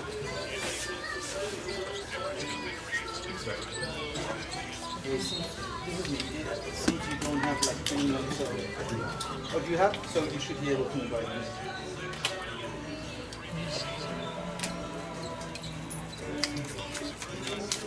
Song reminds me of Malik.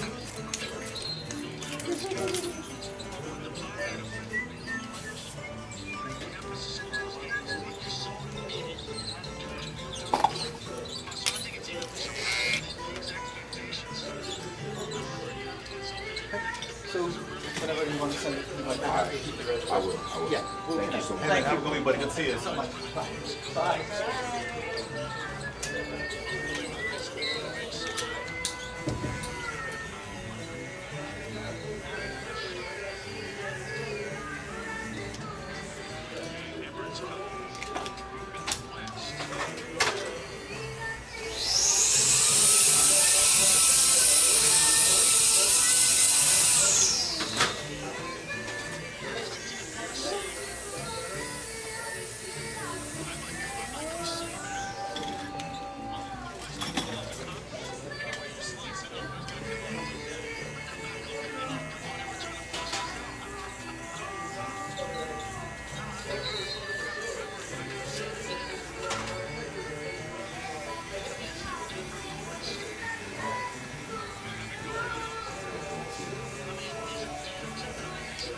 Got a couple important clients. I mean, you know. Oh, I see. Man, I'm telling you.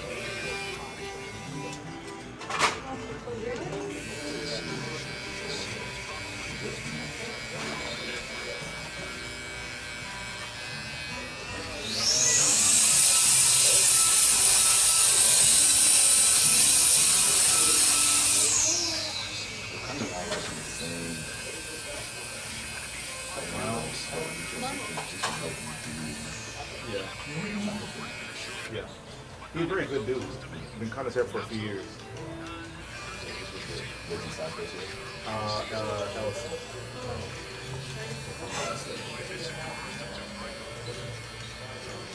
He's actually a doctor. He's an MD. Oh, is he? Okay. I don't, so I have so many of these type of conversations ask people what they do. Like, bro, I completely forgot about what you do. Yeah. If I would have remembered that, I would have intentionally introduced y'all, but I didn't. See you, buddy. Have a good week. But yeah, I got so many clients and I have so many of those questions where it's like, unless it's something that I have an interest in, like it kind of, I don't commit it to memory. Even though I want to, it's like, man, I got thousands of clients. I'll be letting you remember a name.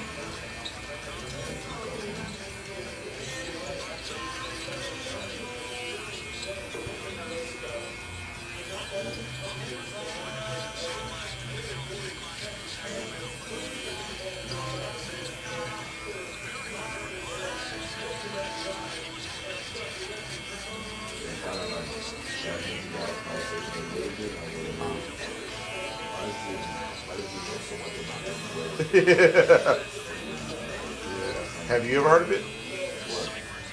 No. GLP-1. Weight loss medication. Yeah. That's a big one. Yeah. Zepbound. Yeah, Zepbound. You never heard of it? Which one? Fuck, man. I'd be lying to you if I told you. I just heard it from him. He just said it's the safest drug that he knows of that's in that realm for non-pre-existing diabetes.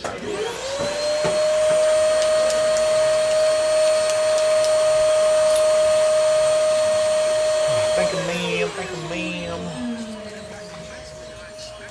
Yeah, I was telling him my homeboy was taking phentermine, but it gave him heart palpitations. And so then he switched to Ozempic, but I had heard that Ozempic was causing blindness in some people. I'm like, man, I would hate for you to take that hit. I'm not trying to shed a couple pounds. So Did he have a pre-existing condition? I don't believe so. I don't believe so. The issue when you start when you have a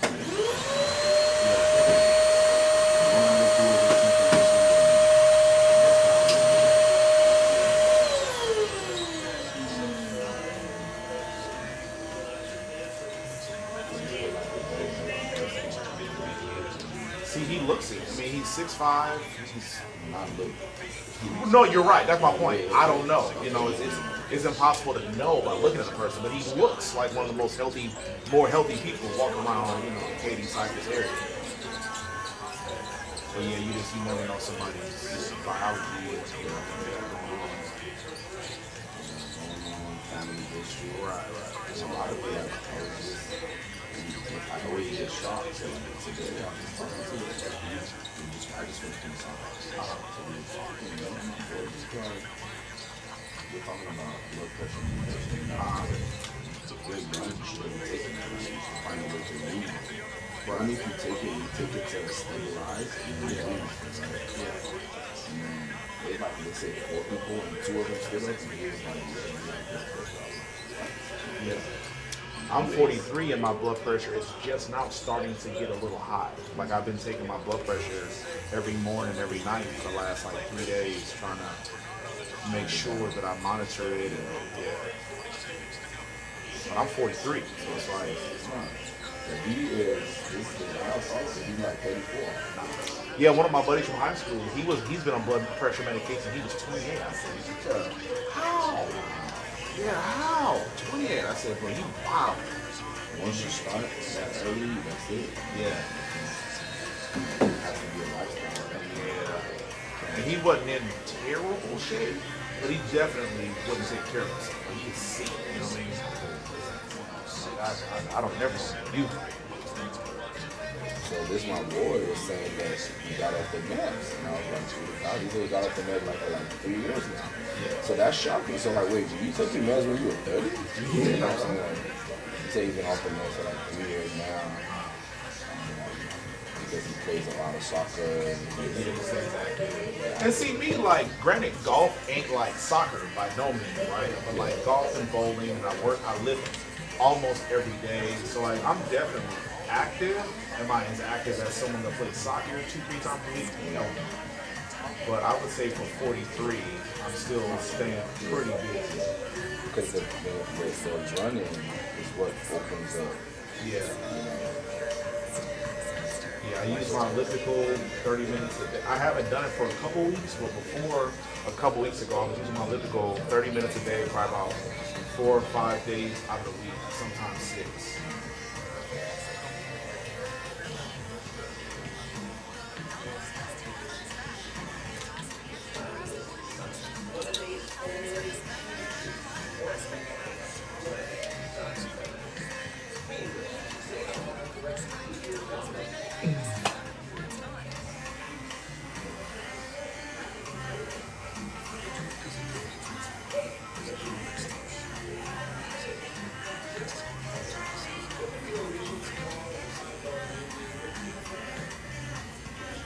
Y'all making moves tonight, or just trying to stay fresh? Just trying to stay fresh in case the temptation. Right. Yeah. Stay ready so you ain't gotta get ready. And I actually just thought about it. So I already drove past, so I was like, wait. So tomorrow is my son's baptism at the church. So I'm trying to look crazy tonight. Garbage. I already registered. So. I was gonna skip cutting today. I'm trying to go. Remember I told you about that for time. Yeah. I'm trying to like do it. Sometimes I like to have like a week to like take a break because I have my neck and stuff. Today is kind of like just catch a break. Yeah. Start right now. Something. Next week I'm going to Austin, so I definitely gotta come back.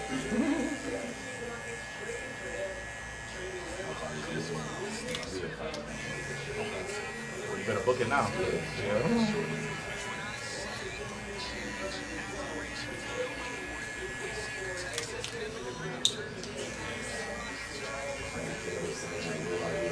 Yeah. Push it off, and then next thing you know, you rest out.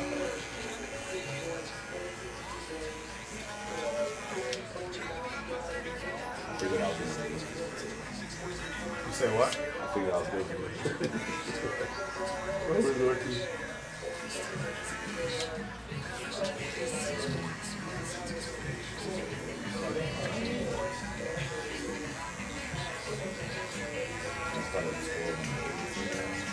Yeah, Monday, Thursday, Friday, I start at noon. If you ever need me to get in earlier or stay later, I charge extra, but I can make it.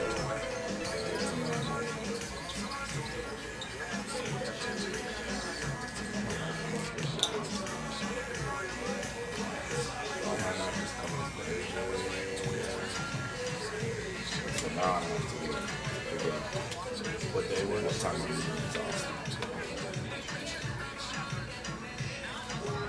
so I might just go to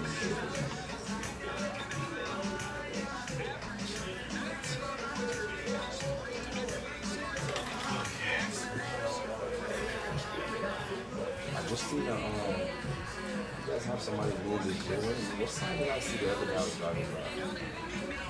That wasn't there before. This strip, like what you mean? It's a new office, a new company. So from what I know, this the what? Maybe in the last 3 weeks. Nah, we haven't had anything new in this strip mall for over a year. In this strip mall, I don't know. Yeah, this one. Nah, nothing is new, unless I missed a sign. But nah, nothing is coming here that we know of. This was a med spa that was right next to me. They shut down and they moved to the Katy Mills Mall area, and then the Coffee Drip was on the corner, on the opposite corner where we're at. They shut down over a year ago, and the Avery Water Pool Restoration Company or whatever, they've been here for over a year, and Jake from State Farm been here for probably about 3 years now. And yeah, the dental office was one of the first places here, the donut shop, one of the first places here, that was 8 years ago.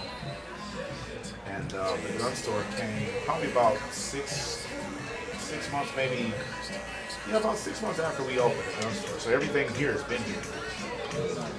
Yeah. Now, they're building that new strip mall next to it. That's where we're trying to go.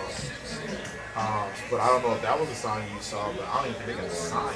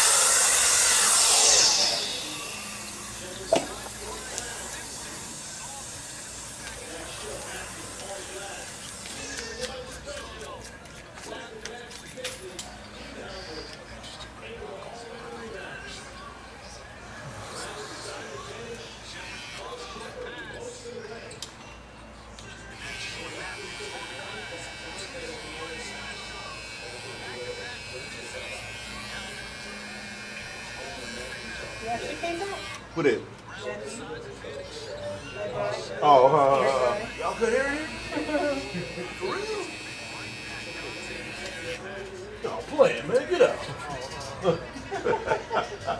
My man, this dude just gets. Oh, he brought his son too. Oh Lord. This man came in, man, y'all really be cutting hair like that in here? I said, nah, bro, I'm just playing. He's like, word? Yeah. As I'm cutting somebody here. Everybody had somebody named Chair, matter of fact. here bullshitting, bro. He's gonna try his son out first. I know, right? Your son is a sacrificial lamb.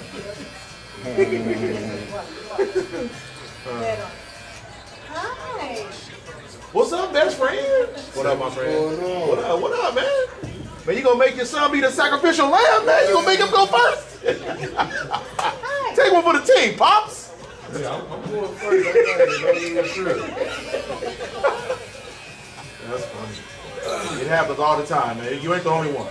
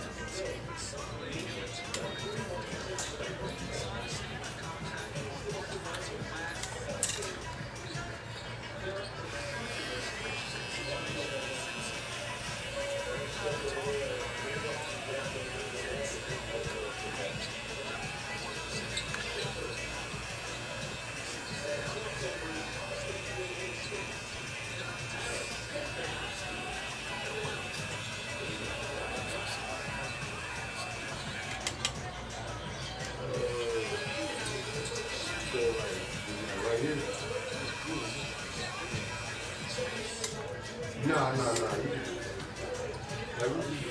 when you say ball, like, you know, ball like 80 or 2. Yeah.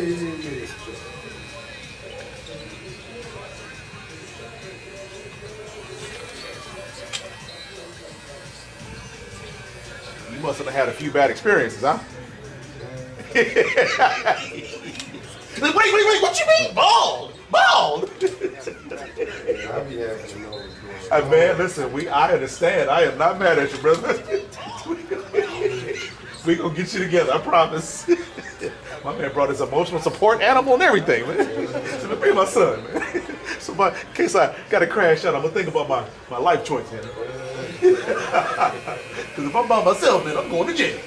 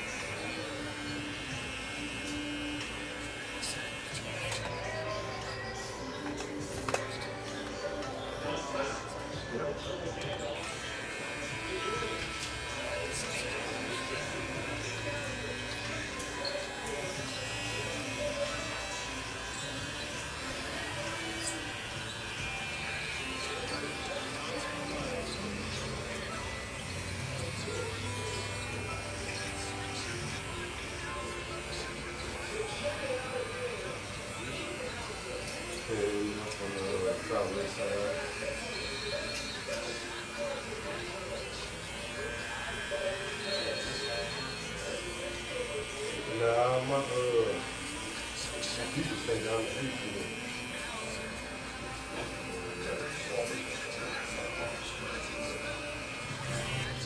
I got everything.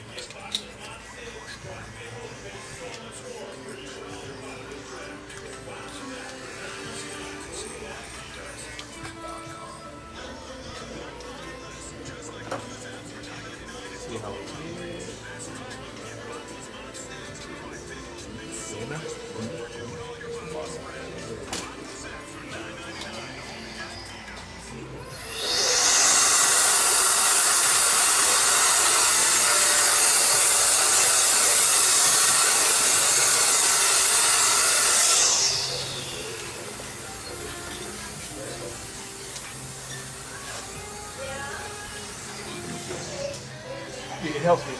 I count my next trips. It helps me figure out how many people I cut, and then I count on my money at the end of the night. It's just little analytic data.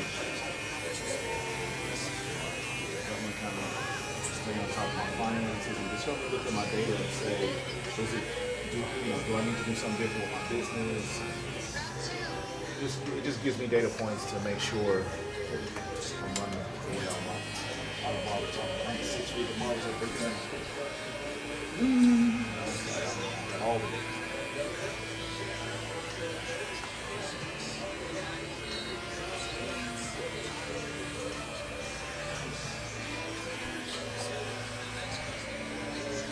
Okay, guys.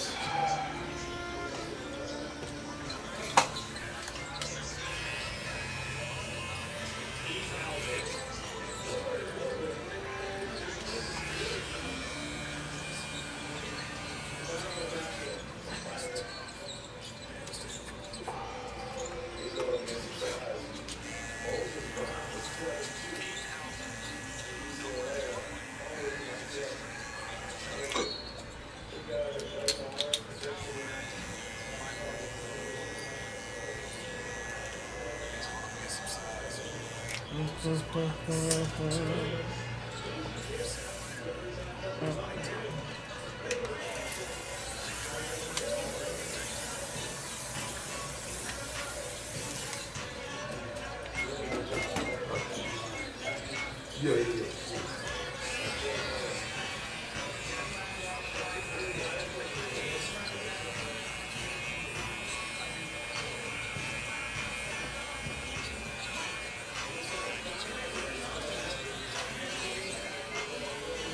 It's okay, you saw it. You good to go. Cash or card? What you? Yeah. Cash or card? And the next thing is card. Card. With the phone top. Yeah. Card.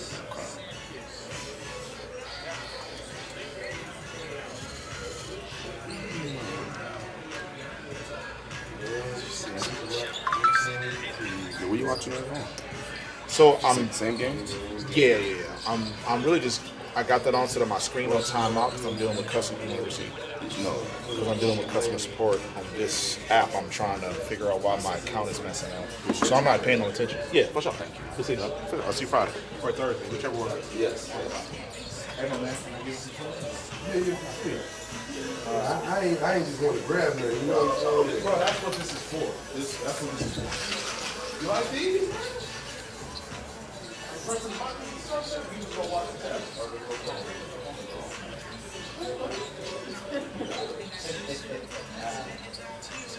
What else can I bring you to do? How long you been right here? 5 years. For real?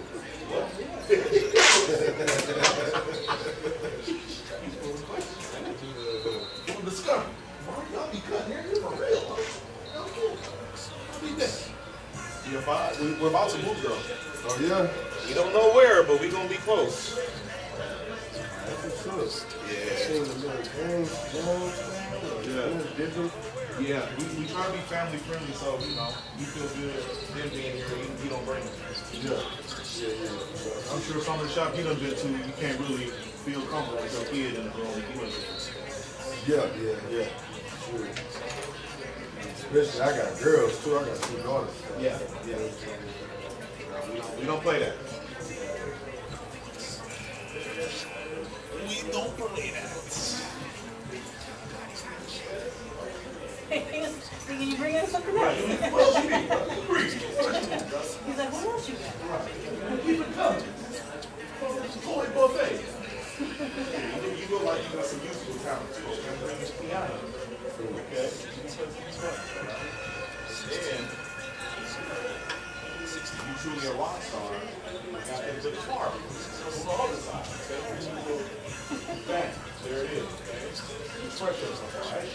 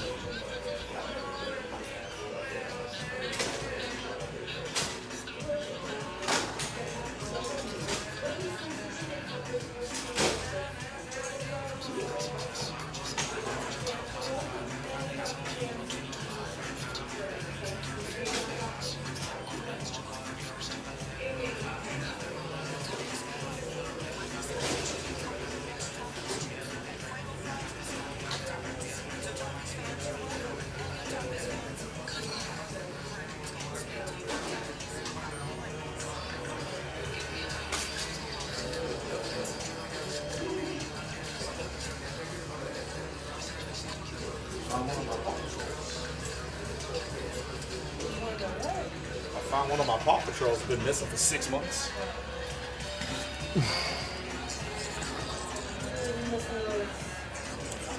What's that?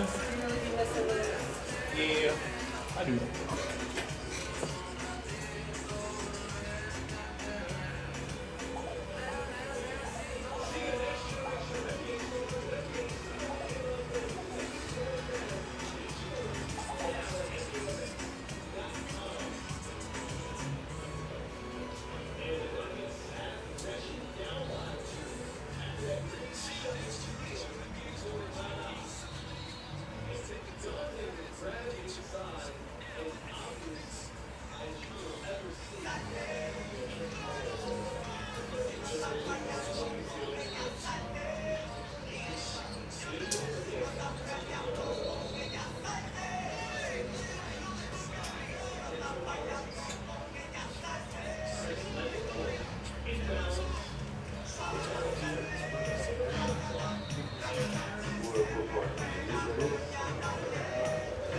Yeah, because I need my head ready.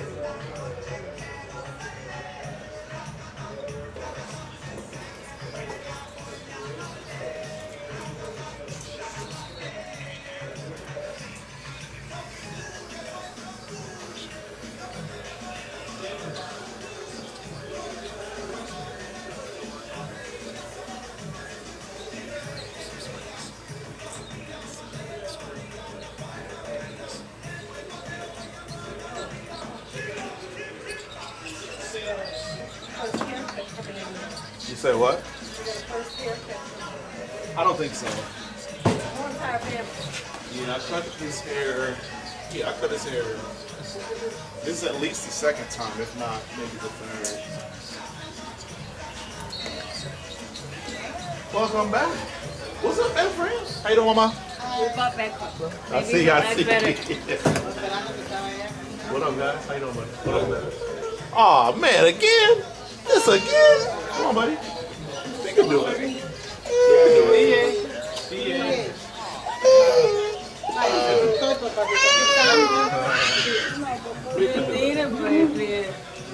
It's time, man. It's been time. I know. It's time for your once a year haircut. You want, okay, yeah. She said tie him up. Get your big baby set. Oh boy. Come on, baby. Come on. Okay. Ya, tú te. Mira, solo te van a cortar el pelo.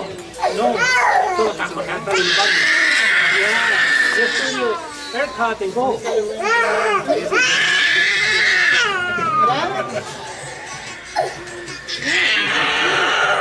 Oh, look at El Gato, man. El Gato. Sound give a shit. Yeah, right. El Gato, man. Free me, man. Get me out of here.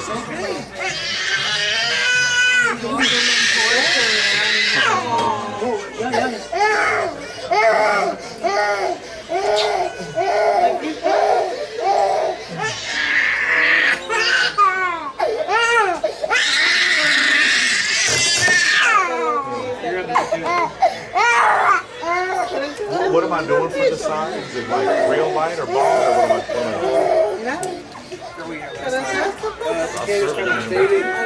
Right, but do you want the case ball or real light? But like cut lock from the top, like that short. You say cut the top down a lot? I got you. The girl's too fast. I can't bring it here. I got you. But honestly, that's the problem. You don't get your haircut enough. That's why you're freaking out. Yeah, you need to be more regular.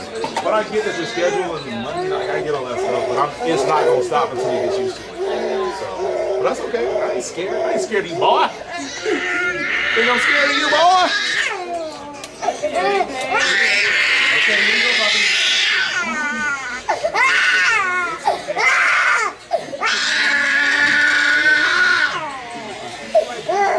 So if you want, you can put Miss Rachel in the switch. No, I'll just put it here, but you can take your phone back. You just put Miss Rachel in the switch, and then I'll just trade you. Yeah. And then just go to kids YouTube. Quiero agarrarle la mano porque... Ya.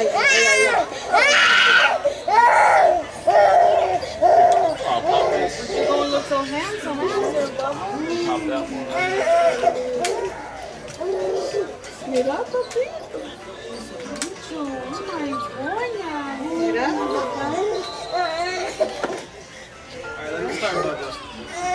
Welcome back. You need balls that's on you.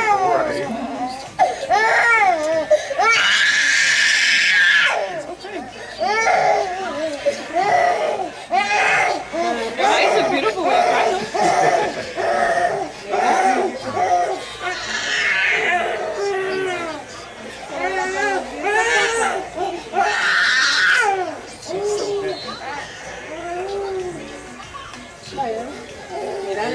Man, get you a drink, man.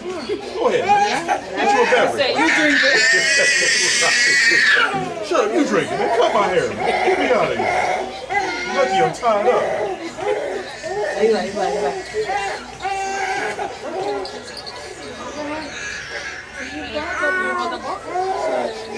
Stress reliever. Hey,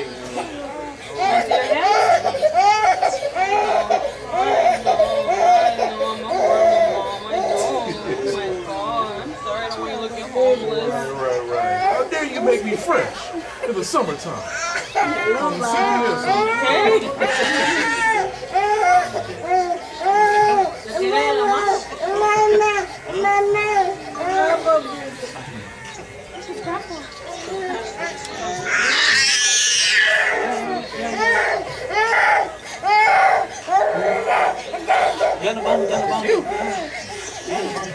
It's you. Oh my goodness. Oh, you feel the scream? Oh, That's a big old crybaby.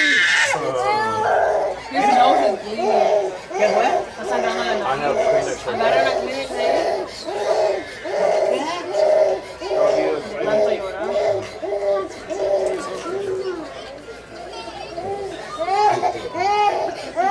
Yeah, papá. Big old crybaby.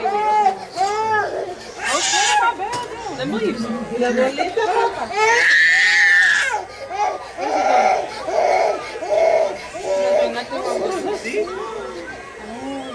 Mira, allá está. Yeah, you look over there. See, when you get older, though, you want to watch them.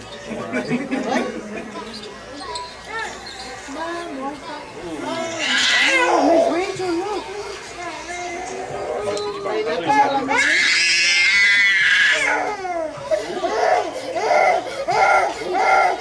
Almost done. ¿El vaini? Hyperventilate, my friend. Mine off Gonna lose mama here in the process.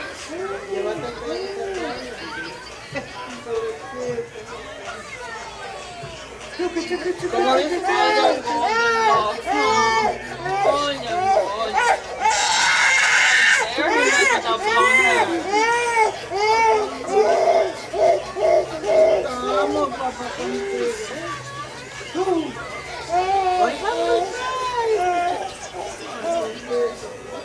vamos.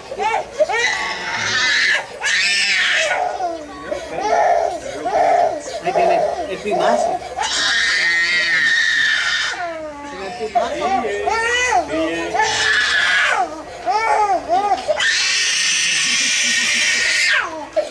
Look at this monster. He's touching me. Get him off me.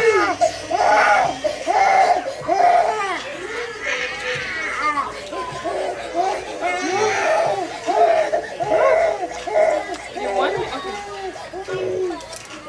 Bring your hand out. I have other ones. Look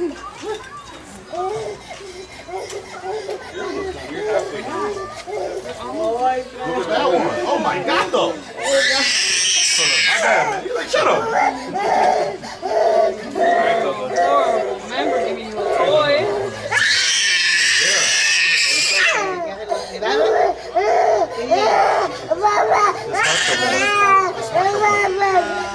Do that much. We'll start with that.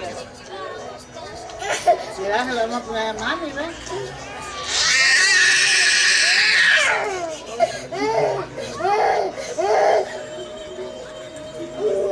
All them curls, oh my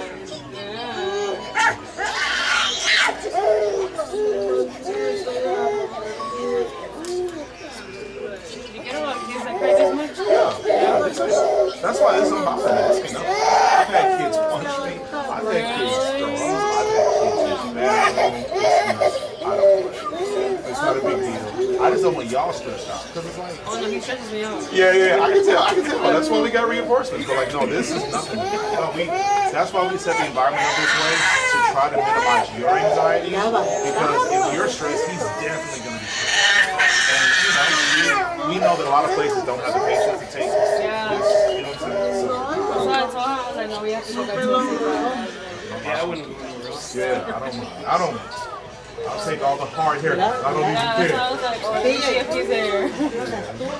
No, I don't work Tuesday, Wednesday, so you guys can come see me any day of the week. We're always outside. just mom on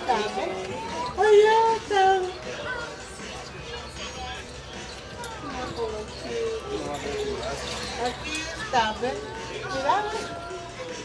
You look like a grown man. Right. You pay bills. Oh, then. You should. What you eat enough to be out. Okay. So he eats?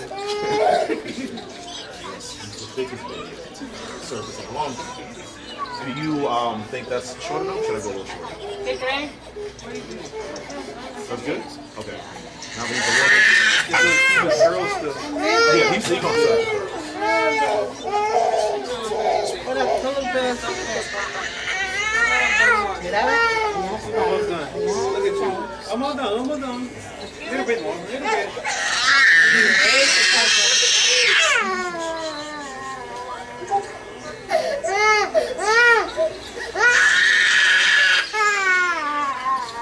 Yeah, Papa. Yeah. See you. Okay.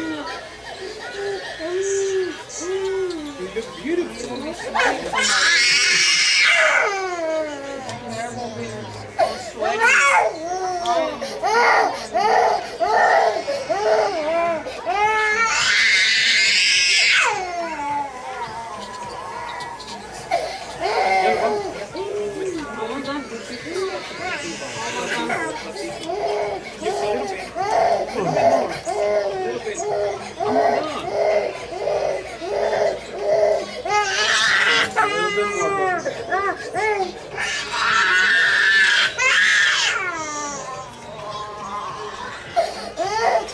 You give me knowledge, then all the hair's gonna be inside of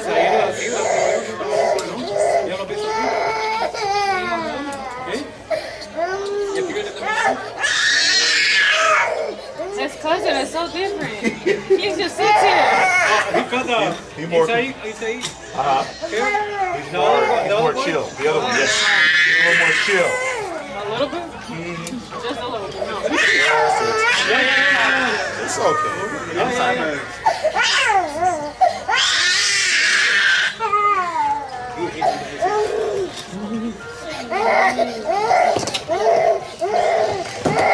Okay, can you stand over here so I can? Yeah, she ain't leaving you, dog. She was readjusting. Unhand me. Stop touching me.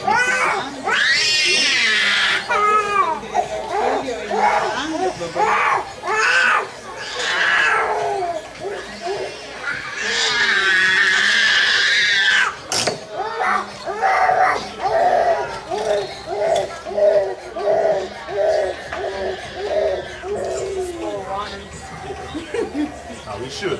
Okay. Life's gonna tear them down as soon as we turn 18. Spoil them while you can.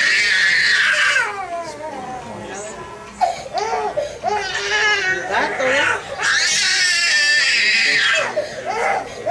Gato, papá.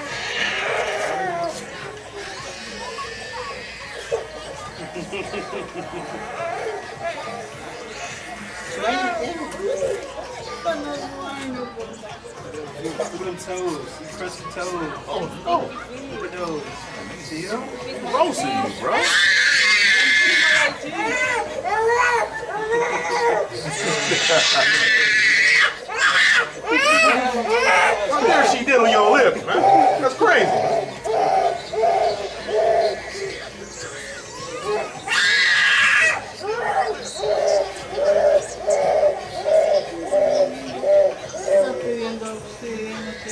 You look like T and them really like Travis.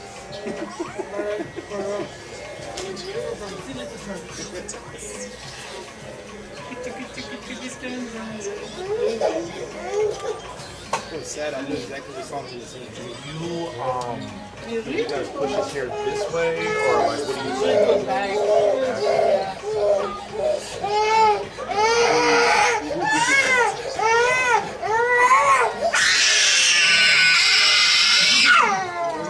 That was a good one right there.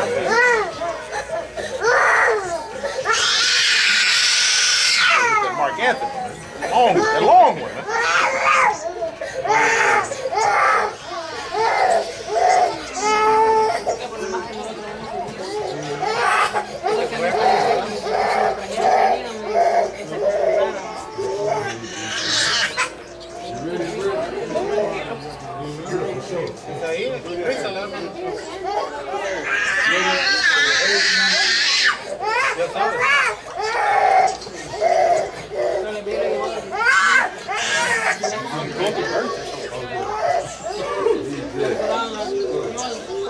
Hey, big bro.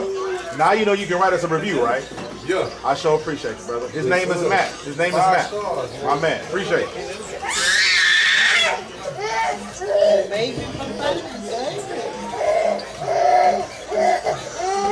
Matt, you locking in or what, man? Then lock in, man.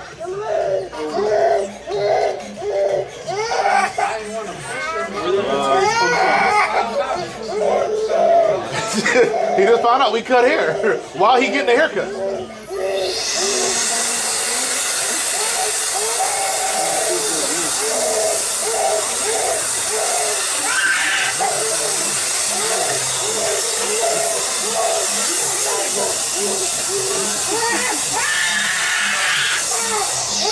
Sir.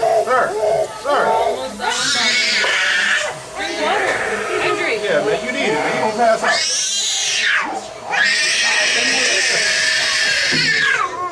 Do you even lift, bro?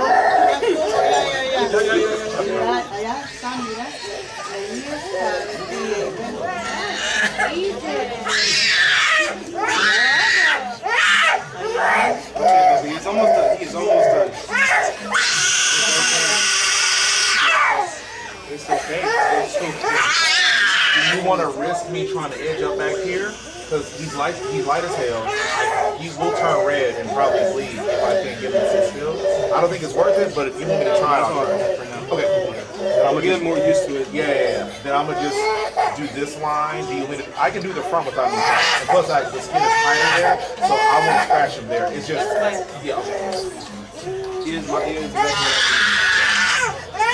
it's okay. Gotta get a little rubber. I'm sorry.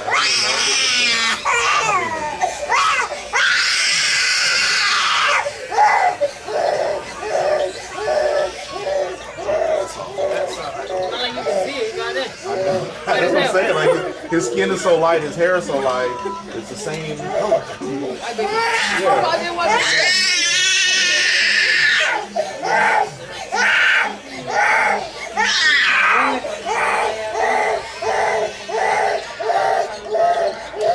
Where do those tears come from? Do you want me to put do y'all put product in his hair? Do you leave it dry? Okay, so I'm gonna spray a little water just to see if it looks the way you want, or if we need to cut it a little bit more.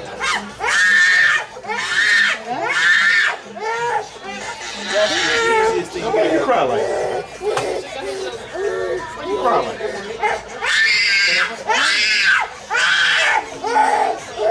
Let's do the shop, man. You can play like a little baby, man. Chill out. Bring it on. Take a look. Yeah. Looks good. Yeah.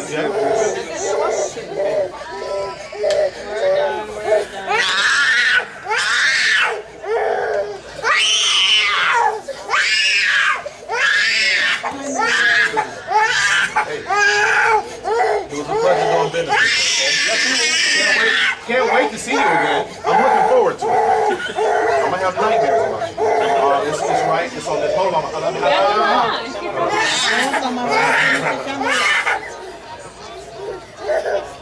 Sounds like a hotel.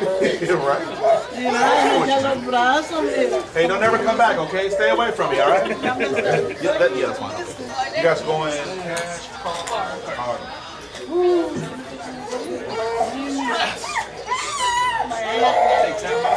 You say what? Take tap. Yeah.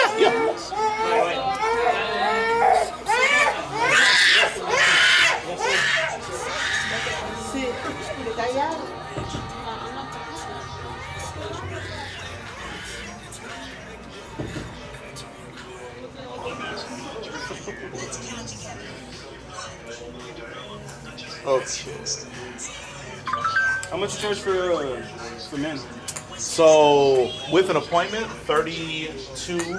Same price this cup with an appointment. As a walk-in, 42. And then with beard, it's an extra 5.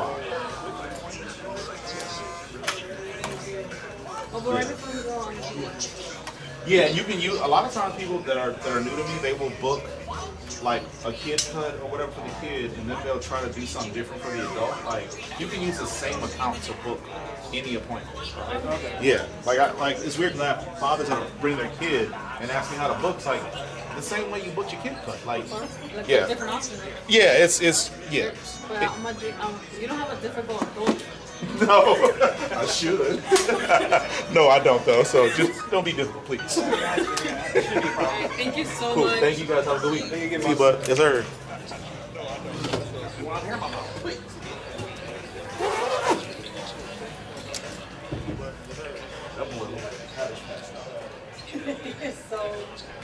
Yeah, and he's very solid. Like I tried to pick him up just to resituate him. He's solid. Yeah, that motherfucker be pulling guard.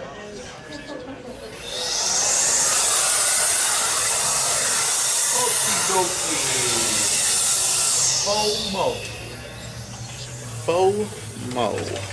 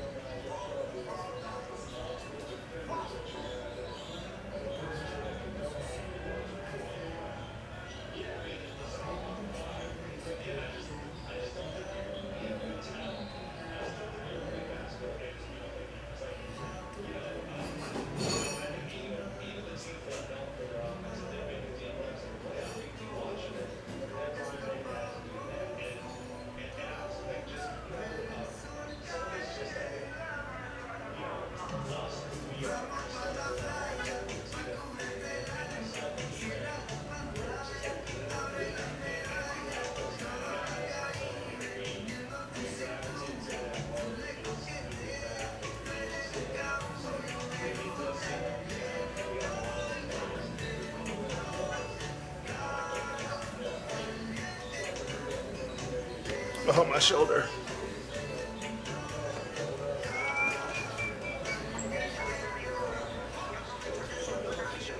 Hello, hello. You guys have an appointment or just walking in? Jay. Oh, cool. Okay. You got it.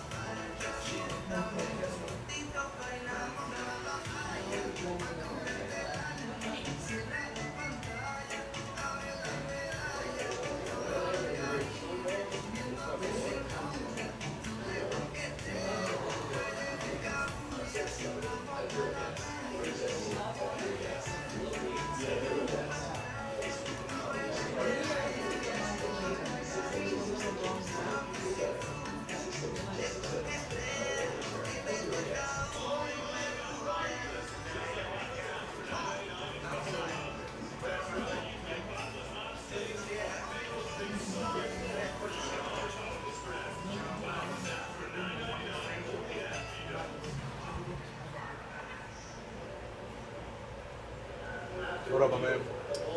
Got an appointment or just walking in?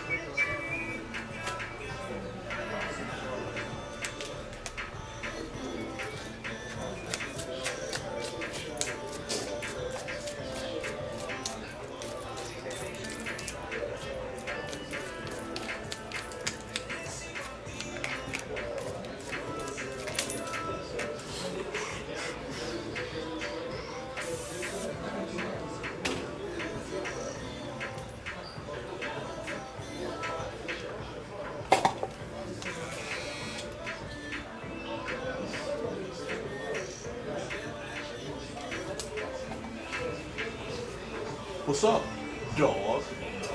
How you doing, buddy? What up, pretty girl? What up, other pretty girl? How you doing? Long time no see. Doing well. Good to see you. What's going up?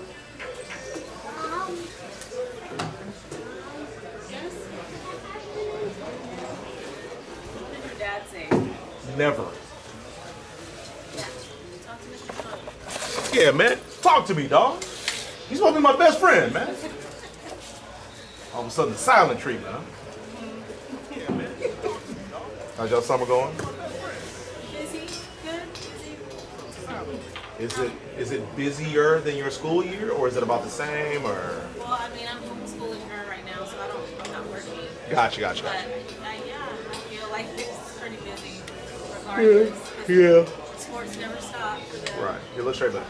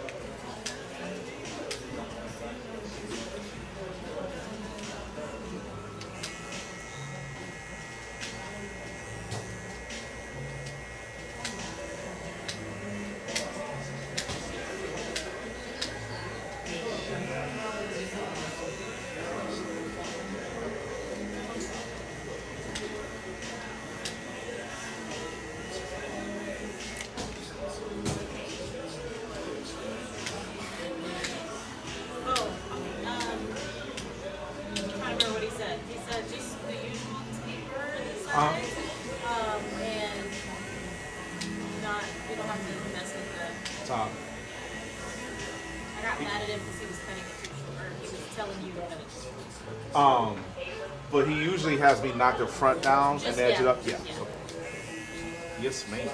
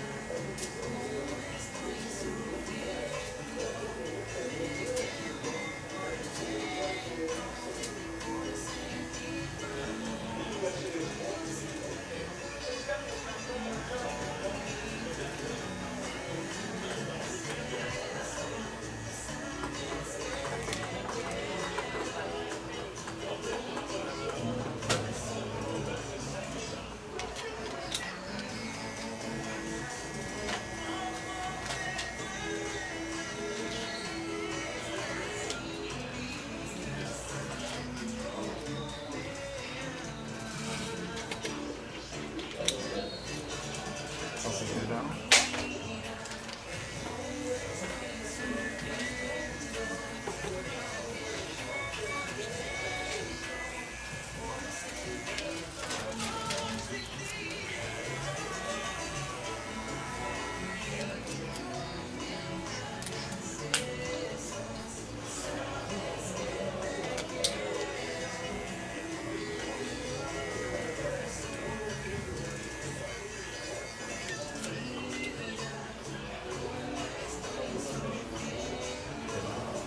What up, my man? I'm sorry? Waiting for like a walk-in for anybody or for me specifically? Nobody's waiting. Yeah, just come and sign in. Yes, yes, sir.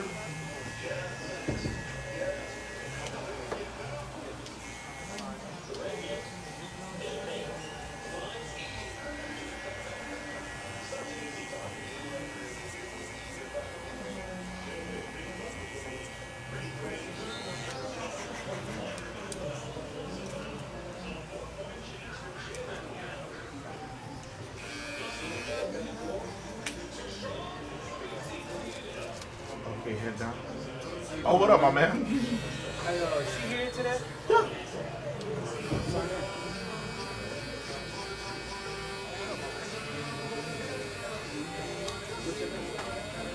You holding down Gotham City, bro? Not lately. Yeah.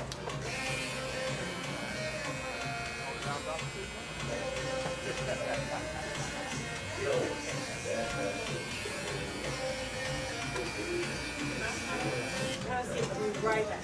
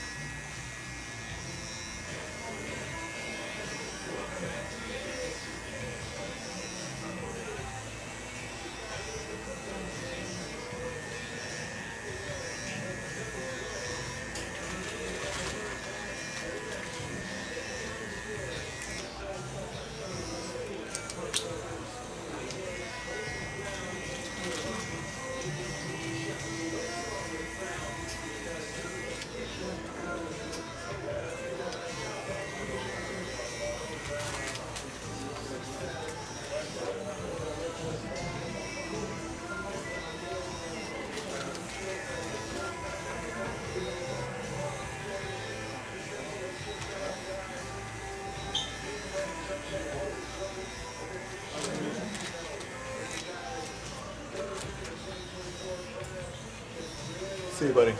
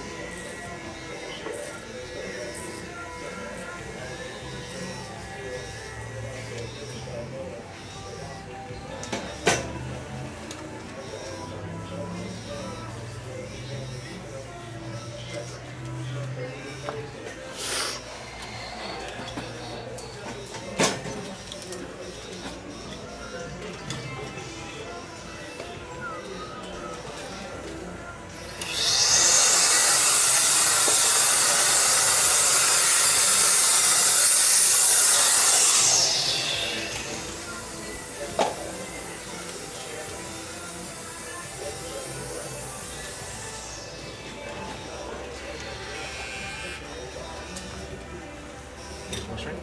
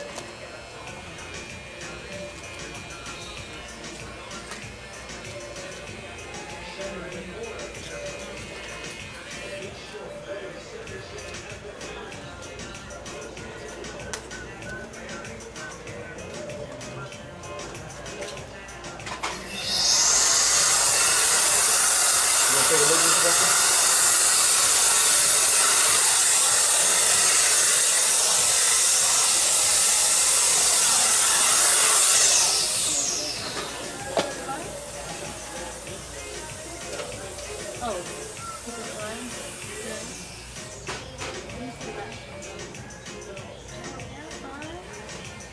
Yeah, cool. Cool drop, please.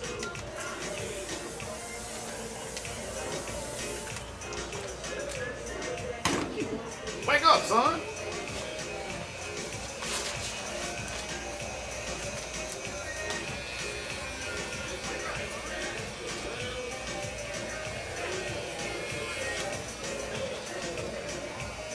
Okay, you get out, buddy. You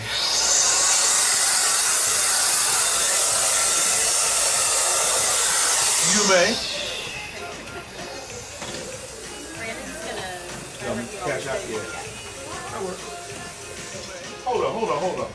Why she get some of my lollipop? I can't get out her popcorn. What's that all about?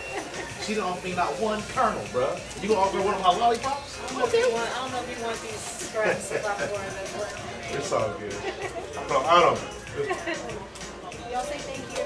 Thank you. You're welcome. Good to see you again. Bye. Thank you so much. All right, you stinky popcorn. Come on, Beth.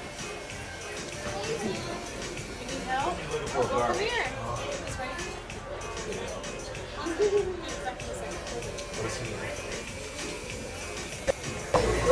I feel like certain hair types, I'm sorry, yeah, certain hair types are eligible for certain things.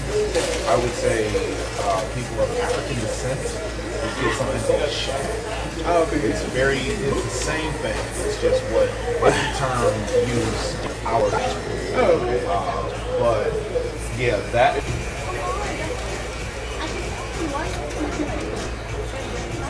on, say thank you. You're welcome, buddy. Got time.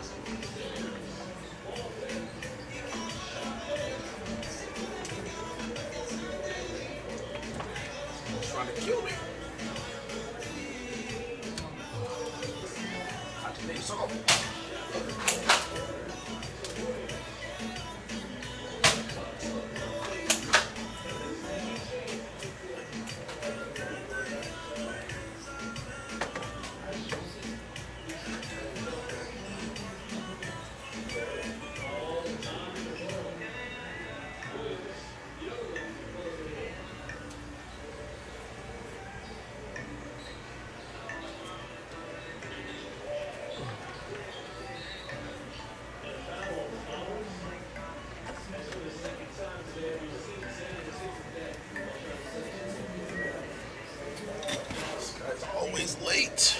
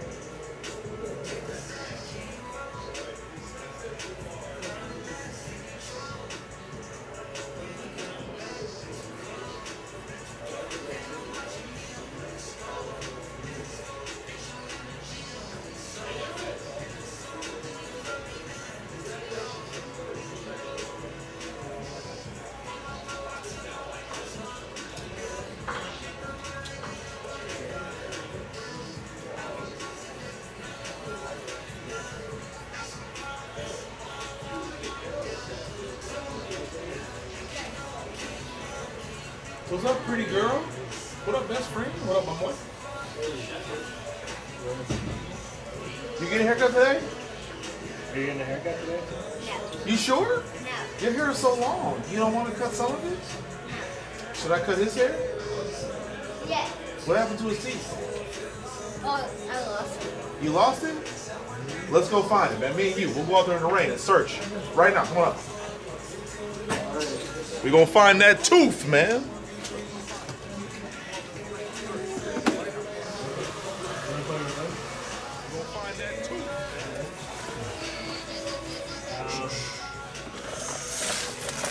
Summer cut. Okay. Yeah. Bring it down. Okay. Let's see. Wavelength ball fade. Yeah. Okay. Coming right. With a one Yeah. guard. One jar. Yes, sir. You want to play the switch or just get here? All right. But you got to be still. You got to be still. Deal? We got a deal? As soon as you're not still, we're taking that. Taking it. I've been trying to bribe him with school. Didn't get one. Gotta do the right thing, though. Take that. Yes. If you don't want to watch Miss Rachel, press the home button.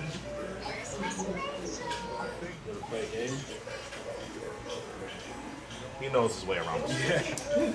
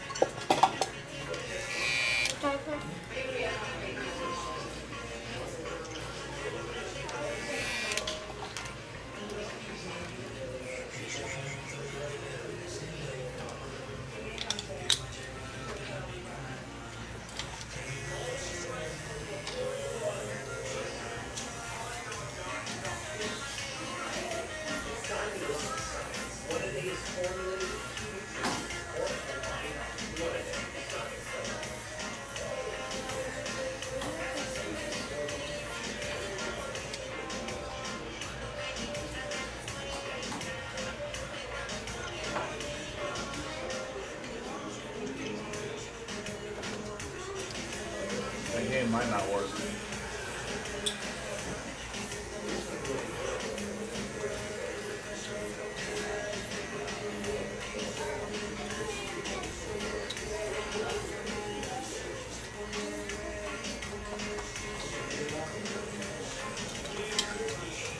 Yeah, try a different game, buddy.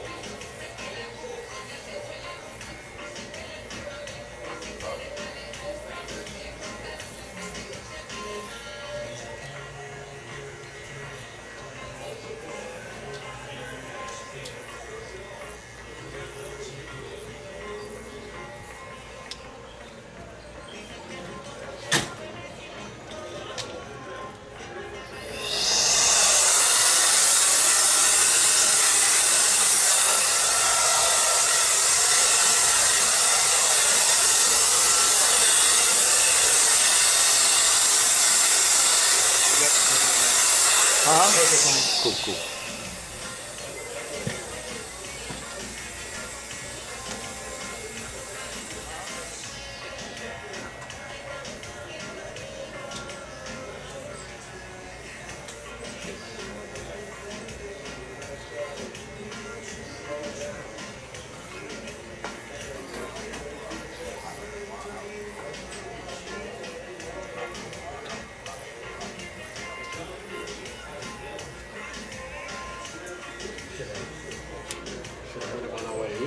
You said what? You should have heard him on our way here. What was he saying? He was like, John T. Katz is the best barber. Oh, yeah? Yeah. Oh, yeah. What makes you think that? Why am I the best? You don't know? It's like my Fortnite. Yeah, right. Minecraft. Yeah. He was singing your praises. All right. At least somebody likes it. I didn't want to get a haircut.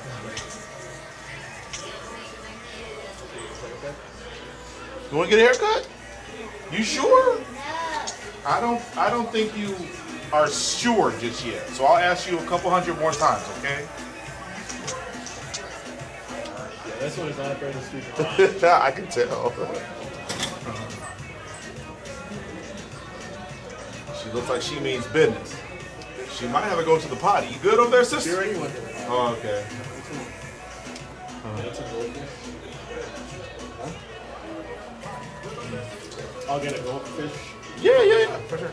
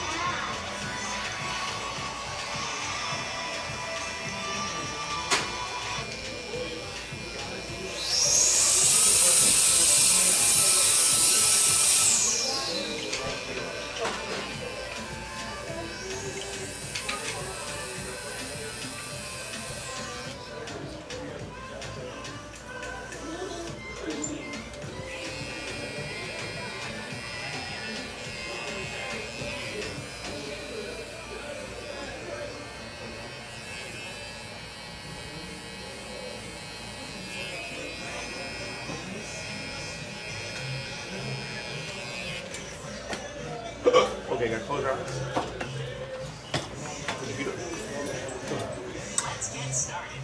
Look what we have.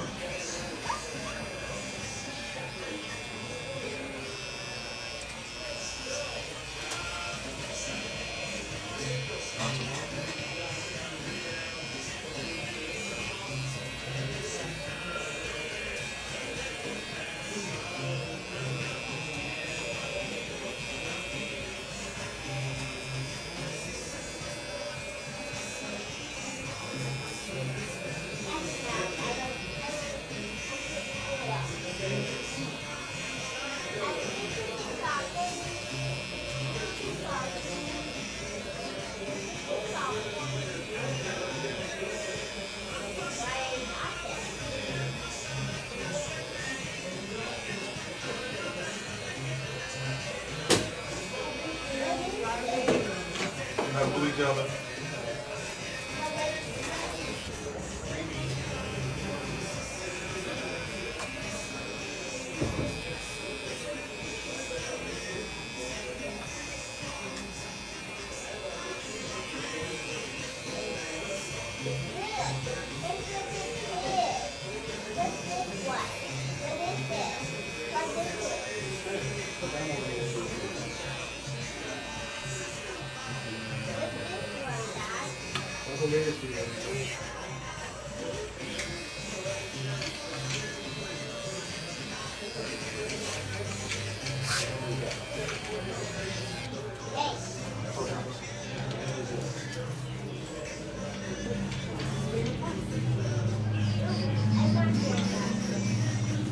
You say what's up, bro? So that's his favorite part.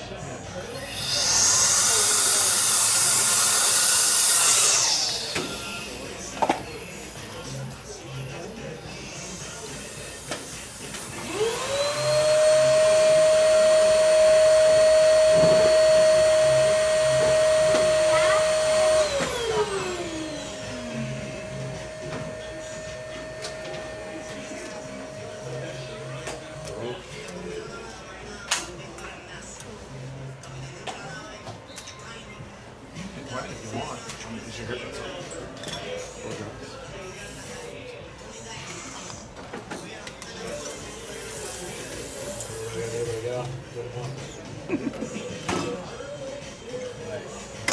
Are you gonna buy him a Switch 2 or a Switch 1?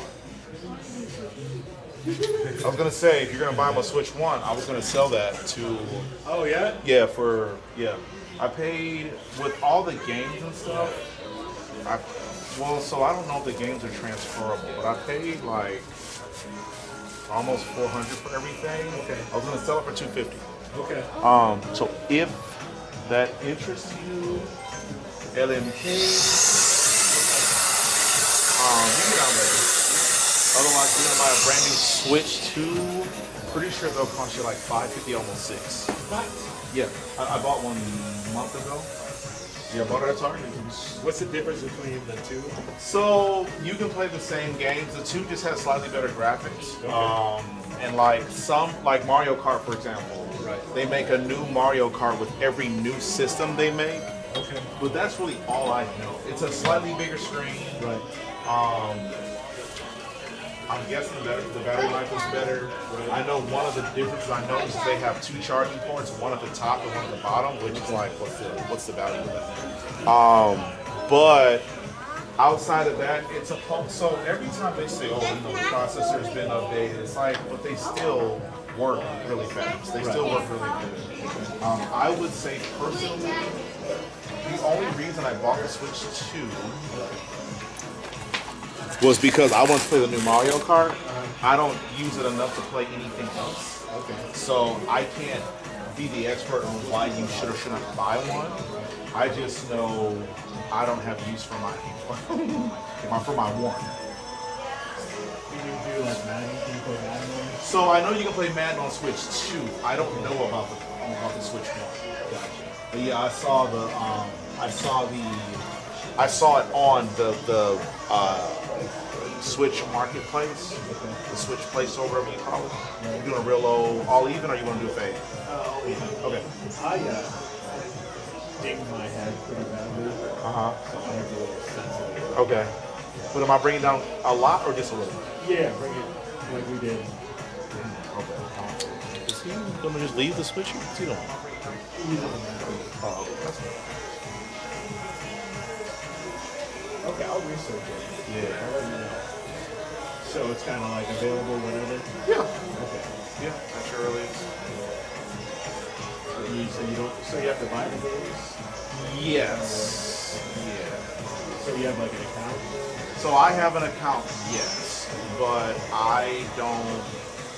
I have whatever games on there that the kids like. I bought like Super Smash Bros. I bought Mario Golf, obviously Mario Kart. So you'd have to rebuy those games. And if you decide later on you want to upgrade to a Switch 2, those games you would just log into your account and they would come over to your Switch 2. Yeah, so you wouldn't have to. You wouldn't just be wasting money if you were to buy it. Does this look light enough or should I go with light? Yeah, that's good.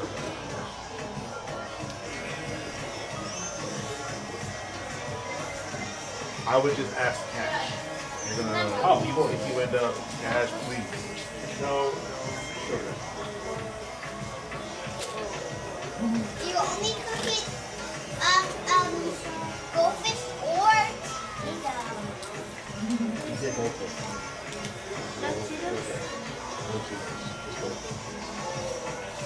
yeah, you're in 2 plates, and now you've been 1 plate and 2 plates. Yeah, I'll look into that because I was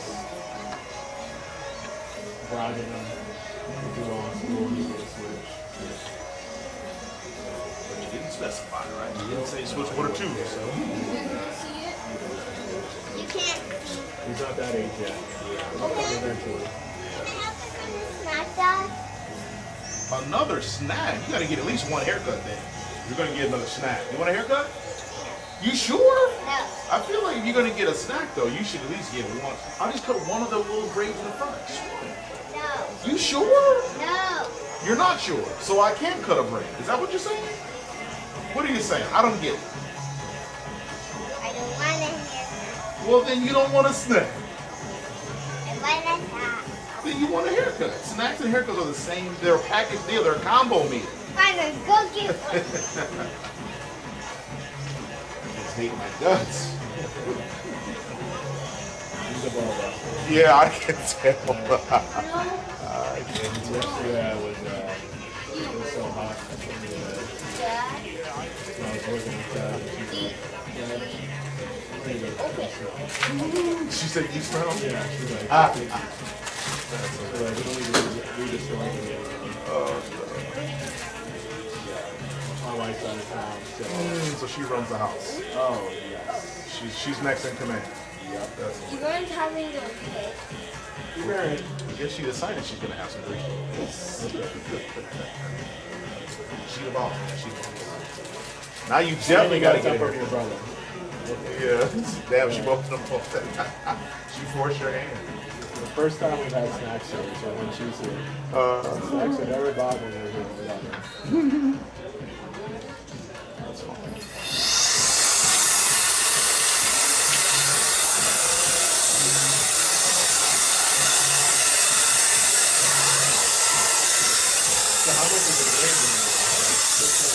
So yeah, so they all vary. You can get so if you buy the game with it. If you buy the new games, they're going to be new game prices, 60, 50, 60, 70 bucks. Yes. But they have sales, like some of those games I got for like $3. Yeah, so no, you don't have to, but like Super Smash Bros, that game probably was 50 to 60, it was probably like 70 bucks when I bought it. So it's like old school when you had a system, it's like buying a game. Yes. Yeah. But like I said, some of the games are really inexpensive. Like there's a lot of free games. Like Fortnite is free. Among Us is free. What's that other game where they drive, but it's like soccer. It's like what's it called? It's like a big field. There's a gigantic ball. They use a car to basically play soccer with this gigantic ball. Yeah, it's a really popular game. But they have a bunch of free games. But if you want like the Mario branded games, most of those games will cost you minimum 40 more on the 60 to $70 end. Yeah, they're not cheap. But most kids, when they come in, they don't play. They play Fortnite. They play Among Us, which again, I'm pretty sure Among Us was free. They play. Man, God, something's called Rollerball. What did I say about his name? I'm I want Dorito hands on him. The other man is dirty.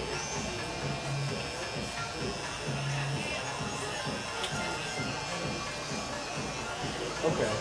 Because I was like, I could get one, and I could play some games. Yeah. I would say the way to go is to download them because you can always delete them if you're not going to play them for a while, and then re-download them whenever. Because once you buy it, you own the game. Even if you delete it off your device, you can just reinstall it. Because like the cartridges, he's gonna lose them. They're gonna get damaged. They're not gonna function. You know what I mean? It's like then you definitely wasted it. But if you download them, all you gotta do is if you run out of space, just delete the game that you don't use very often. Re-download it if you're like, you know what, I haven't played, whatever. But all the games are downloaded, right? Or is it like little cartridges? So you can buy cartridges. I don't have any. Okay. I think all of my games are downloaded. Because, again, I don't want some kids with Cheeto fingers, you know what I mean, like damaging the integrity of the game. Meanwhile, like, I don't have any recourse to get a refund or get so I download all the games in the marketplace. If ever I need to free up space, I just delete whatever game is played on. But yeah, no, you're gonna definitely find some $60, $70, $80 games, I'm sure. But there's a bunch of free or games less than $5 or $10. Right. So it's not cheaper to download them. It's all the same. It's all the same. I would say it's cheaper to download them because they have games on sale. If you can find that game that's on sale, I would be shocked if it's that cheap. Yeah. How many games can you put on one? It depends on the file size of the game. I would say on my Switch, I've got Mario Kart, Among Us, Smash Bros, Mario Golf, some Dragon Ball Z, DC. I probably got 10 to 12, maybe as many as 15 games on that Switch. Yeah, so again, you can have a lot. But again, I don't know if you have the Switch 2, I don't know how much more, like I'm not a specs guy, I don't know how much RAM, how much memory is on that one versus the regular Switch.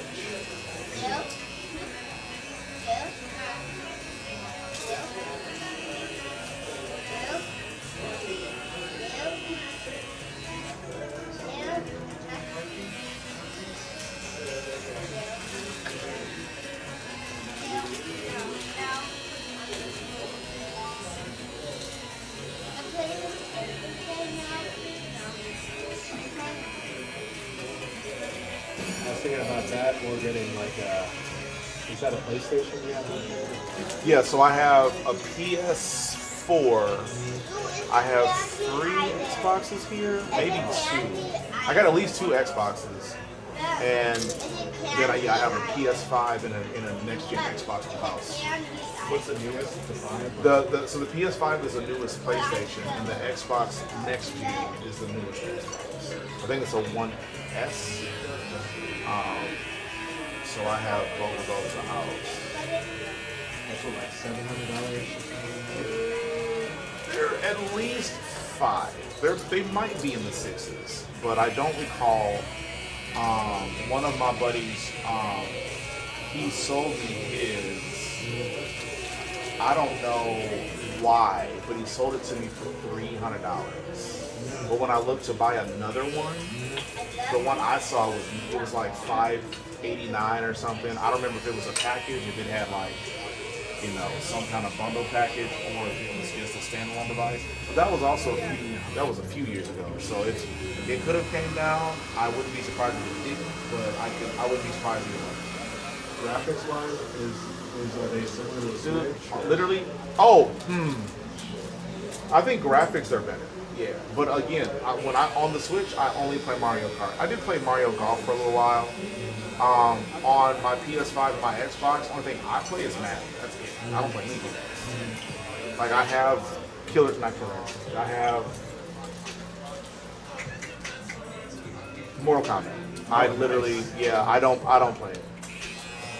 Every now and then when someone begs me, I'll play them, but I'm terrible at it, and I'm more of a Madden guy.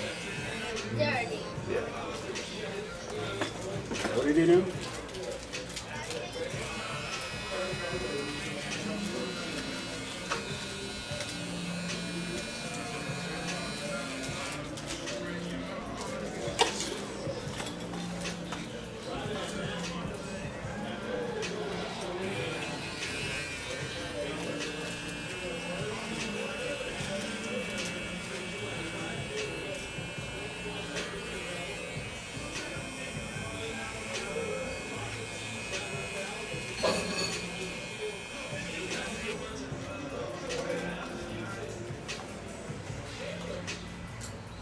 Look what you get.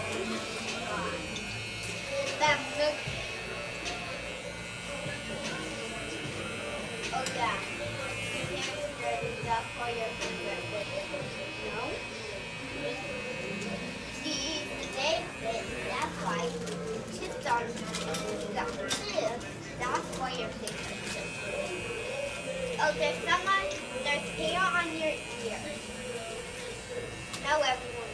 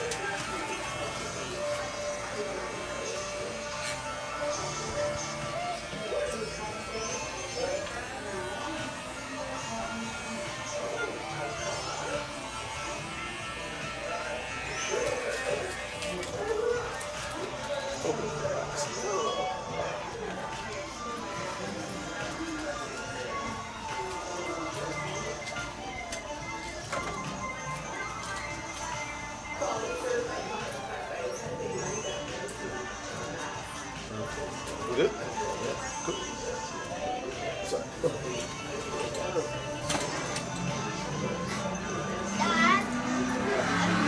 Dad play Mario Kart at the Go back doctor. here. Yeah. Guys, I see chips on the ground. Trip. Pick them up. Even I'm watching it. That's one thing that annoys me. Just watch other kids go later. That is something. That's one of the main reasons I stream when I cut hair, is because I watched E60. You ever watch E60? The ESPN? Yeah. Yeah. Well, they did a special on this guy named Ninja, and Ninja is apparently the world's famous gamer. And they did a special on him and how much money he's made playing Fortnite. And the reason he made over $500 million playing a free game that anyone can play on any device. I want to hear that. Yeah, and so they were like, yeah, he's made X amount of dollars playing this free game that anybody can play on any device, and basically people just watch him play. And I'm like, so wait a minute. So instead of them playing the game themselves, they watch him play. And I said to myself, they're gonna watch him play the game.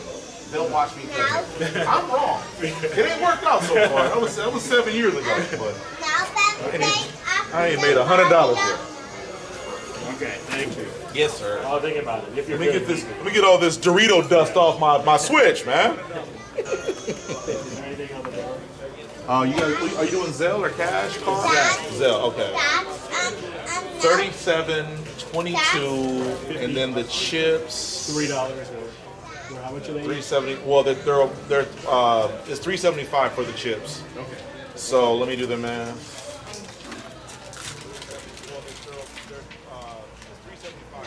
That's now Ben plays Mario Kart at the doctor now.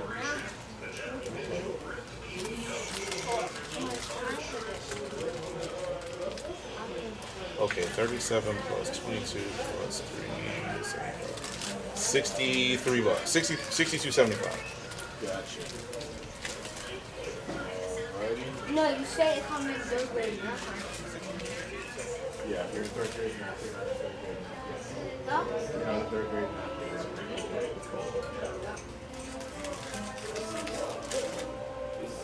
63. Yeah.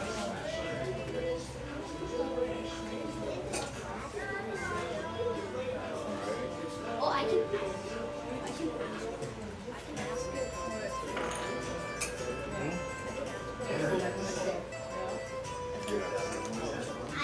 I'm gonna have for my birthday.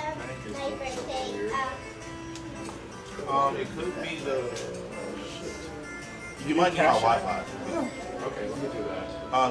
It could be the Wi-Fi though, or like the reception. No, it's my bank. Oh, It's not okay. letting me use it now.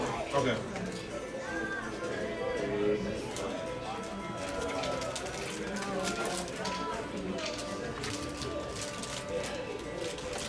Okay, what is the number?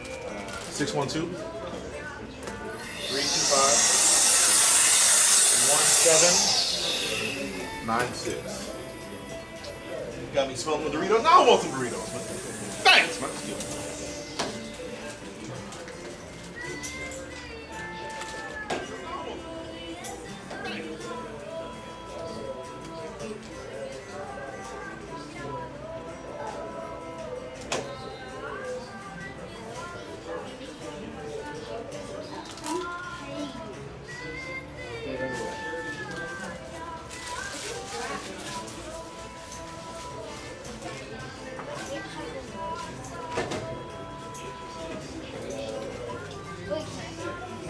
Don't put it wrong.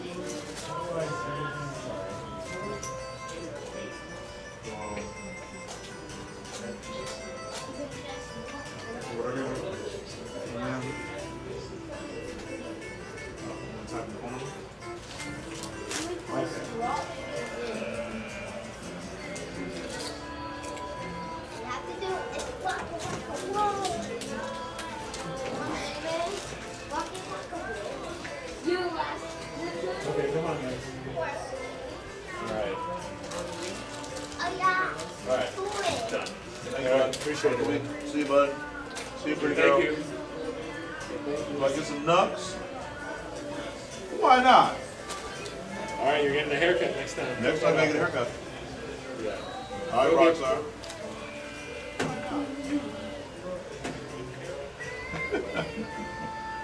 See, it's simple. There we go. All right, see you guys. Alright, thanks, boss. Thank you, bud.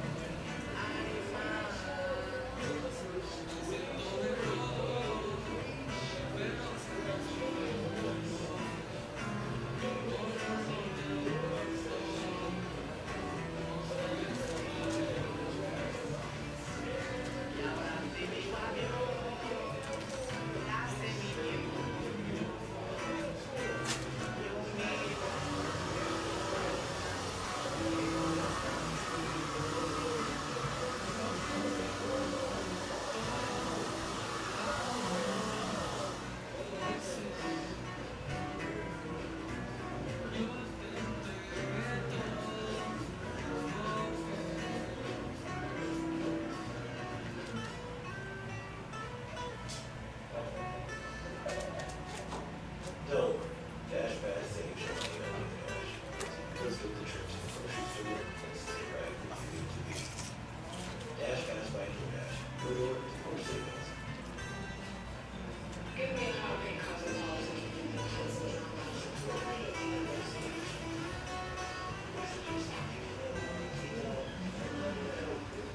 Here, young man. What do you say? Come here, young man. Okay.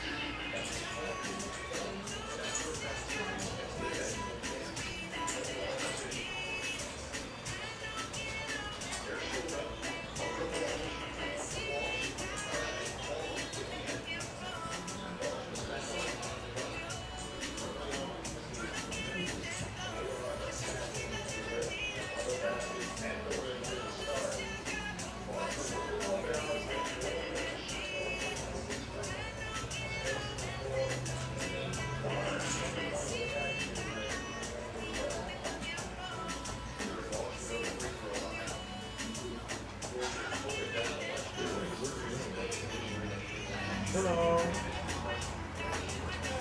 What up, my friends? I got a bunch of walking in. You want to sign anybody?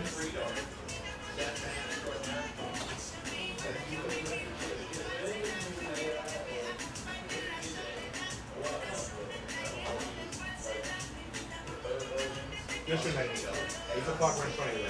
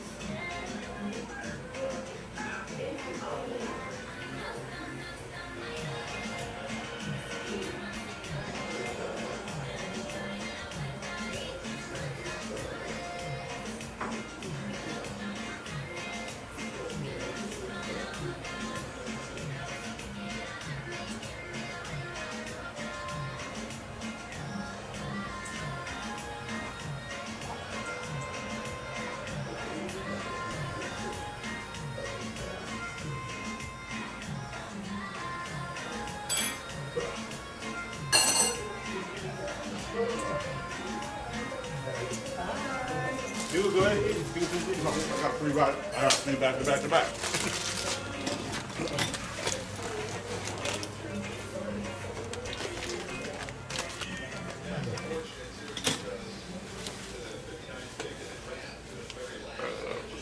Everything been good? How about you? No complaints. First busy Saturday I done had all summer. Good. Yeah. Can't complain with that.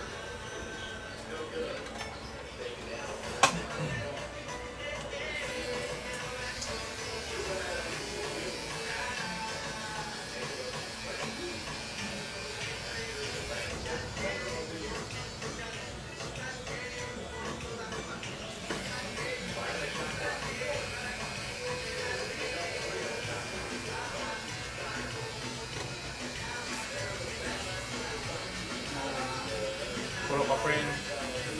So the appointment or is walking in? Walk in? Sign right there.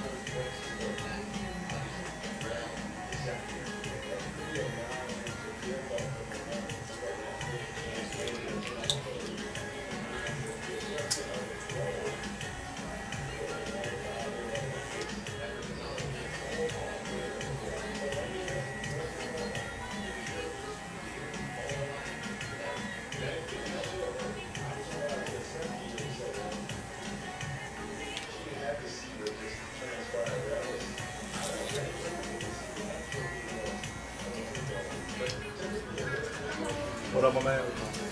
Got a punch or just walking in? With Jet? Straight back. Green chair?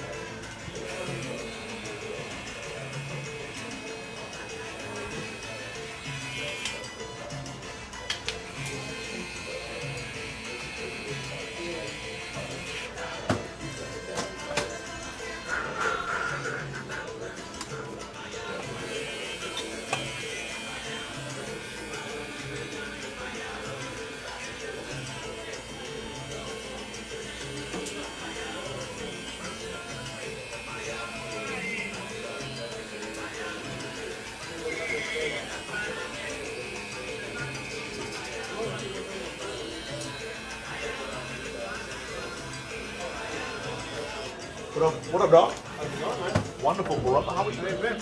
Doing well. Good to see you. Nice Kind to of see you, appointment you're just walking in. 5 o'clock. Oh, bet, okay.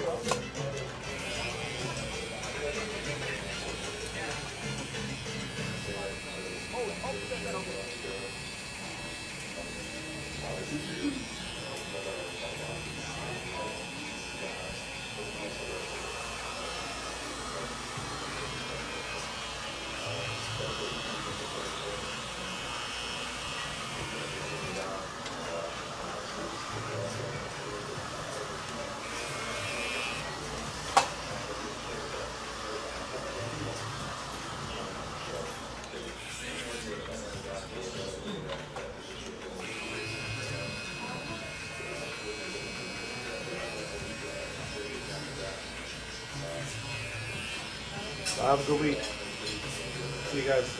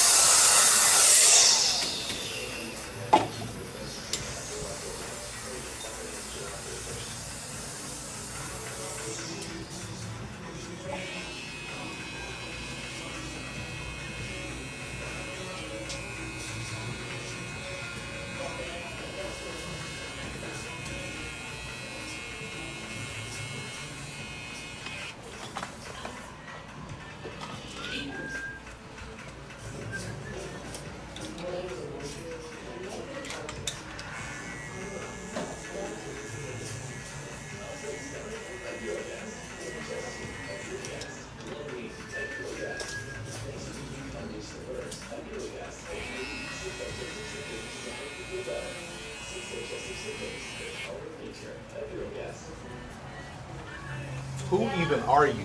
I know, right? 2 times in a row. I'll be John Brown. All right.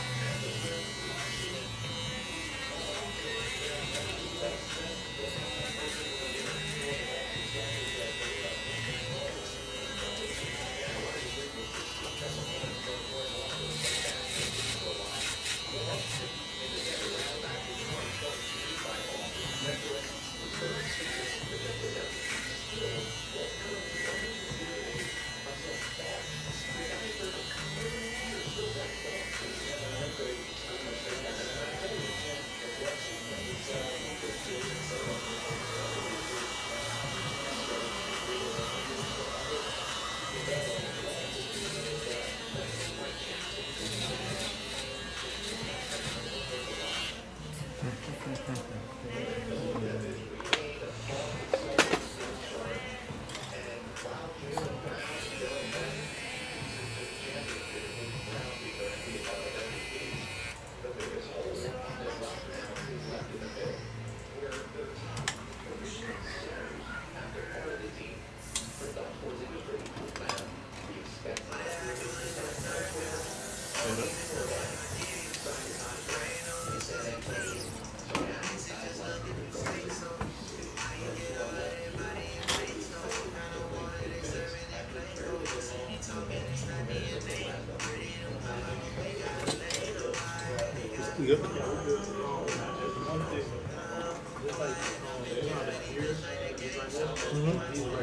Just a little further, a little further in the front. I got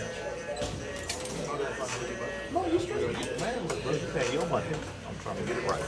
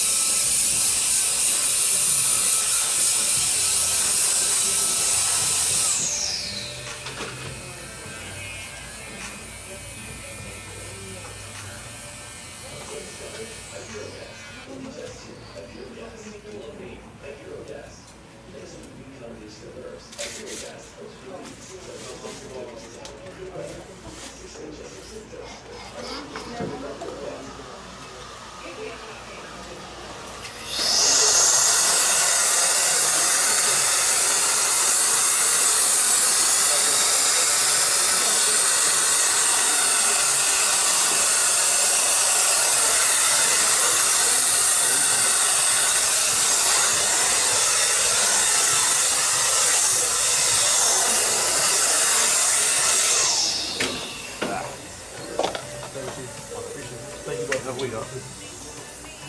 Come on up, my friend. Good.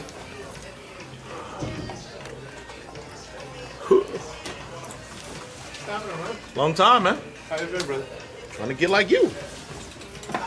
Been working in different states, man. Just Yeah. finally came back home. Yeah. Globe trot. Are you still doing the same thing? I'm doing a little bit of everything now. It's been, I forgot when was the last time I was here, man. So I thought, I could be wrong, but I thought you said you worked in like a private equity kind of capacity. Yes, Okay. it's still that. And you were, I thought you said you were working with like, kind of in a way, businesses similar to mine.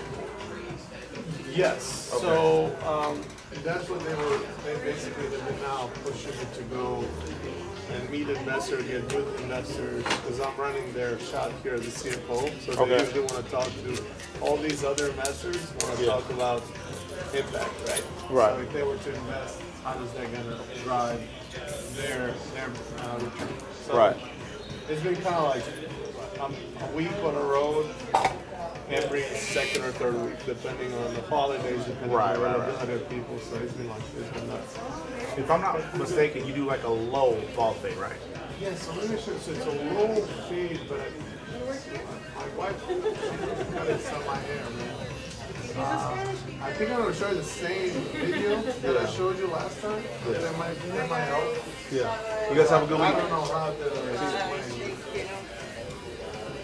I'm always bad at explaining my hair. This is good. I'm pretty sure it was a low ball drop fade.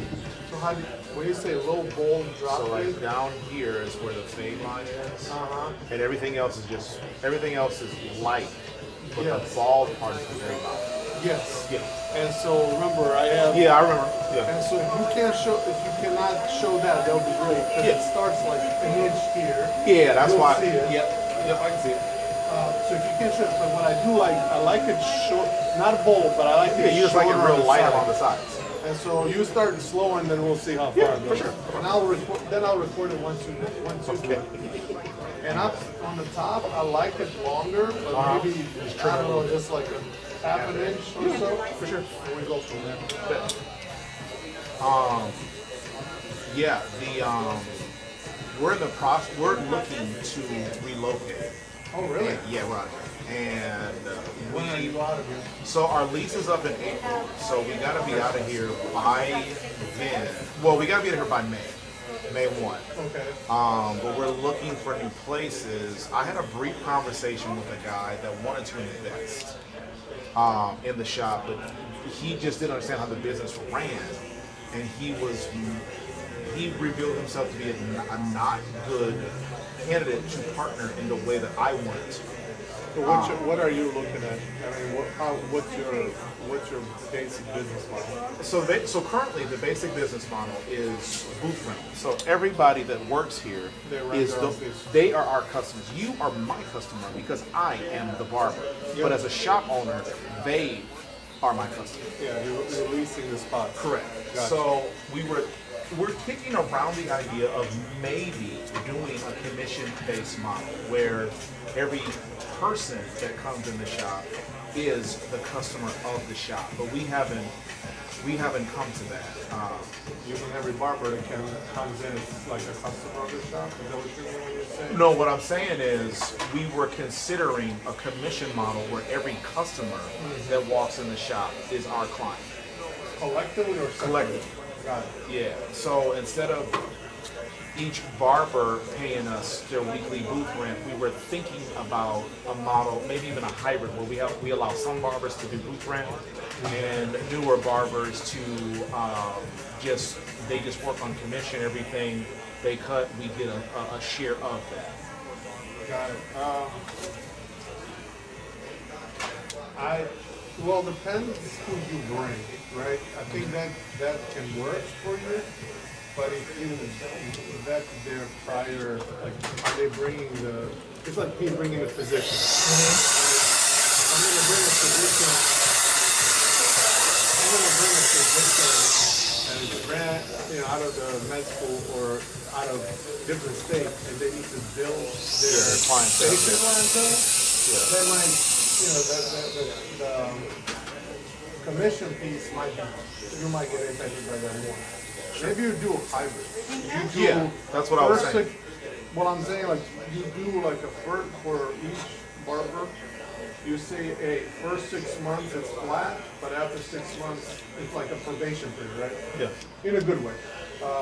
Call it like trial, not like probation. It sounds horrible. Yeah, but I like what you're saying. Yeah, you start with flat, but then you say, hey, you build your clientele to X, and after that point we can switch to commission. If that works better, for you to attract barbers. So I feel like it would be the opposite. I feel like because most barbers want to be independent. Most barbers that would come to a shop like this want to be their own boss. So it would be probably the other way around. How would we go where they would want to start off commission and earn their way to booth rental? Because commission for a barber is not the end goal. They want to be on their own. And just paying, whatever that booth rent rate is and making as much money as they can above that. So I understand so imagine if you are a barber out of school and you want to work in a shop. Yeah. Putting you on booth rent to start may scare you if you don't have your own clients. Got it. So if we agree to give you the opportunity for the first few months to do commission where you don't got to worry about it. All you got to do is get here, show up to work every day, work your butt off, try to make a friend, build clientele, build your clientele up that way, and then after you are confident enough that you've got enough clientele to sustain booth rent and the rest of your responsibilities as an adult and productive member of society, most barbers would be more comfortable with that than starting booth rent and up going commission. That wouldn't make sense to anybody in this industry. So don't you take then a majority of the risk each time you bring someone? I take a majority of the risk every day of my life. I mean, No, I get it, but I mean, this is kind of, I'm just, that's what I'm thinking. yeah, sure. No. So you're right. You're right. And the thing is, most barbers won't.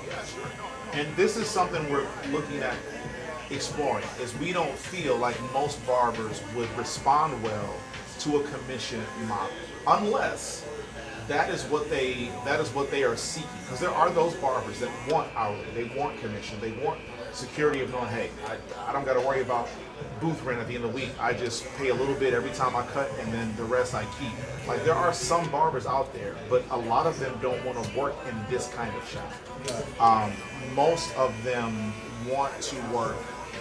That will come in this shop. They want to be able to build their clientele and make their own money, and not feel like every dollar they make, I get a piece of it. Yeah. So yeah, that's why I say your idea would work in the reverse. And I'm not saying it wouldn't work. The barbers I know and have encountered, most of them don't want that. You know where their head is, yeah. Yeah. Makes sense. Yeah. No, I'm always going off of the reason why I mentioned mine approach, because you as a leaseholder here, you're bearing all the risks. 100%. Yeah, right? Yeah. So I'm looking from your perspective. Yeah. To propose No, stuff you're to right. folks. Yeah, and that's why. And so when we thought about bringing on an investor, we thought about maybe restructuring the business, because I know for an investor, our business model would not be enticing. You know, because we take on all the risk every day, right? So that's why I was open to looking at doing something different to figure out what is going to make everybody more money and make the most sense for everybody. My current staff, they don't have any interest in doing commission. And the idea of switching them out for the prospect that maybe we get another good staff in here that will just want to do that is just something I'm not comfortable with. And I couldn't tell you, like, hey, listen, we can start this, but my guy's going to leave as soon as we sign this deal. It's like, nah, I don't want to waste anybody's time. So your current setup is just flat rate every month. Yep. You cover Every your week, costs every week. Yeah. Gotcha. Yeah. And you have a full. How many chairs you got there? We have, I believe, a total of 10 chairs. Okay. Of them, we have 6 full, including myself and my partner. So you joined. Are you planning to stay at that count, going up or down? So we don't know yet, because so everything is still alive. Like, maybe that particular investor is dead, but I still have, loose conversations going with a couple other people that might, want to invest. So then again, things are always on the table. Yeah. Based on who is willing to fit with our timeline as far as like the location, our destination, that also is a fluid thing, because they're building something over here every freaking week. I know, man. That's what I was about to ask you. Where are you guys considering? So right now we're looking at this parking lot, the new strip mall in this parking lot, because even if you don't realize we moved, all you gotta do is just look around and be like, oh shit, they're Right, just so a you're couple not doors there. down, Yeah. right? So that's what we're currently hoping for, but they don't want to. We aren't sure if they're going to play with our timeline, because again, we're paying these bills here until May. So they are currently mulling over if buying us out of our lease, or if just waiting is what's in their best interest. So we're still waiting to hear back from them, but if we can find a landlord that will buy us out of our lease is where we want to be, because we don't want to leave this area. Yeah, I remember telling me you get a good volume from the school. Yeah. Everything. I mean, the community has responded well to us over the last 5 years. So we don't want to just pick up and leave. Yeah, have to start all over, because those were real growing pains we went through. So we like to stay as close to here as possible. But again, if, say, some private equity investor comes along and says, hey man, here's what I think you should do with your business and I'm going to help you. And it's like, okay. Yeah, then Tell you're me going more. where the interest is. Yeah. So we just gotta see.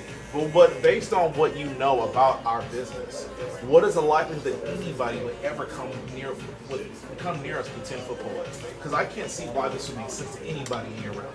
I mean, at the end of the day, it boils down to, I hate to say this generic answer to it, but it boils down to your EBITDA, right? To your basic dollars and cents coming in. Do you have that? Are they buying, when they're buying, are they buying business or are they buying assets, right? Because a lot of times some folks will lease. So in this case, somebody will come in and buy a business, not buy an asset. But you don't own this location. Right. And sometimes that's a attractive piece to a PE where they're saying, well, they're going to get into this because of the real estate, not just the business model itself. So that's one. Two, since you're selling a business, you're not selling the business model, you're not selling the assets. The main thing is going to be, it all depends. They're not going to work with one shop. You need to fit the model. Yeah, you need to fit the model that you can be scalable. Yeah, I think you and I might have talked about that. What they care about is they want to take a business that it's about, and I'll be frank with you, PE companies, they're not going to go when you're looking at low 7 figures profit, right? Million, 2 max. That's their sweet spot. And then they build that out like 10x. And then they sell it for 10x after that, right? So they're gonna build it to 10 million and sold it for 100. At that point you have probably 20 plus shops. They're streamlining your supplies, they're streamlining your staffing, they streamline your brand. This is where they come in and they really inject their expertise. But then at the same time, what they do, they have their own pipeline. And by the way, they want to work with owners. You and your partner will never go away because you guys are the ones who build the business, right? But where they come in is scalable part. And so before they come into play, you need to showcase that what you're selling is scalable model. And that it's profitable, obviously. And so how do you do that? That, to your point, if you were to go now and open 3 locations, just spitballing here. And you can showcase that you can be flexible enough with the approach of attracting barbers because that's going to be your lifeline. Right. That to me is your key points. Plus, when you have 3 locations, this is where you need to be conscientious of your costs. So you can streamline, you can showcase that you already streamlined, I don't know, whatever you're using the most, I don't know, I'm throwing numbers, like your, whatever you're spritzing or whatever, something that you're changing off of, right? I look at it from a position like all my medical supplies, gloves, syringes, gauze, stuff like that. Well, I go to market and I basically find a company saying, hey, listen, I don't need this for just one place, I need it for multiple. What can you do for me? And I want a path over the road. So now you're reducing your costs. You're not driving to Walmart or Target nearby and buying at the retail price. This is going to impact your profitability. But even more important than that is your approach to how you attract barbers. If you're able to fill up a 10-seater and you go open somewhere else and you're able to fill out that within 6 months with a 10-seater, where you're not working but you're really promoting the place. Yes. Because to me, to you guys, it's all about the reviews, right? Right. You want to be dominant out there and really showcase artists out there, and that you are also both adult versus a kids-friendly place. Yeah. That's what's going to sell in the suburbs. You know, you're not downtown somewhere selling $100 haircuts to whomever, right? But that's a approach too, right? It all depends what you're getting into because that's obviously higher lease, higher costs, etc. Long story short, the basic thing that I'm trying to tell you is one location you'll be challenged to bring, unless your profits are generating 7 figures, it's going to be challenging to bring any PE group or definitely it's a personal investor, right? Or a couple of personal investors that are like, hey, let's see if this works.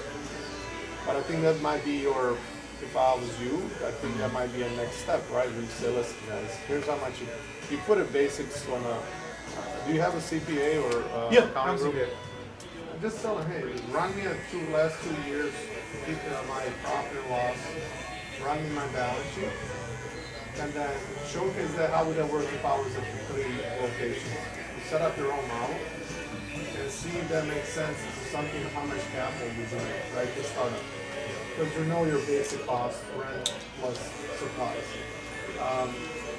That's where you start getting attracted to actual larger investors and private equity. Because now you're saying, listen, we started at 1, we're expanding to 2, 3, 4, we're in a path of opening 2, 3 more. And you're now building a brand. You're building a path where it can be replicated. This is what key groups want. And then it's, honestly, I know a couple of private equity groups. They don't want to do $2 million profit. Right. And just, it's not in their. It's not waste. It's a waste of their resources. Their funds are, $1 billion plus. They want business that is. In your case, it's good because what you have going for you is that your business is economy and resilience. Yes. So you are not you're not something that is trending and then tomorrow, I don't know, you're not a tech company, tomorrow a new tech company comes in with a better product and you shut down, right? And that's why I like healthcare. I'm always in healthcare because no matter what's happening, people are going to say, people are going to say. No matter what's happening, you're going to cut hair. People got to cut hair. So it's just your margins are, what I bill for my physicians, I get to 7 figures pretty quickly. So with like 1 or 2 physician offices, I can quickly go to PE group and say, hey, here's what we're doing. So I think you just have to look at it from that perspective. It's not even a PE, just like overall investors. So I was going to ask, how easy or how difficult or easy is it to find just a private investor? Are there companies that do that, or do I just got to network and figure out who my client base is? Yeah, honestly, it's more a network of people. I mean, personally, I know several folks. They're always looking to invest into something, but they usually either came from PE environment. So they know they're looking at the similar thing, but they're probably looking at the smaller investment, right? It's different when somebody's investing their own money and they say, okay, I'm going to put $100,000 versus 7 figures, right? Depending what you're trying to do. And I think, but at the end of the day, it's what you need and what are you willing to give, right? Because obviously they're going to ask for equity. Right. They're going to ask for partnership. Some, might. And that's in that negotiation. Like some might want more for the same dollar amount, some might be okay. It's like Shark Tank. Exactly. So the question comes down to, I don't know nothing about your numbers, but like, it all depends how much money you're also looking to do, because what I know for a fact is that whatever you ask for, make sure that you're saying, hey, this is just a step 1. Here's what we're trying to do down the line. Right. That's what's going to be attractive part of people. Yeah. So, and that's what I can tell you off the bat, not knowing your dollars and cents. Now, do you know any venture capitalists? I do, but again, it's like I said, part of it's no different in PE, right? What their interest is how fast they can make their investment back, and is it worth them putting money into your business versus just putting it into market? The market is going to give them 8 to 12% annually. Right. They don't even have to think about it. Plus, they can borrow against it. Right. So the question is going to be like, why would they come to you? Yeah. Are you going to give them more than that? I think that's the part that you need to look at. It's like also not just the amount of money you're asking for, it's the return on investment in the period. That's Right. the CPA, your CPA can do that for you. It's like, hey, run me the model. If I was to do this tomorrow, what do you think we can showcase to people? And that's what basic thing is going to ask. So when somebody comes and asks you, hey, okay, I'm interested. First thing that I ask you is going to ask for your financials. They're going to ask for your assets to see if you own anything. They're going to ask for a balance sheet so they can see if you're in debt. They're going to ask for a list of employees if you have anybody on payroll. In your case, if it's just partnerships, it's pretty straightforward. And that's it. And they're going to say at the end of the day, okay, here's what we value your business at. We're going to give you X amount of dollars for X amount of equity. And that's really, if they find it, it's, attractive for them. Right. And at that point, then you need to see how you can, somebody invests $100,000. Are you going to be able to give them at least 10% every year? That's a tall order, right? You need to bust your butt. And that's, like the environment that I work in, that's all it is. I love it because I act fast. They were able to produce that because we're aggressive with our vendors, we're aggressive with our market share. Yeah. Because we got cash, right? They invest in cash for a reason. Real quick, do you get this part edged up or do you leave that natural? I leave it natural. Okay, And okay. here's what I was about to ask you. Are you able to make this segment a little bit shorter? Absolutely. But not impacting this. Like Yeah. Even this part can Be a little lighter. Yeah, for sure. Because man, my hair grows in no time. Yeah. Just check this out. Make sure everything where the fade is what you were hoping for.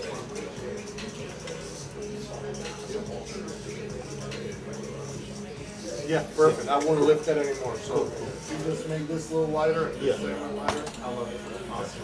Appreciate you. Yes, sir. Yes, sir. Yes, sir. So I like my advice for the right question. Yeah. At the end of the day, like what are you? As far as Where's your head in terms of operational model? What you want to do and what you're asking for, like money. so I know if I have, you can give me a range. yeah, no, I don't have a problem with that. So right now,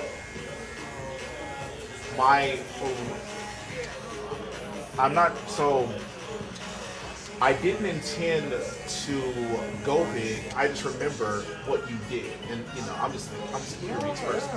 I would say if I could get this to a point where we have multiple locations, I would love that. The thing is, I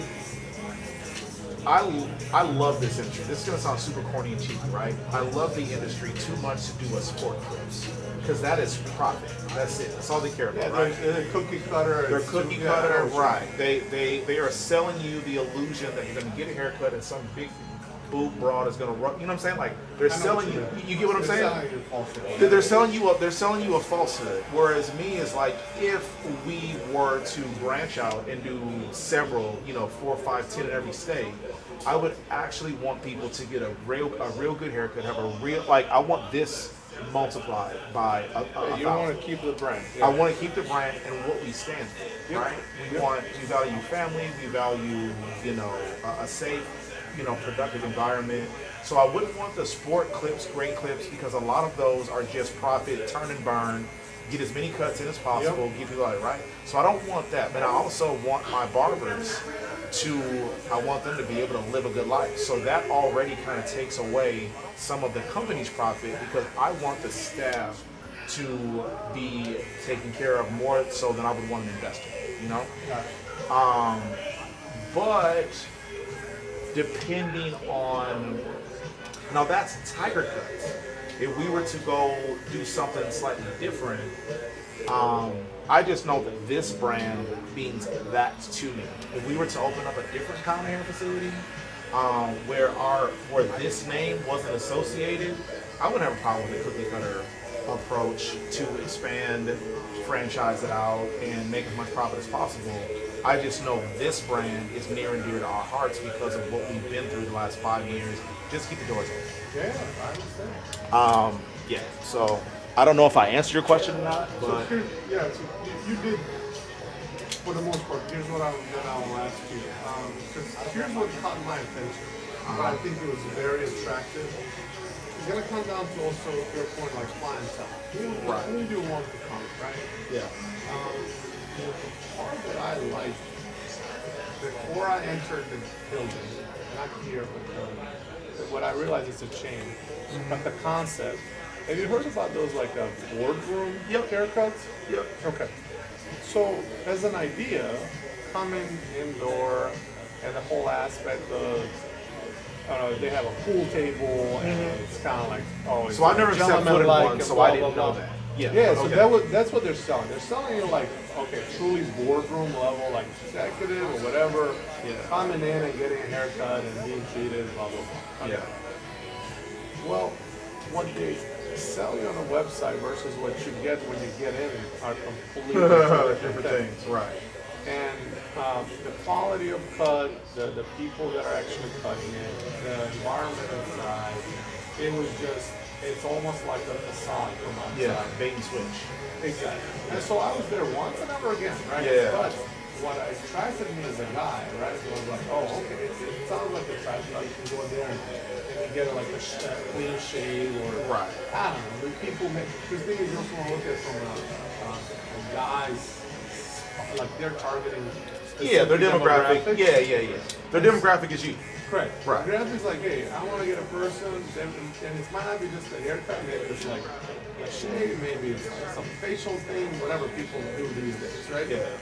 And so, the reason why I'm mentioning that is like that's the brand where I feel like you can still, even if it's Tiger Cuts or something else, you build something unique, and I find your guys very unique. When I was looking online, Yeah. the fact that you had like kids playing video games where they're getting haircuts, the picon table, the design, and everything. It's very unique, right? And so you can still keep that and not compromise on that, but to your point, then you don't open 20, 30 of them. You become very selective into where you put it and what you represent. Now you can even charge more because now it's almost like you don't see a Mercedes dealership on every corner.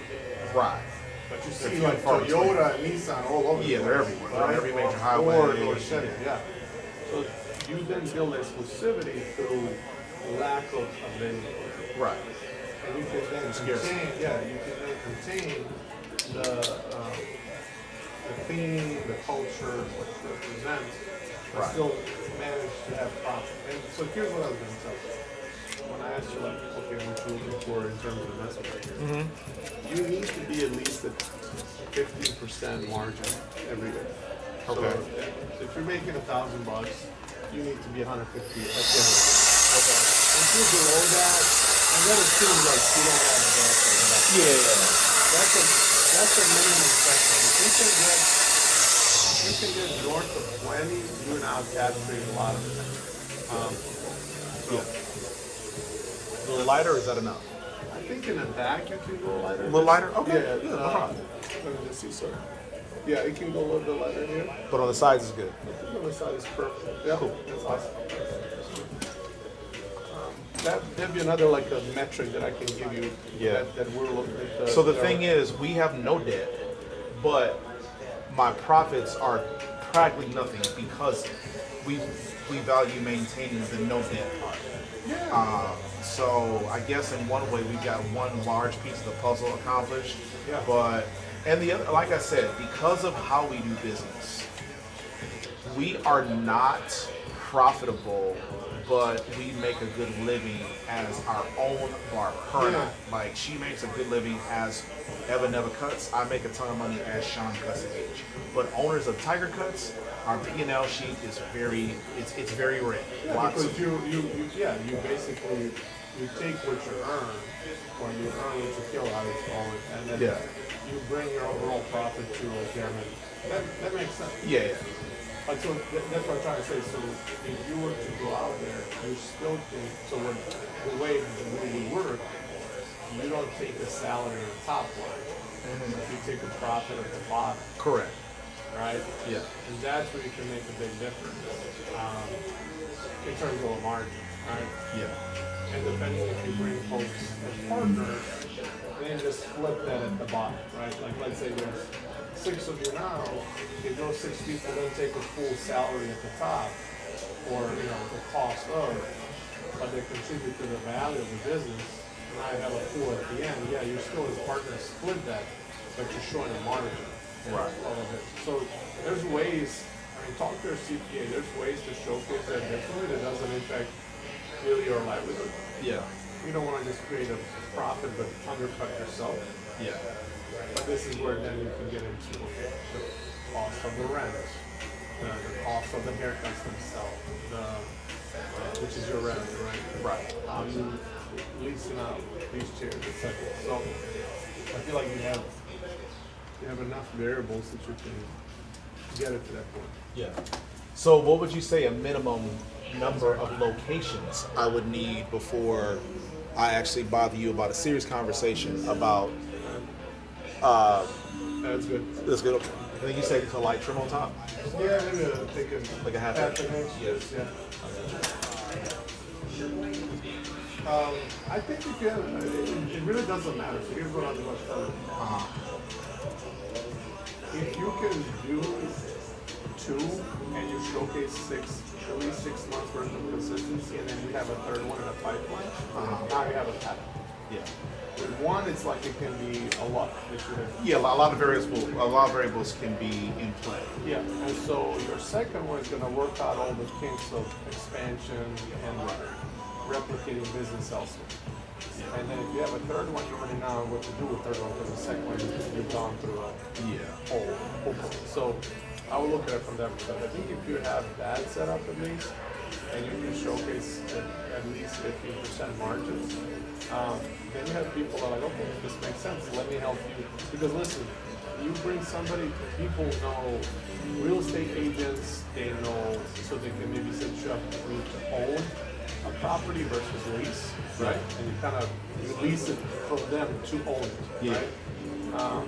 There's that component. There's component of people know different vendors. They say, okay, if you need a shampoo, I know a supply, beauty supply distributor.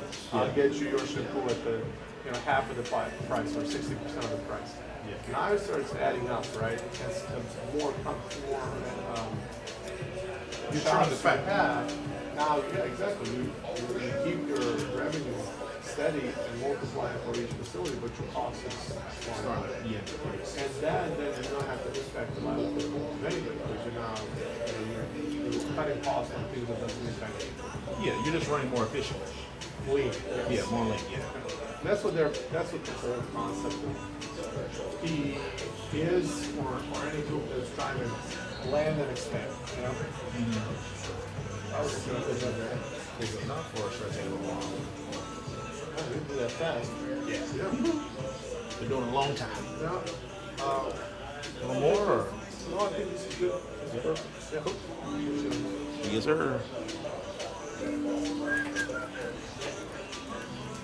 Yeah, that's one of the reasons that we haven't put a lot of focus on expansion right now is because of what we value here. So while a good haircut is absolutely the point, right? It's a little harder to do that while making sure the environment is not compromised. And I think a lot of people want to work in an environment like this where it's safe, it's friendly, it's upbeat, it's all that stuff. But to maintain that, to get everybody that comes to the door to understand that while doing a good haircut is like, sounds not like it's not rocket science, but when you work in the industry for 15 minutes and you realize this shit is impossible. It really is. And so that's where I'm like, man, I want to scale this because I feel like the more people know about this, the more they're like, yo, this is fantastic. I love bringing my family here, right? But it's like, do I believe that there are enough Shawns in the world or Marcels in the world that we can put a multiple of these and not compromise our brand? And that's what I was about to tell you. The more the bigger you grow, there's gonna be more red tape, more corporate stewardship, and having the right person manage all those aspects is extremely crucial. But this is where the PE groups, you come to a point where you have 5, 6, 7, 8 shops. Yeah. They will introduce you to operators that are running this as an enterprise, but still maintaining the culture. Because at that point you can bring an HR person, a client experience person. There's components of business. It's not just, hey, bring a CFO, bring a CEO, and just start cooking. Right. There's components, because we're doing the same thing now with my current business. We hired a patient experience officer. Because they look at me to cut costs and to make it as lean as possible while I don't impact patient care, right? Which is fair. The thing is, you walk into any of these urgent care clinics or ER that you don't want to go to a big box hospital. You're gonna look, okay, how does it feel? How does it smell? How does it look? Are they treating you well? Are you seeing a physician fast? Well, CFO is not gonna be able to give you that. CEO is not gonna be able to give you that because he's trying to assemble a team. You need a person who's fully designated of what does a patient flow looks like. Who touches the patients? Who greets your patient? How do they have the right chair to sit? Is it comfortable? Is it easy to clean? Like, we literally hired a person who's looking at every aspect. You do the same thing with you. You set up the criteria. Okay, you built up the brand. What is the brand? Brand can mean 30 different things to 30 different people, but it means something to you. So, what at that point is as you grow, you bring a person who's going to be maintaining that culture, that value, that mission, that vision. While you have the group backing you up and looking at the product, which because at the end of the day, you're in this business because you're making a livelihood. It's not. I know the dollars sound cruel to talk about in some cases when you want to maintain, but you're doing it for a reason. You're feeding your family, she's feeding hers, right? And so does everybody else. Right. And for anybody to be interested in the model, that's what it comes down to. Yeah. Yeah, fair enough. Well, hopefully you're back in town for a while, so we can. Yeah, I am actually. We can continue to have more I'm conversations. around. Yeah, I'll definitely stop by. Appreciate it, man. I thought maybe the ping pong. But Dude, you have whooped my ass let's go. I want to. You have one? I got. Oh, you have him? I was ready to take my so-called revenge on you. When you told me you were using the wrong power, I felt like shit. Yeah, I had a high school kid. No, I felt like shit, bro. I had a high school kid on Monday. He wanted to play me. And he thought he was pretty good. And I told him, I was like, dude, I've been playing this game probably before your mom was. He was like, yeah, I just want to see how I do. So I played him right-handed. The first 3 games, he didn't make it past 4. And then he's like, and you're left-handed? I was like, yeah, man, I'm sorry, bro. You did that to me. I was like, this son of a gun. All right, buddy. Have a good week, dog. I see you guys. Take care.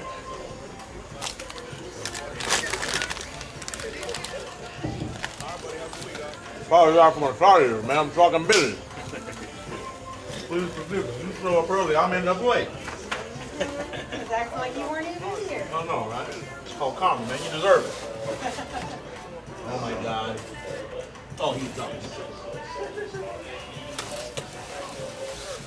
The huge. These bad boys ain't acting right. So what are they doing? They How does he know? yeah, man. I hope I ain't overheated. No, it's fine. Yeah, but they just won't turn on. Are these the one? Oh, Yeah. all right. Yeah. And they fully charged too. That's the ones that'll turn on and then cause I had tried to put the blade back on there. And I don't think I put the blade back on there right either. It looked crooked, but I got you. It's crooked. Yeah. Let them cool off, and Yeah, then let 'em cool I'll off. look at them before I leave and see what I can figure out. How much you sell your little pros? Just in case, damn. These are good clippers. Man. Yeah, so can you look on the website? I don't know what we selling for. Welcome back. So you do Bring the last one. so you do the payments on them too. Yeah. For you, not for off the Yeah, street. worst case scenario, I just give you another pair for you. Now, If so they work. yeah, for sure. Give me a second. I'm sorry. So Take one.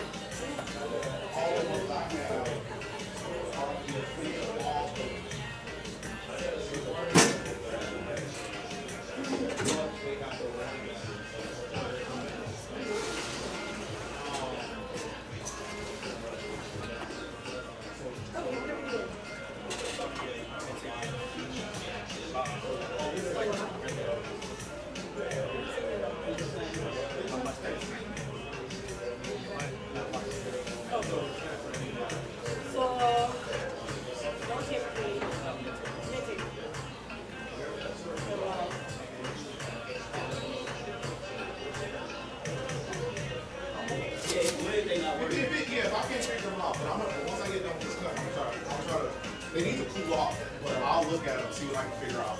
Okay. Yeah, we'll worry it out. All right. But I'll probably want to do. Yes, sir. All right, for sure. All right, go.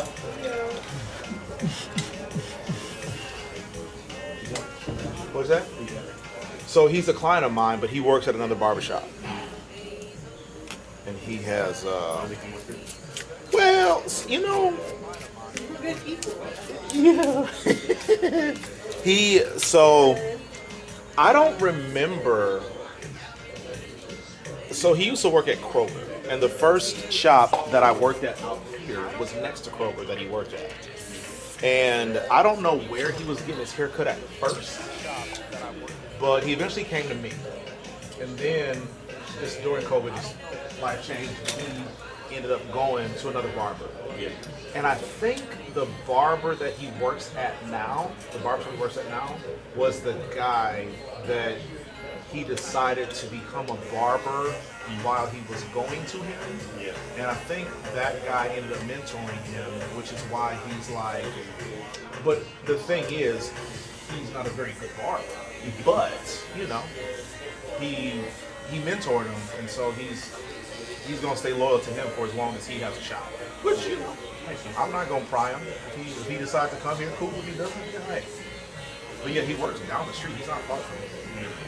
So he'd have a smooth transition if he decided to come over here, but he's not ready for that right now.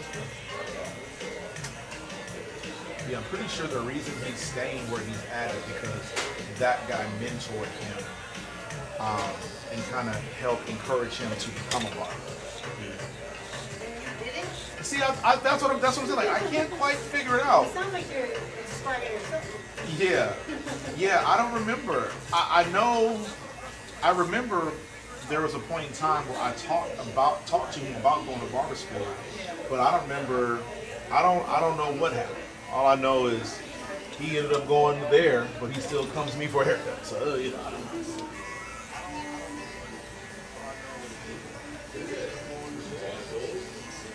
Anyway, how'd you like? You're like, I remember you were on me after all that, so I was like, oh, good on you. So wait a minute. Did I do it? No, you did it correctly. I just didn't remember it. Oh, okay. Because it has been that short so long. Ah, okay. But you did like it, yeah. Okay. Okay. Well, I don't remember what I did, but I can tell it was shorter than this, so we'll figure it out. Yeah. Well, two. Okay. Well, we'll figure it out.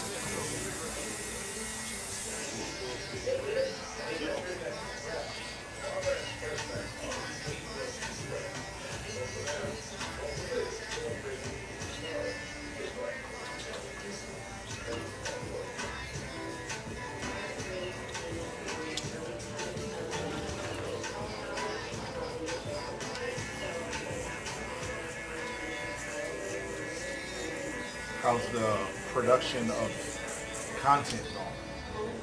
Good, ran into video pop off to like 5 million views. Yeah, and one this week did like 1 point. But we got, so there's a brand new TikTok account. So you know how they never switched on a new TikTok account? I don't know that. Yeah. But like a new TikTok account, like usually like just like doesn't want to do anything until you post like a bug. Yeah. 700,000 views in the first video. In how many days? In 3 days. That's pretty amazing. Yeah. So then are you taking your old content, recycling it per page, or like what's your... No, so we're keeping, is the prank call stuff, separated before. Like that stuff we get paid on, but only a certain account we get paid on it. So on the new account, we're more so posting gifts and stuff like that. Yeah. Until it becomes like eligible to get paid. Yeah.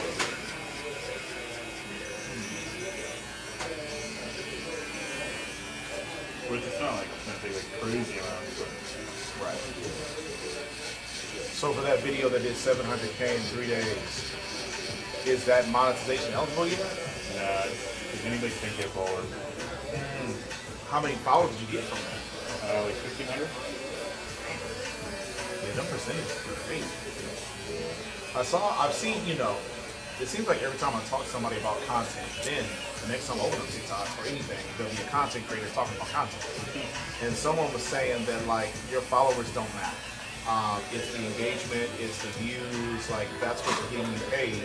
As soon as someone follows you, you stop seeing them anyway. So he's like, you don't want followers, or he goes, you don't need followers. That's not true. Yeah, I was thinking the same thing because like there are gates that TikTok has kept closed because they don't have 10,000 followers. Yeah.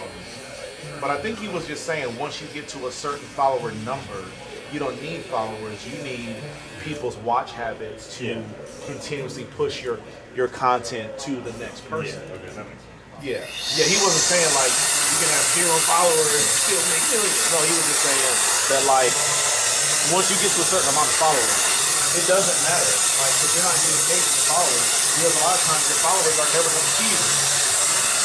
He was saying, you know, these social media platforms are typically pushing you out to new viewers more than because I'm following several people that I have never seen since I followed.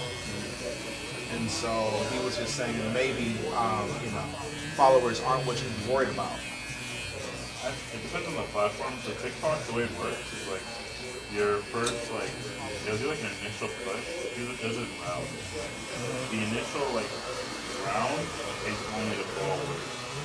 Just to see how does your following actually like it. Right. And then depending on like retention, likes, and shares, mainly shares, that's the most important thing. Yeah. In retention.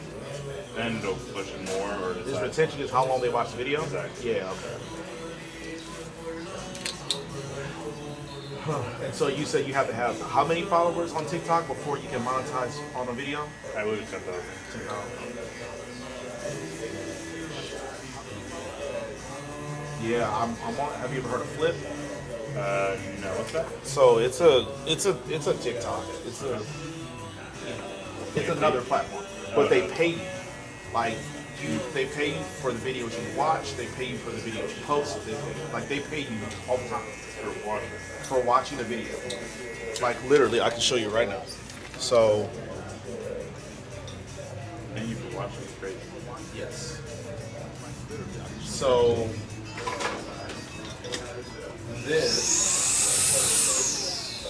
this is how much money I've made from watching the videos. You only have to watch 3 seconds. Right, exactly. So you only gotta watch it. So look at that. That's 68. Okay, that's 92.68. So it just went up. Yeah. So again, you're gonna watch it for 3 seconds. Now the trick is that that's not real money. What that's doing, they're gonna give you.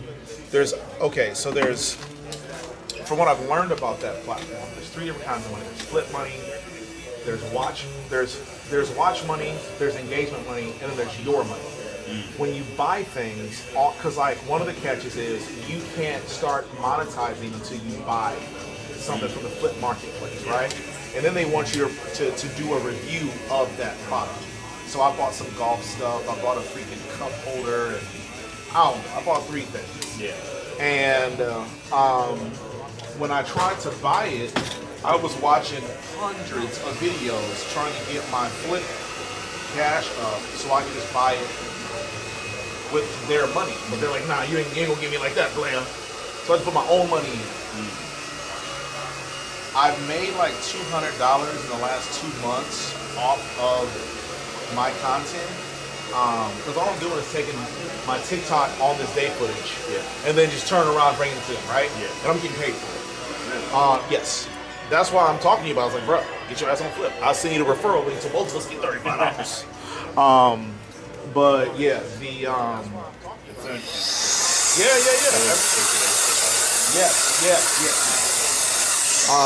so yeah, I recommend you and your team get on there. And if you're doing 700,000 views on that, man, you guys, y'all are gonna be alright on Flip. Because I think they said for every 1,000 views your videos get, it's an automatic $30. So you do that, man. 700,000. 700 times 30. Well, 700 times 30. I can't math. Yeah, that's 21,000 right there. Yeah, so you know, you just gotta know where to put the content. Have a good week, my friend. I'll try it out. Yeah.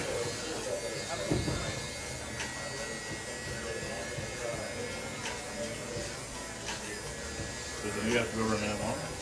Nope. I don't know exactly what the criteria is. Mm-hmm. Most of my videos that I have posted have been under a minute. And it's weird because some of the videos that perform the worst on TikTok are performing the best on Flip. It's weird. Like this one video that like probably got like 200 views. Yeah. The 4 times I posted total. Like I posted it on this day 2 years ago, then 3 years ago, then you know what I'm saying? And like cumulative, this video couldn't have done more than 200 views all 4 years. Yeah. And I made like $70 off it on Flip. So I'm like, that's bizarre. Like the videos that I think are gonna kill do no motion whatsoever. And do they actually pay? I feel like if we made like 21 grand from a short form video, they wouldn't pay. You say, well, so again, this is my dashboard. Now I am currently, I know this is terrible timing, I'm currently having problems with this platform right now. So I know that's like not the time to talk about it. But like, so this is my wallet. Yeah. So this is, right now, like there's something going on my account. But like this video, okay, so I was $41, 7,000 views. This, but like for whatever reason they cut my videos off. I was monetizing these videos, and then last month it just went dark. But it'll tell you like what videos are performing at what rate, how much money you're making from that. You know what I'm saying? And like I said, like these videos are a minute long, or no, they're 59 seconds long. So like none of these videos are over a minute. One of these is. Yeah, this video is like 3 minutes long. I made $1 off it so far. Like this video, I made $300 off of on Facebook. Yeah. But for whatever reason, it's not performing that well on Flip. Interesting. But yeah.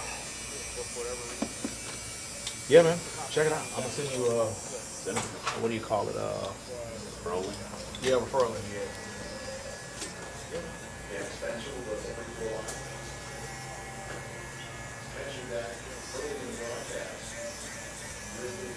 Now, did you guys ever have the conversation I encouraged you to have, or? I never had it. Hey man, your life, man. What are you gonna do? See, bud. See you later. You too, my friend.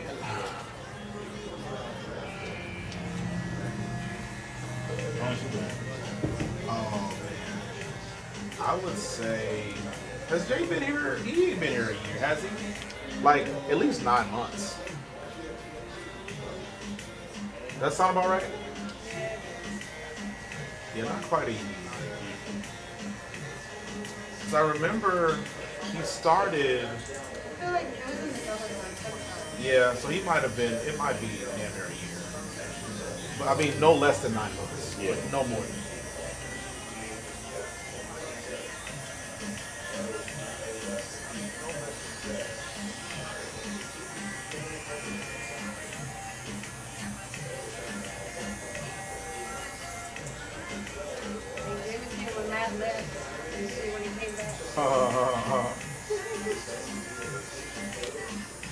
Traitor!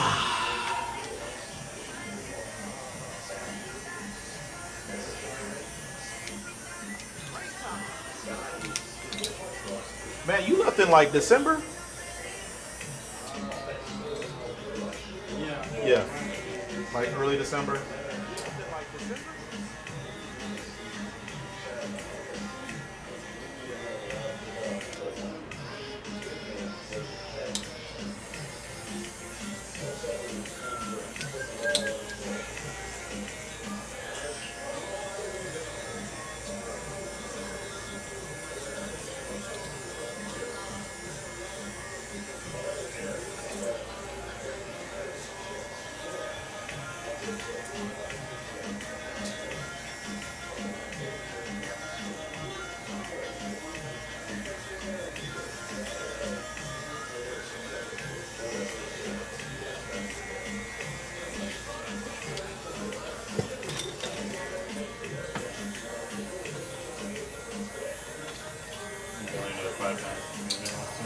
So you gained 5 pounds? No, lost it. Oh, well, so it's like, man, stop! That's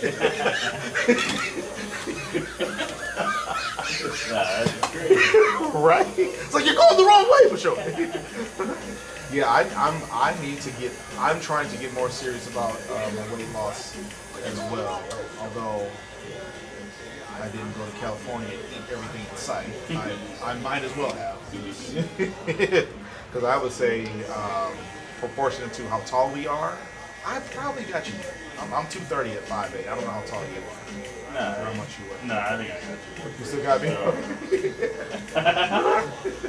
Matter of fact, I know I got you. Okay. Touche. Well, yeah. So no, I'm also on the same stuff. Are you? Well, so what's been working really well for you? Dude, Besides so the fact that you're 19 years old, it's just that easy when you're 19. So I'm eating like one meal a day and then one snack. Like I'll be like, I have like 12 kind of grilled chicken nuggets from Chick-fil-A as a snack. Okay. It's like it's 250 calories and like 50 grams of protein, like almost completely protein. Okay. Like 1 gram of fat. Yeah. And then that's a really good snack. It's usually good. Yeah. Then I'll have like one meal at night. And it's usually like not crazy. Usually like steak or something like that. Yeah. Like a protein shake. And I just walk like at least 12,000 steps a day. Okay. It's been close to like 14 to 15,000 over the last couple of weeks. So you're basically starving yourself. Yeah, I mean, I'm not starving though. Very basic thing. How many? Like when I'm hungry, I'm pretty much eating when I'm hungry. Right. But how much protein are your protein shakes? 40. So 40 grams of protein, and then so you're basically just fasting on it. Well, so okay, like the actual like eat is like wake up, have like a protein bar, and then when I get hungry again, I'll have another protein bar. So it's like 20, 40 grams of protein right there. And then when I get like a little bit more hungry in the middle of the day, I'll go out to grilled chicken nuggets. Right, that's 50. Now we're looking at 70 grams of protein. And then I'll probably have like usually a steak or something like that, like a higher protein. But also like if I want to like, you know, like yesterday we had pizza. Yeah. Like if I want to eat a little bit more, I can. Yeah. That allows it, right? So I'll have like that with protein. I'm not really starving, so I'll have like a coffee also. Coffee like it's a really good appetite suppressor. You said the appetite suppressor? Yeah, it's really good. It's because it makes you throw up in your mouth. Coffee is disgusting. Try a Monster or something. Caffeine as a whole is like a good appetite suppressor. Yeah. So when I wake up, I just recently switched to 200 milligrams, but I would take a 100 milligram caffeine pill for the most part up until yesterday. Now we're doing 200 milligrams in the morning. But then I'll have a protein shake and steel cut oats.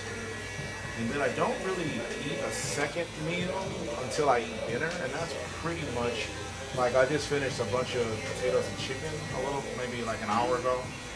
I think you're maintaining the steps. The steps, yeah. I definitely don't get them in.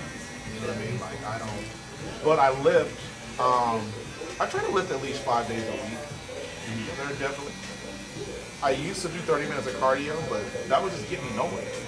Like I felt great, but it was just waste. It just felt like a waste of time. Are you like walking or are you running? No, I was on the elliptical. If I said treadmill, I didn't mean. I'm at the elliptical.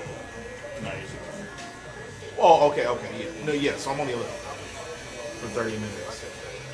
I mean, I don't think it's enough on me. Oh, I know it's not. I'm 230. What you mean? I know it's not enough. I think only an hour and a half a night. Every night. But see, that's the thing. Huh? It is. That's the problem. But it's like, in my head's like, okay, if I just do this now, then I'm like, I'll get there quicker, and then I won't have to do this. Right. But see, that's where I disagree, because like, if you have to do all those things to look that way, you have to do them to stay that way. No, you don't. It's way easier to maintain. Okay. All right. Because, okay, no, it's just how long have you been 230? How long been 230? Yeah. I don't know, since 2000. Exactly. It's like really easy to stay at the weight that you're at. Like you haven't gained weight, you haven't lost weight. But it's hard as hell maintaining this shit, and I'm trying to lose. At 230, it's hard. Yes, it's hard because I'm trying to lose it, and it's going nowhere. It's going nowhere. It's going nowhere. So okay. So here's where I disagree. I went down to 196 when I did intermittent fasting, and I worked out, and I did. Intermittent fasting, obviously. But it worked. It got me from 230. I was 236. I got down to 196.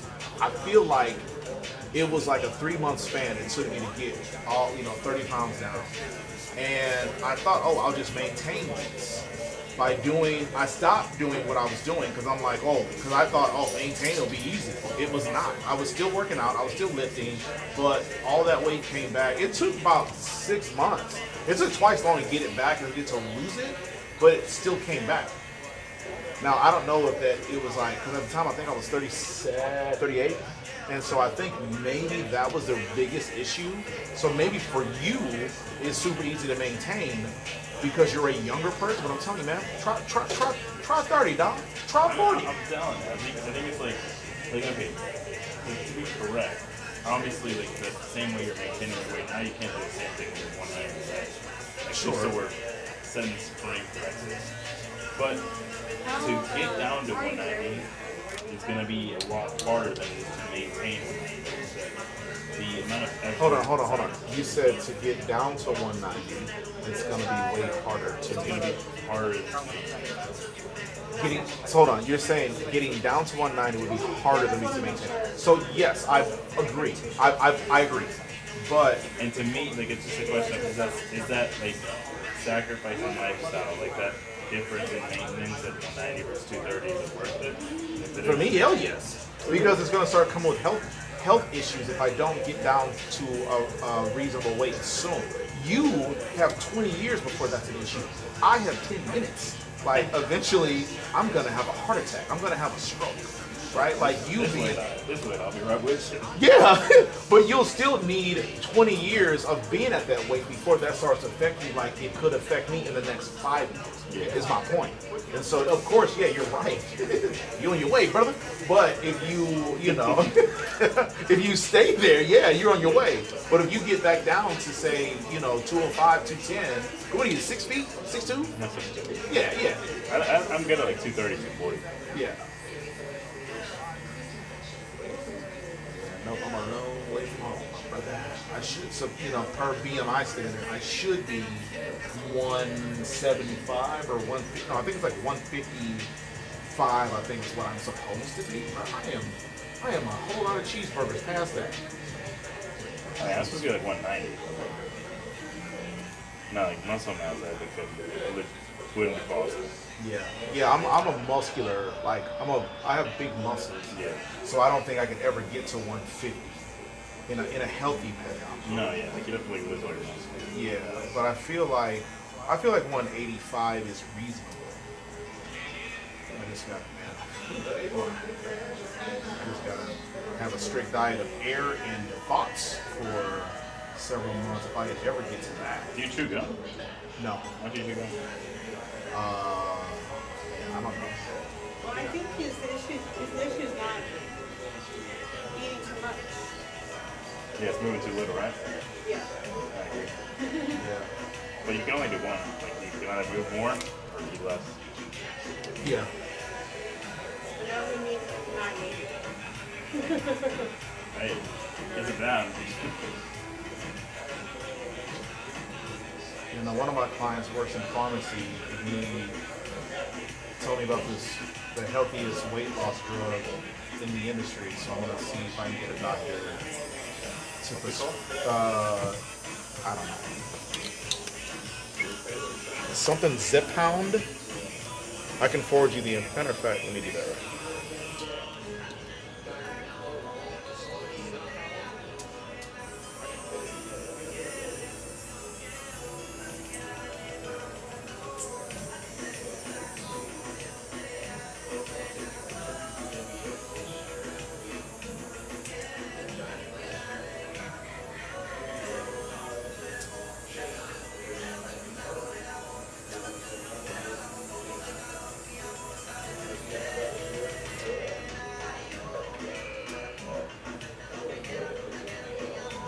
Okay, so this, I haven't looked into it yet, but he sent me this earlier today. So,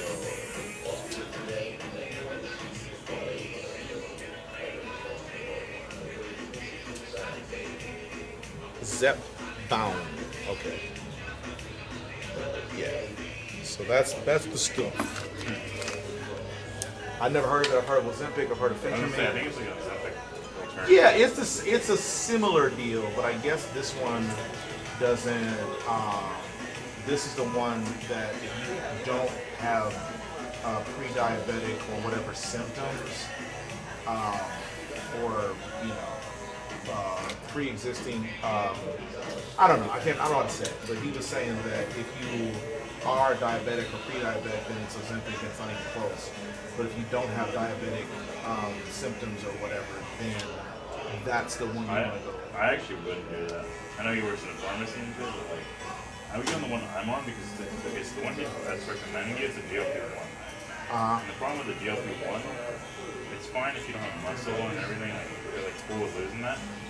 But GLP-1, the reason Ozempic works the way it does, it just attacks anything. So if you say it attacks anything? Yeah. Okay. So it'll go for like fat, muscle, like whatever it looks like you get it. Yeah. Right. That's like why you see people who are like, even if they're like really jacked or a little bit more jacked, and most people they're really, really, really skinny. They don't even make any muscle. Right. So you're saying GLP-1s do that or don't? They do that. They'll go after it. Okay. Right. And which one are you taking? So I'm taking retatrutide, the GLP type of tritagonist. Okay. It's like that's like specialized for fat. But doctors aren't going to recommend it because it's not made at the pharmacy. Yeah. Like that's the only difference. But it's literally like the only side effects are going to be like, like the worst is stomach. You said stomach ache? Stomach ache. Yeah. I took Phentermine a few months ago, and it suppressed my appetite so much to the point where I wasn't eating anything or drinking anything. I forgot to drink water. And when I tell you whether I was the most constipated I've ever in my life, and I would never go back. Ever, never. Yeah, I don't think any of those are like necessarily solutions to those Well, I don't know. All I know is I tried that for 2 weeks. I said I can't do it. You did for 2 weeks? 2 weeks I couldn't do it. Because it made me dehydrated. No, moving around. Well, because I spend so much time in this big spot. Try to go by 11, or I try to stay up until 11. But like working out in the mornings, I don't mind. I don't even mind working out at night. But like just that walking, like that's just too slow pace for me. Or even just cardio. Like if I were in a basketball, softball, like whatever league, and I got a lot, like I would. So exercise isn't the issue; it's the mode of exercise. If it's just stationary cardio, shoot me in the eye. I walk in the neighborhood. That to me is the same. It's no different. It's like okay, I need more stimulus than that. That's why I say like playing a sport, like no problem. Like if I wasn't worried about injury, I joined the basketball league and I played, 10 games a night if I could. That to me, even though that's way more intense, I would much rather do that than just idle walking. Well, because of injury. Injury is the issue. Like my muscles are so tight now, my lower body. I will, if not strain my calves, I will tear them. I had a tear a few years ago, and it's the worst thing ever. And I wasn't even running fast. Like I've had clients be like, "Oh, you should play pickleball." The hell I would. I will tear it, strain, pull, snap a muscle. That's what I'm saying. If I wasn't afraid of the risk of injury, I would do that. No, it's certain. Absolutely, basketball, absolutely. Softball might be the safest thing I can do, but that's where I tore my calf. I don't know.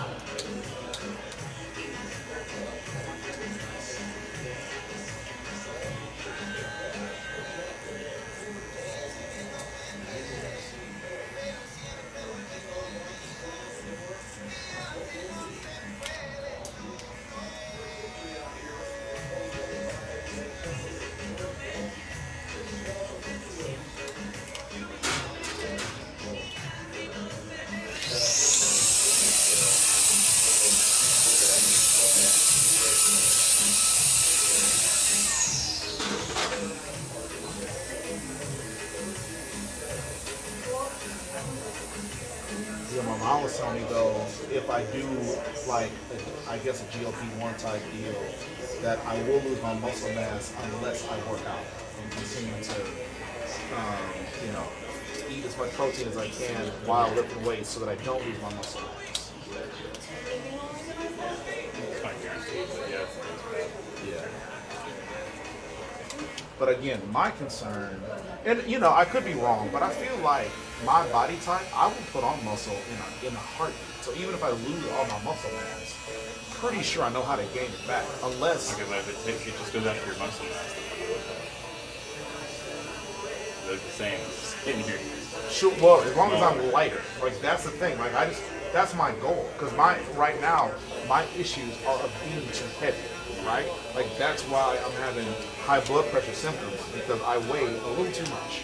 And so if I could get that number down to where my heart rate, not my heart rate, but my blood pressure is stable, who cares? I'll get the muscles back. I know how to get them, right? Got them in the first place. And that's not as much of a concern as just my overall health. Because right now, my overall health is fine right now. But I don't know how much longer it's going to be fine if I maintain this weight.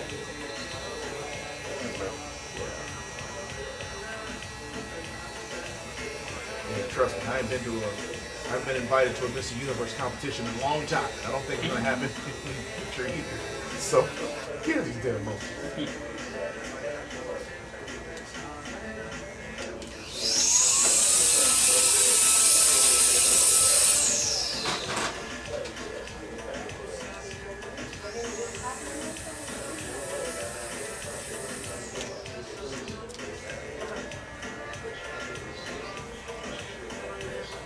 You working with the guy that was here before me, or what? I'm sorry? You working with the guy that was here before me? Working with him? I don't know. Like, it sounds like you guys like doing something like this or something. Oh, no. He's a private equity investor.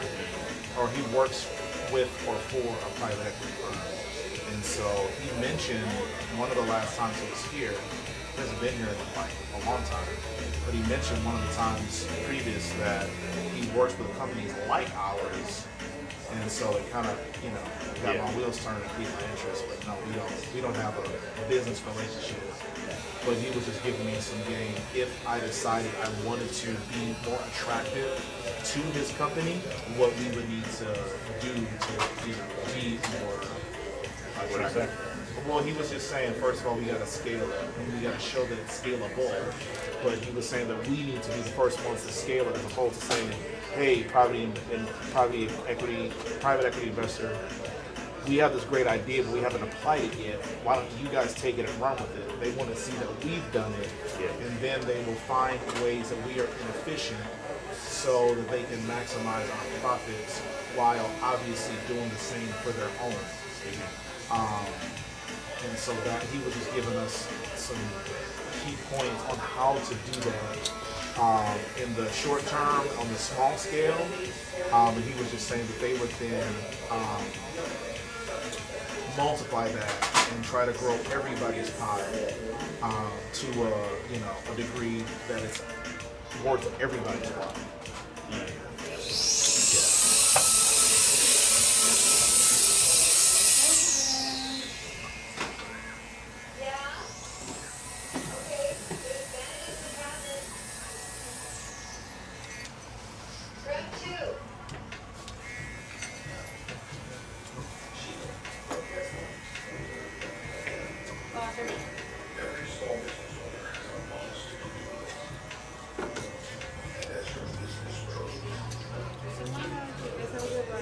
Have a good week, guys. You too. What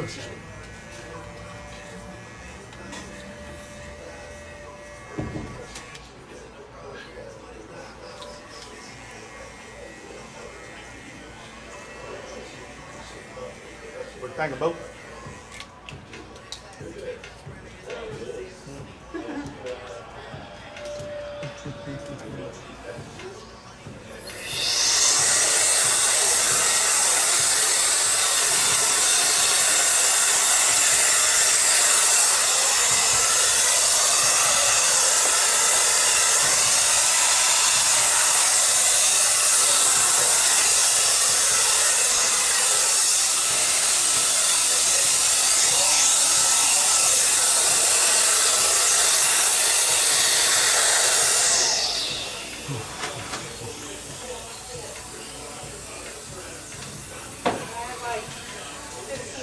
jump into my brain all at once. Okay.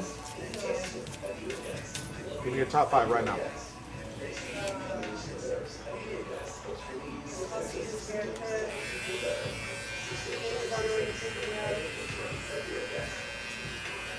Talking to that guy about selling our idea of a business. Oh, yeah.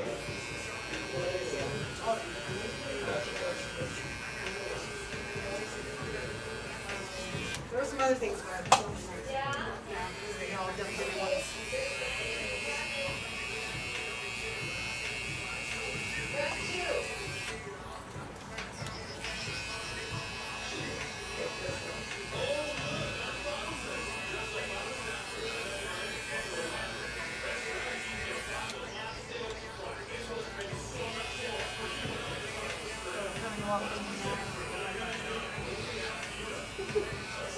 How we doing? We're at 10?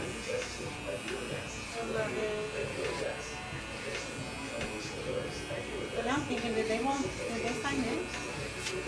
I'm pretty sure they did. I know they always do. Yeah. Yeah. Remember that part. Yeah. Because I was trying to look for slippers on my phone.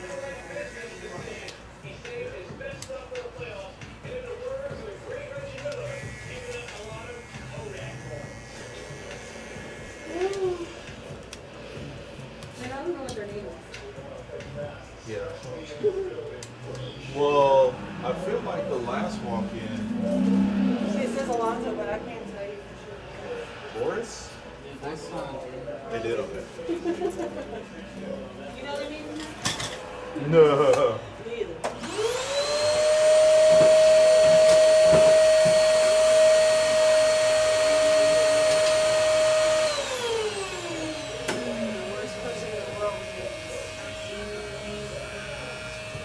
Pretty have birthdays too.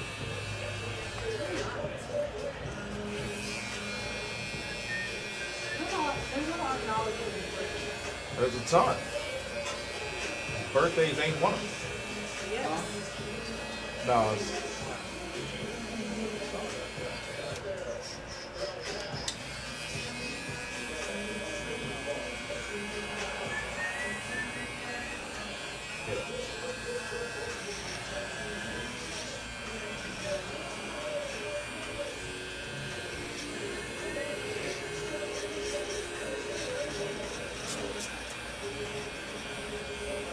so, JD's coming here or at the house? Okay.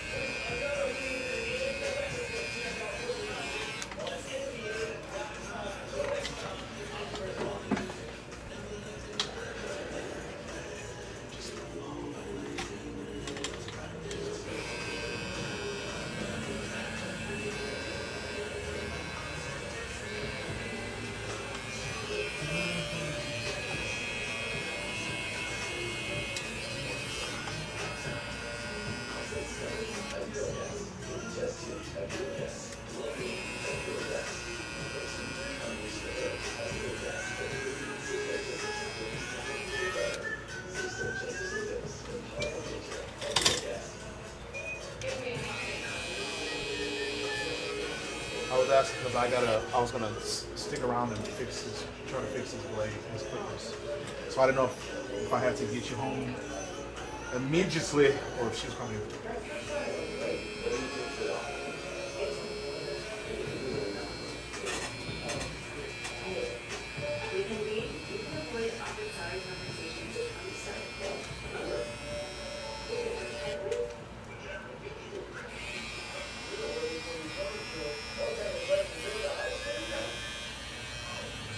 You don't have any need for a lifting with you. Yeah. It's gonna be walking and shit. I like walking.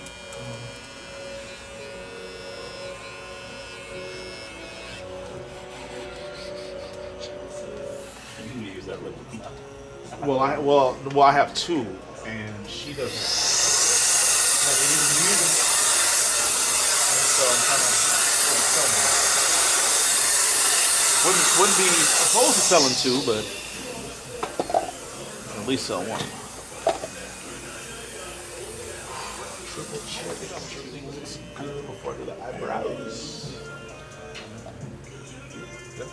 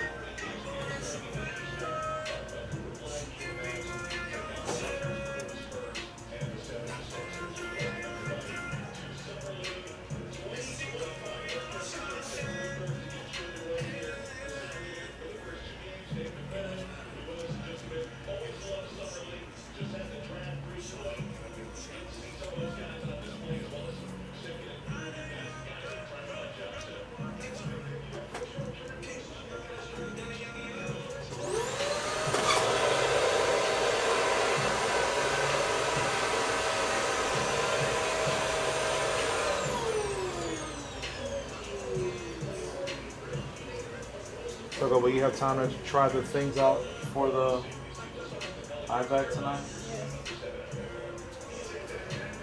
Why don't you just lie and say you did?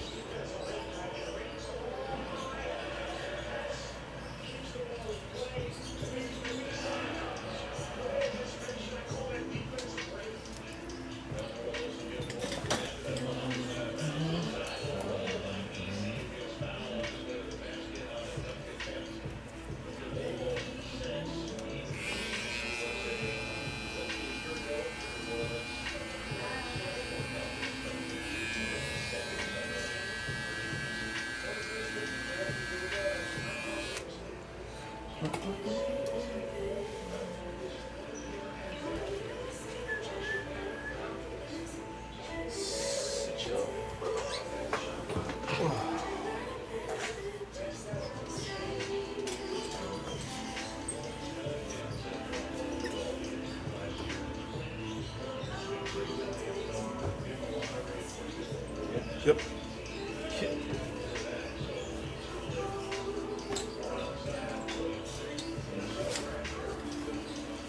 So you're a quasi businessman. What do you think about this? Have you seen a viral post about the barber that's doing subscriptions? I have not. I actually, dude, I dead ass I've been thinking about this business for you for a very long time. All right, well, hear me out. So what I was thinking is doing a minimum, if anybody wants to do a subscription, do a minimum 2 haircut a month subscription. Now, every 3 years, I raise my price about $5. This January is that 3-year mark. And what I was thinking, instead of grandfathering in certain people, I would just give everybody an opportunity to do a subscription. If they don't want to go up by the $5, they do the subscription. They're locked in. However, the catch is you have to do 3 months in advance. 3 months up front. Now the reason I'm doing this is because I will never get a vacation if I don't figure out a way to make money while I'm on vacation while spending my dinner. So that would be the solution, because I don't expect 100% of my client base to do it, but I do expect, say, 15-10% to do it, and that might be enough to give me the comfort of stepping away for a week while not making thousands, while spending thousands. I feel like I can make that work. What is your thought or objection? No, I think it's a good idea. Yeah? That is not what I thought you'd say. I thought you'd give me a whole bunch of bullshit reasons why that wouldn't work. I absolutely think it would work. But I think you need to make a different structure. I think it's How like so? you give like tiers. You give like Yeah, I would. I'm just saying minimum. Yeah. If you want a discount, minimum, you got to prepay for 2 hair. You got to do a 2 haircut plan, and you got to do a minimum 3 month. What I was thinking, if you want to get specific, what I was thinking is if I get a person to do a 6 month, then I would give them more. So some of my clients get 2 haircuts a month. Yeah. I got a couple that get 4. I have some clients that are financially doing better than others, right? But if I can get a client to, say, do the 3 month plan, then they get a $10 a month savings, that's it. If I can do 6 months, then maybe I throw in a free birthday cut. They get a mulligan, or let's just say, if they know in June they're not gonna need a haircut every other week, but in August they got a birthday, a wedding, and a job interview, or whatever. Then they could they can carry over a haircut if they don't use it in that month. So like I would give tiered perks based on how much investment a client is willing, either if they are doing a 3 haircut a month or a 4 haircut a month package, or if they are willing to do a 6 month subscription, or a year even, like whatever, right? So that's what I was thinking, and the tiered packages would just depend on, because like a subscription for you will look different than a father with 2 boys. Yeah. I have some fathers of multiple kids that they get 2 haircuts a month as well, right? The father as well as the boy. So it's like, okay, that's going to look differently because I would need them to pay 3 months up front as well. So they're paying, I don't know the math, 12 haircuts. They're paying for 12 haircuts where you'd only be paying for 6 or 18. They're paying for 18 haircuts. So it's like the tier would be based on who's doing it. Of course, yeah. But yeah, so that's what I wouldn't do that until January if I do it at all. But the barber won't pay for them. That's how I do it. So I think it's really good, but I think it's like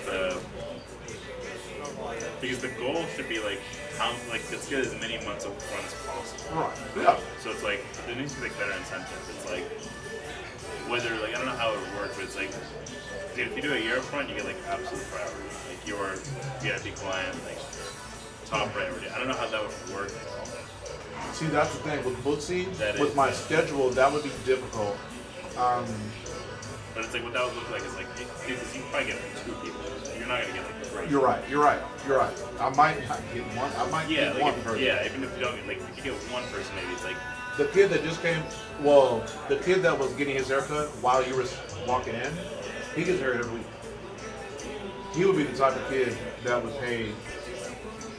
Nah, he might. I can see why he wouldn't. But if anybody would pay for it up front, it'd be him. Some other guy that gets haircut every week. Yeah. He's trying to talk me down on price. I'm like, motherfucker, I'm giving you a discount that I wouldn't ordinarily give you. Yeah.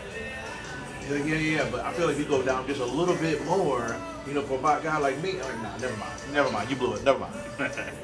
But yeah, I was thinking about offering tiered perks.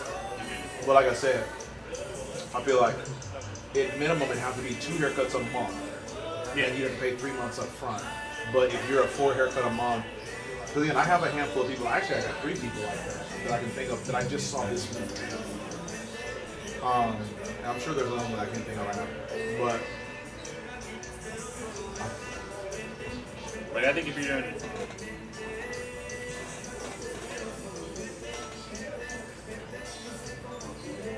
Is this you, Sarah?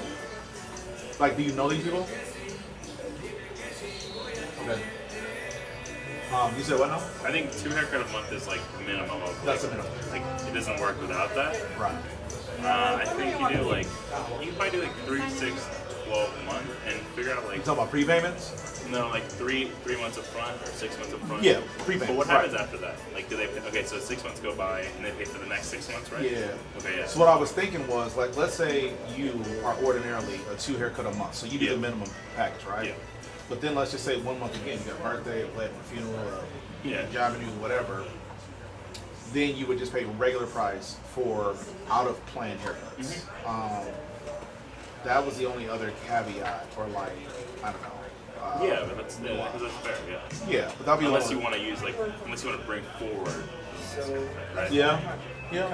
I think what you need to do is do a 2 week. It's a 4-week billing cycle instead of a month. So the billing cycle is the issue. I don't know that I bill people. I would make them pay up front. And I would say this, as soon as you decide to get off the train, you can't get back home. So if you're like, you know what, this is cool and all, but I just don't like you holding my money for 3 months at a time, it's like, fine, no worries. But like, now you're stuck paying like regular price and you're just there, right? Because I don't have a way, because I would rather get these payments offline, if you will, so that that I'm not paying the interest fee, the transaction. Yeah. And I'm not sure those, let's just say I use Square. I don't know if Square is going to notify me in a manner that I'm not going to lose, right? Let's just say someone has a card that expires. I'm unaware that it didn't bill the next cycle of their subscription, and then there's like an accounting issue. You know what I'm saying? So like, I would much rather be on top of that, knowing who's paid, where they're at with that. I mean, it's not pretty easy. I'm just saying, I don't know if You can get it online. Take it out. yeah, but I feel like it wouldn't be that much more, because like I said, I don't think 100% of my clients are going to do it. I would be surprised if more than 25% do it. Most of my clients, like almost. Well, I think it's like most of them, if they're like most of them are like decent financially and they're consistent, like there's a Yeah. no-brainer. Yeah. I just can see people being like, I would do it if it wasn't the 3 months up front thing. Because I think that's the whole opposite. purpose of it. I know, but they don't. But I don't think they will. I don't think they will understand. I don't think they will appreciate where I'm coming from, because everybody understands where I'm coming from. But I don't think it matters that much to them, because the people that I've workshopped this with, most of them were like, but 3 months up front. Dude, I wanted to get. I was already like at 6 months. Like, Yeah. Right, but see, the thing is, respectfully, I mean this with love. You're an irresponsible 19-year-old. Yeah, but I'm money also doesn't consistent. mean to you what it Yeah. means to him. I'm also consistently coming here. So. Right. And so what I'm saying is, for the responsible parents and just functional adults that I have, I feel like a lot of them would think it's a good idea, but in practice they might be like, I think that's a great idea, but I don't want to save $10 a haircut. I'm sorry, $5 a haircut enough to pay for 6 haircuts up front is what I think they would weigh that. Like, do I save $5 a cut over the next 3 months, or in exchange for paying for 6 haircuts up front? Because that's the math they're going to do. Because they're going to say 30. So that's 180. I'm sorry. I believe that's 180. I'm sure. 30. Yeah, that's 180. So they're going to say, it's paying $35 today and the rest of my haircut life for the next 3 months worth paying 180 up front, or just doing the $35? You know what I'm saying? Like 35 today, 35 in 2 weeks is a lot easier to stomach than 180 today. Because most people have never spent that kind of money in a barbershop. Not to say that it's like a car payment or like a mortgage, but the notion that they're like, bro, I normally pay you $35, and now you want $180. Like, I could just see that leap, that progression being like. I think a lot of people don't even realize how much money a month they spend. Yeah, but yeah. So then when you fast forward that and multiply it, Yeah. I feel like it's going to be a sticker shock that some people that would ordinarily do it be like, I want to save the money and I want you to go on vacation and all, but I just don't think I can see myself. You know what I mean? And then again, and then for the families that have multiple kids, now that the 180 might look like $100. It's like $400. Well, I don't think you present it to them. You say what? I don't think, like, I think the way you frame it is like, okay, how many of your clients are actually on like book season?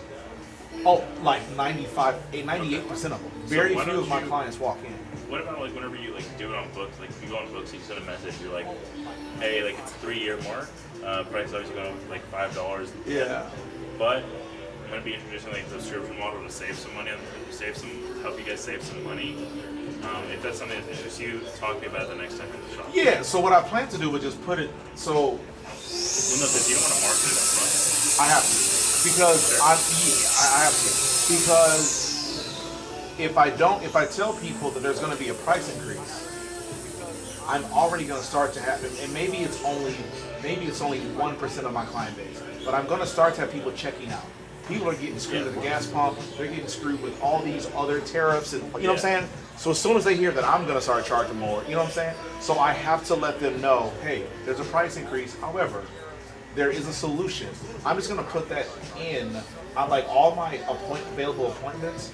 Probably in December, I'm going to start to phase those out so that January 1, the only thing you can book is 2026 and beyond appointments that will have the new pricing in there. So in the description, I'm just going to have, this is the price with a subscription, this is the price without. And if you have questions, if you're interested in the subscription, see me. But I'm not going to, but yeah, I'm going to have to let them know, because if I don't let them know in time, their next haircut might not ever come. And that's what I'm afraid of. Is like when people see like, and granted, I'm not by a mile the most expensive barber in the area. Yeah. But for the people that again are already feeling the pinch in every way they look, as soon as they hear, if I raise my price a nickel, they're gonna be like, yeah, you know. So I feel like I have That's how to. high school me was, Yeah, you know, we will all be that version of ourselves at some point in this life. That's just the way it works. So yeah, so no, I have to let them know that there's a way out when I let them know that the price is going up. But if they're gonna drop off at that, they're definitely gonna drop off for like 180. Sure, but if I don't have a fighting chance, if I tell them there's an increase without giving them any kind of an out, is what I'm saying. Because you're right, I agree, you're right. I think we're saying the same thing. But saying you're not going to tell them the price up front, right? You're going to tell them the price when they come to the shop, right? Yeah, I mean, Okay, so yeah. what I was thinking was putting on there two prices, one with subscription, one without. The subscription, with the Per haircut. per haircut, yeah, Okay, yeah. okay. And then I was gonna say, if you're interested in saving the $5, we can talk about it. Yeah, so something. Yeah, so you're right. We're both kind of on the same page, but and my thing is like the price increase is coming no matter what happens. I'm just trying to mitigate how many people I lose by offering them a way to keep the price the same for that 3-month trial window. Because if that trial window is too much of a headache in the first place, then I'm just like, screw it. I don't care who I lose. Like, prices are going up. This is what it's going to cost to do business. There are still a lot of barbers in this immediate area that charge more than me. So I'm not going to lose sleep per se. I just would feel better if I gave them an alternative. I think this is looking at it the wrong way. You say what? I honestly think it's looking at it the wrong way. How's Because that? like when I was thinking about it, because I like legit played this exact scenario in my head, like multiple times. Because if you think about it, it's like nail shops, like they do the same thing for the girls. I've never. So I guess I wouldn't got nails on curfew. Well, I mean, at least the ones I know of, like they like do like the similar thing for girls, like hair, everything, right? So they can save money that way. Right. But the angle shouldn't be like it's taken like in your head to think about it, to incentivize, like, because the goal is to incentivize as long as possible payments. You shouldn't be thinking about how do I minimize the amount of people leaving. It should just be like, how do I make premium clients do the biggest beard. I think that's the right way to look at it. Well, I mean, sure. Ultimately, the only reason I'm doing this is because I want to take a vacation. That's it. Yeah, So exactly. That's what I'm saying. It's yeah. not about. It's like, let's be real. It's not about like, oh, I want to help Joe. That's like struggling. Right. Well, but that's the thing. I'm surprised you don't know this about me yet. That is my angle. I don't listen. If I wanted to rake people over the coals, I would have raised my price a long time ago. That's true. Much. Yeah. You know what I'm saying? Yeah. Again, That's I'm right. not the most expensive barber in this zip code, right? So if it weren't about saving Joe Blow, the plumber, money, if it wasn't about that, my prices would have been competitive. They're not. And even when I raise my price, I will still be undercharging. You know what I'm saying? So that is a big part of why I strategize the way that I do, because I value being busy over most barbers think I know what my time is worth. Your time is worthless, bro. But for me, I value people in this community being able to fit me into their budget comfortably a couple times a month. And so the 6 month thing or the year long or whatever, I just don't think that's realistic, especially because of how many families I serve. I would say I roughly see around like almost 400 people a month, like 350 people a month, right? Of the 350 a month, I probably see unique visitor, 200 unique visitors. The remainder are people repeating, or like one account that has a father and two or father and three or whatever sons, right? So on an average, I probably see like 185 to 200 unique people a month. Yeah.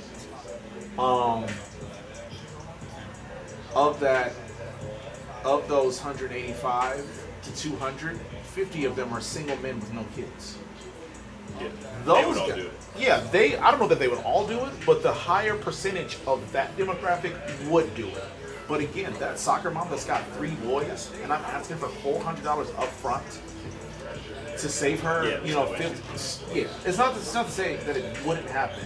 It's just the value for her isn't there, right? Because it's like, would a 15? She has 3 boys. Would a $15 every 2 week hurt? Certainly it would. But with 400 up front right now, hurt a lot more? Shit, yeah. And that's where I'm like, I don't know that I'm worried about the 9 month or the 6 month or the 12 month or the 9 monthers as much as I am. How can I make this palatable for enough people to where this will serve the purpose I want it to get me a vacation? And that's where I'm just like, I'm going to find a one way or another, because it's either I offer the subscription in exchange for keeping the price where it's at. If they bite, they do. I take a vacation. If they don't, that's fine. Yeah. I'll just have to be better with planning how I spend the money I make on a daily basis in a way where I just pay for my vacation up front. In a way, it's either you prepay for my vacation or I got to prepay for it. And if you prepay for it, your price stays the same. If I got to prepay for it, $5 extra haircut, player. What you want to do? And so, and that's how I'm looking at it. And I would love to. I'm all about the give and take. If you give me a little, I'll give you a lot.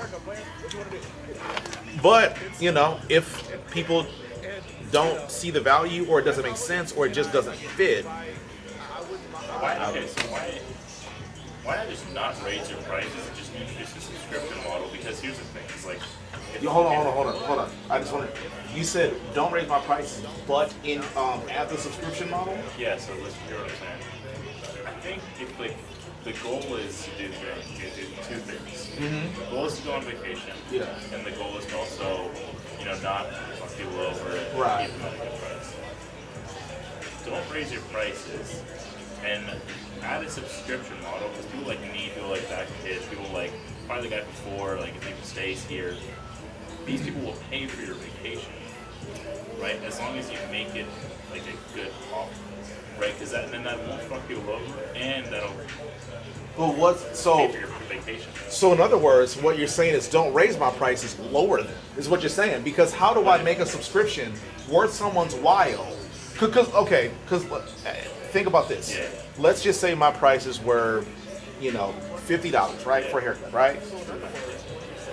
If I don't raise my price, they stay $50, but I offer you a subscription to just pay up front, why would you do that? If I'm not giving you a discount. Because the only way that I'm saying if you are giving a discount, but it has to be 6 months minimum. So again, now I'm working harder because think about it like this. Yeah. The last job you had, if they said, hey, Bashoy, we want you to work the same amount, but we're going to give you a 5 or 15% pay decrease, what sense does that make to you?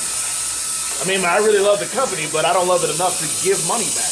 Because that's what it would look like. That's more like the company being like, hey, we're going to pay you slightly less, but we're going to pay you 3 months up front, right? So you're going to, instead of getting paid monthly or weekly, you're going to get paid for the next But that 3 bottom months. line is 15% smaller than it would have I'm just been. saying, it's going to help you go on vacation. I understand that. But, so again, we're in a way, you're looking at what you're looking at what I'm doing from a different lens. But the thing is, the issue is this. I am the business. Yeah. And if I work myself into the ground, eventually you guys have less of a life cycle with me as a barber. So in order to keep me upright, that wouldn't make sense because I'm going to be working harder for, in essence, less money. Right? If I get let's just say 10% of my client base to do the subscription model for cheaper than I'm currently charging, I'm going to be working harder than I already am for basically selling my soul to the devil. I'm gonna get, let's just say 10% of 3,000. I think you're overthinking it a little bit. Like making it a little bit more than it is. Because okay, do this math. Yep. Like, how much do you think your vacation? How long? So I haven't had a vacation since 2007. How the fuck do I know? I don't know. I'm so locked in. I don't even think about that. I have no idea. Okay. It'd be like me thinking about what would a date with Beyonce be like? It's never gonna happen. Who cares? Doesn't matter. Who cares? So I don't know. I don't know. I have no idea. One of my buddies told me he went to Tahiti. Where did he say he went? Fiji. $16,000. Holy shit! I didn't know that expensive. Neither did I. I don't know what a vacation costs. I've been on one in 20 years. So I don't know. But I will say this. Let's just say that I'm not making income in the shop. I know what that's going to cost me. Yeah. $3,700 a week. In addition to let's just say a vacation costs $1,000. That's a $4,700 loss by walking away from the shop, right? Yeah. The money I'm not making plus the money I'm spending. That's if I'm lucky.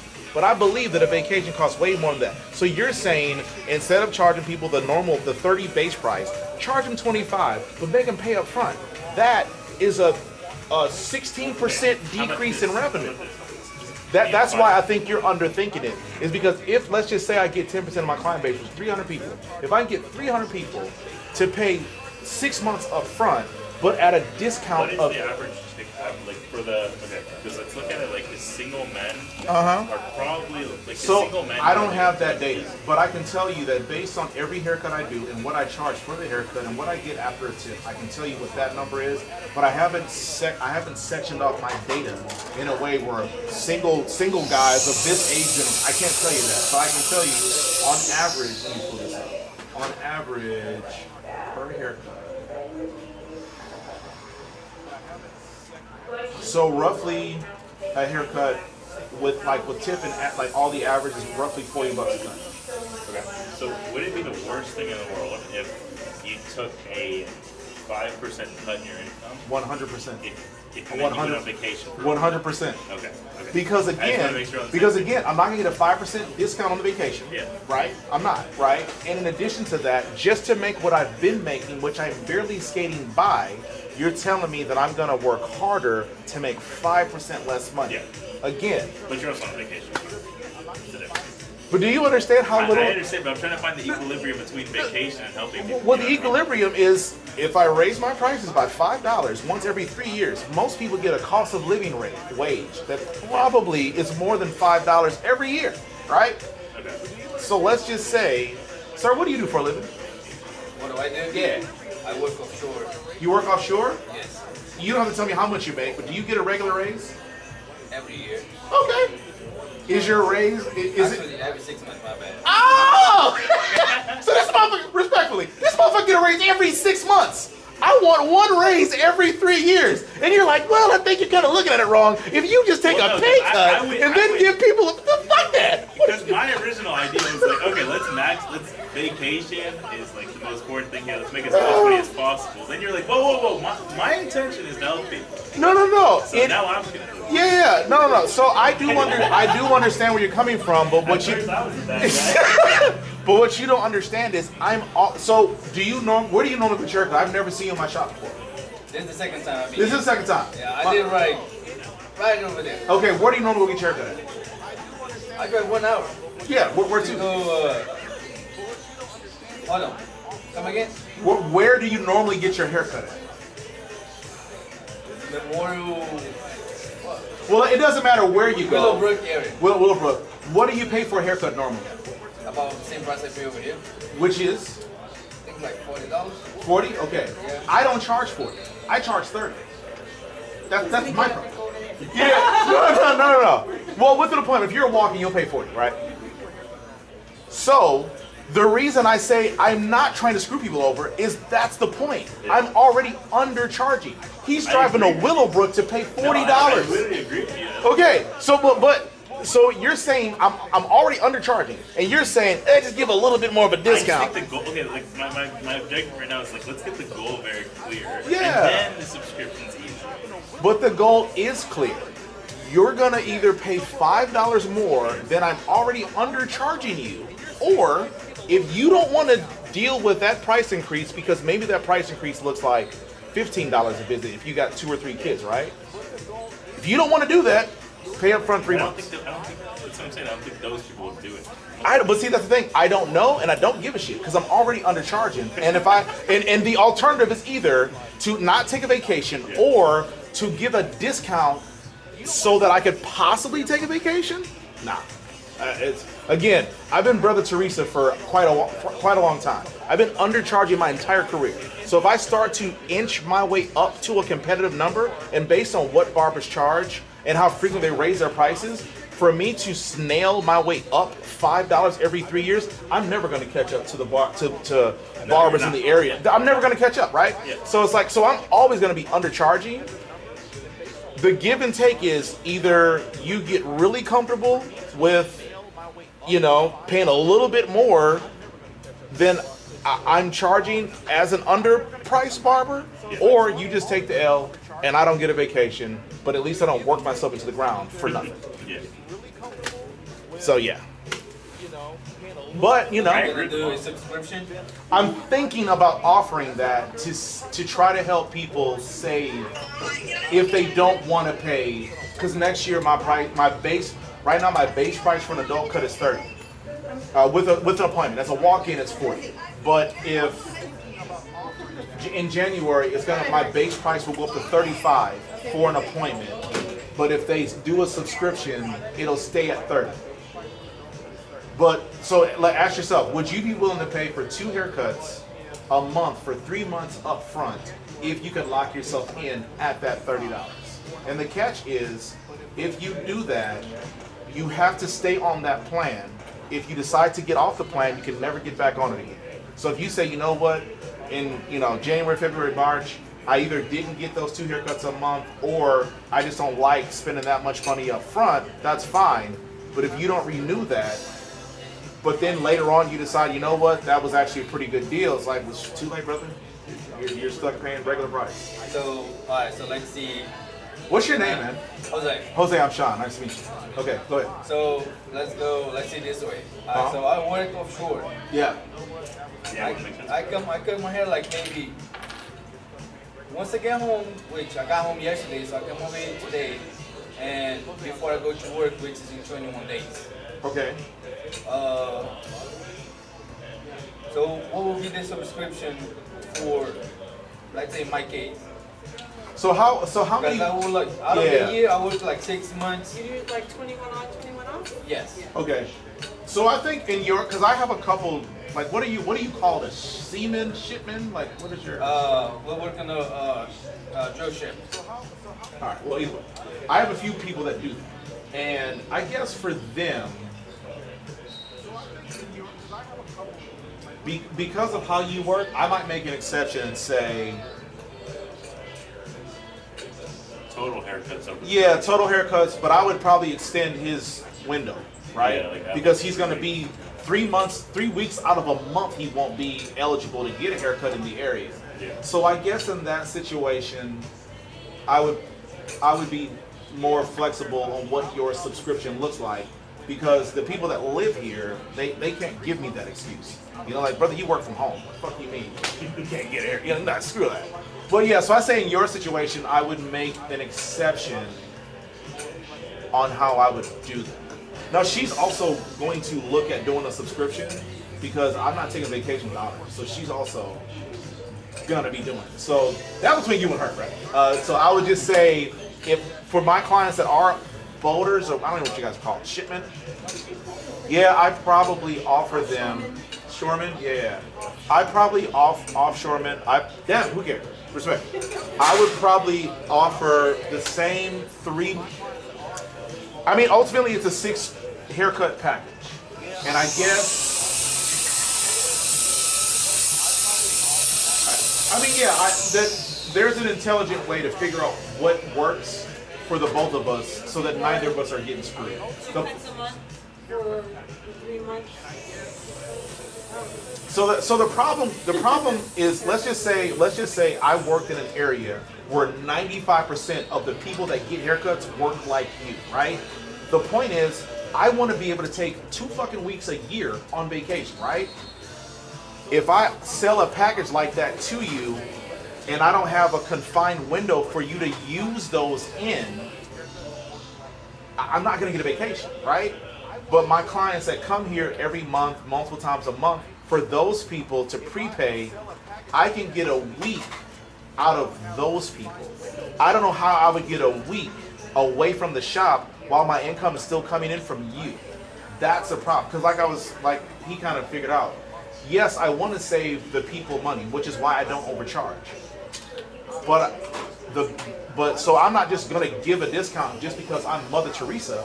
I'm giving a discount because in exchange, I want the comfort of knowing that when I step away for a week or 2 weeks out of the year, that my income is still going to come in, so that it's not as bad as spending thousands of dollars on this vacation while not making any money. Because that's just like that's terrible, right?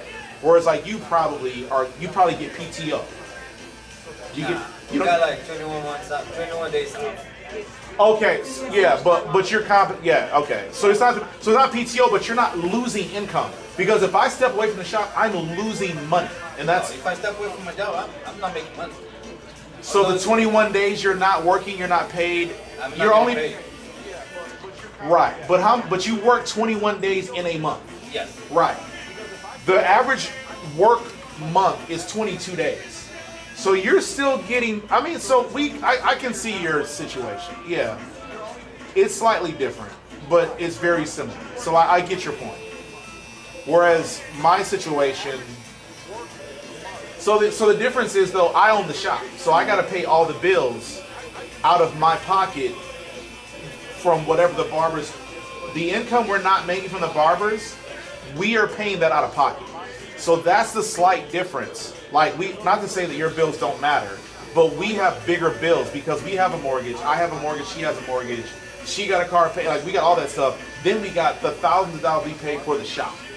That's why it's not as simple as just saying, well, I work 22 days a month. I got to figure out how to make, enough to take a vacation, because it's not that simple. I'm paying the shop bills too. And that's why I need the income to come in while I'm not here, because I got a lot more bills than just the average person. But yeah, the shipment thing is an interesting. I only, like I said, I can only think of 2 clients that do the ship thing. Interesting.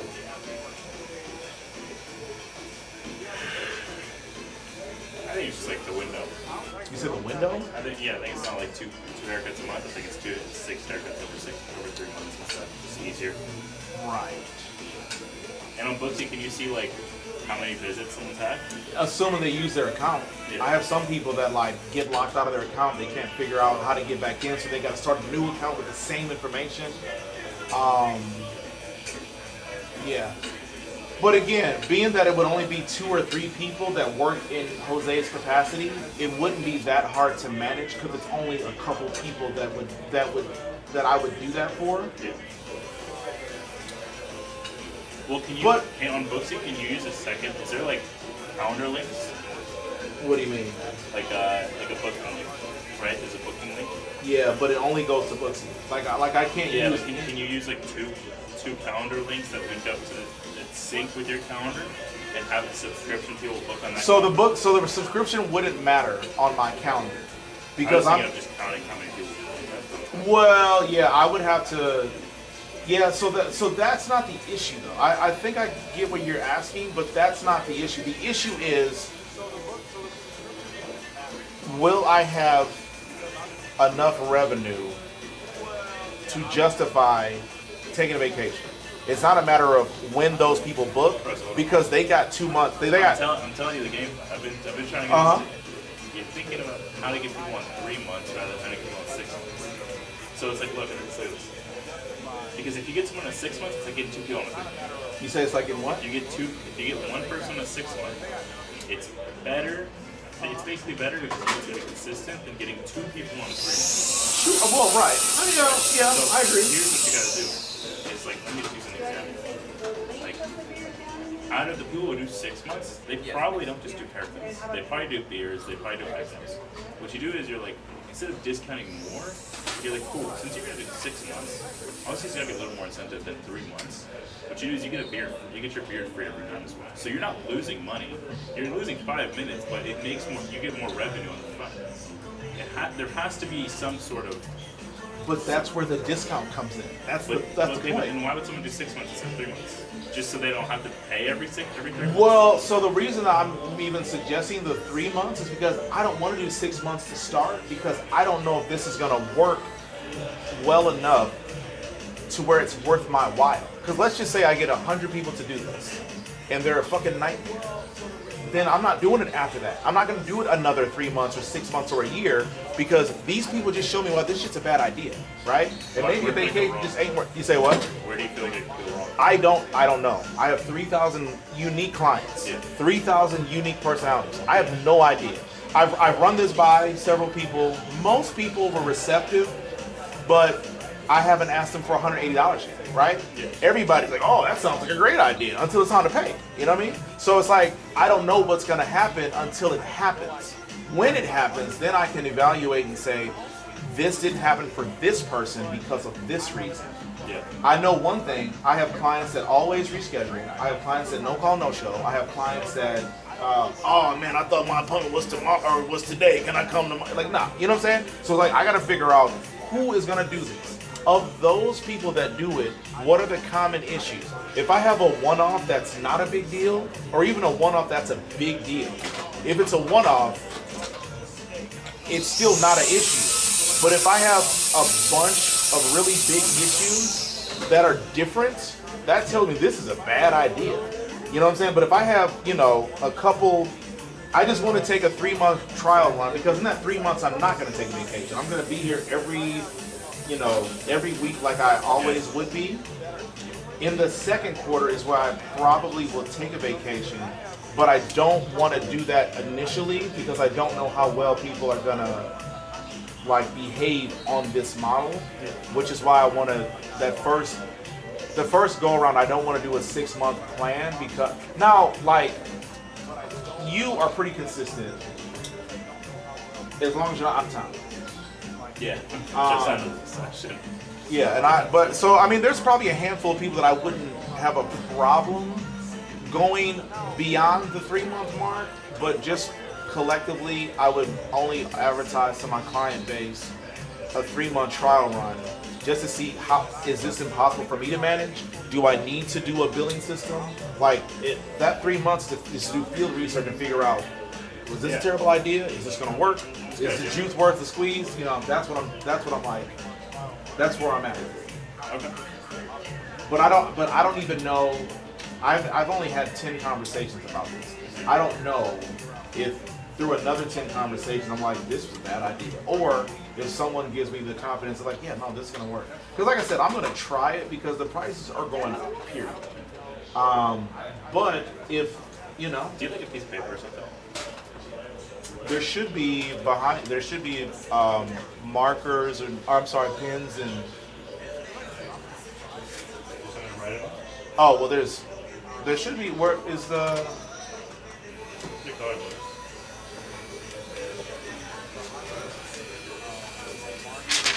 Voila. I said, don't forget. Like, I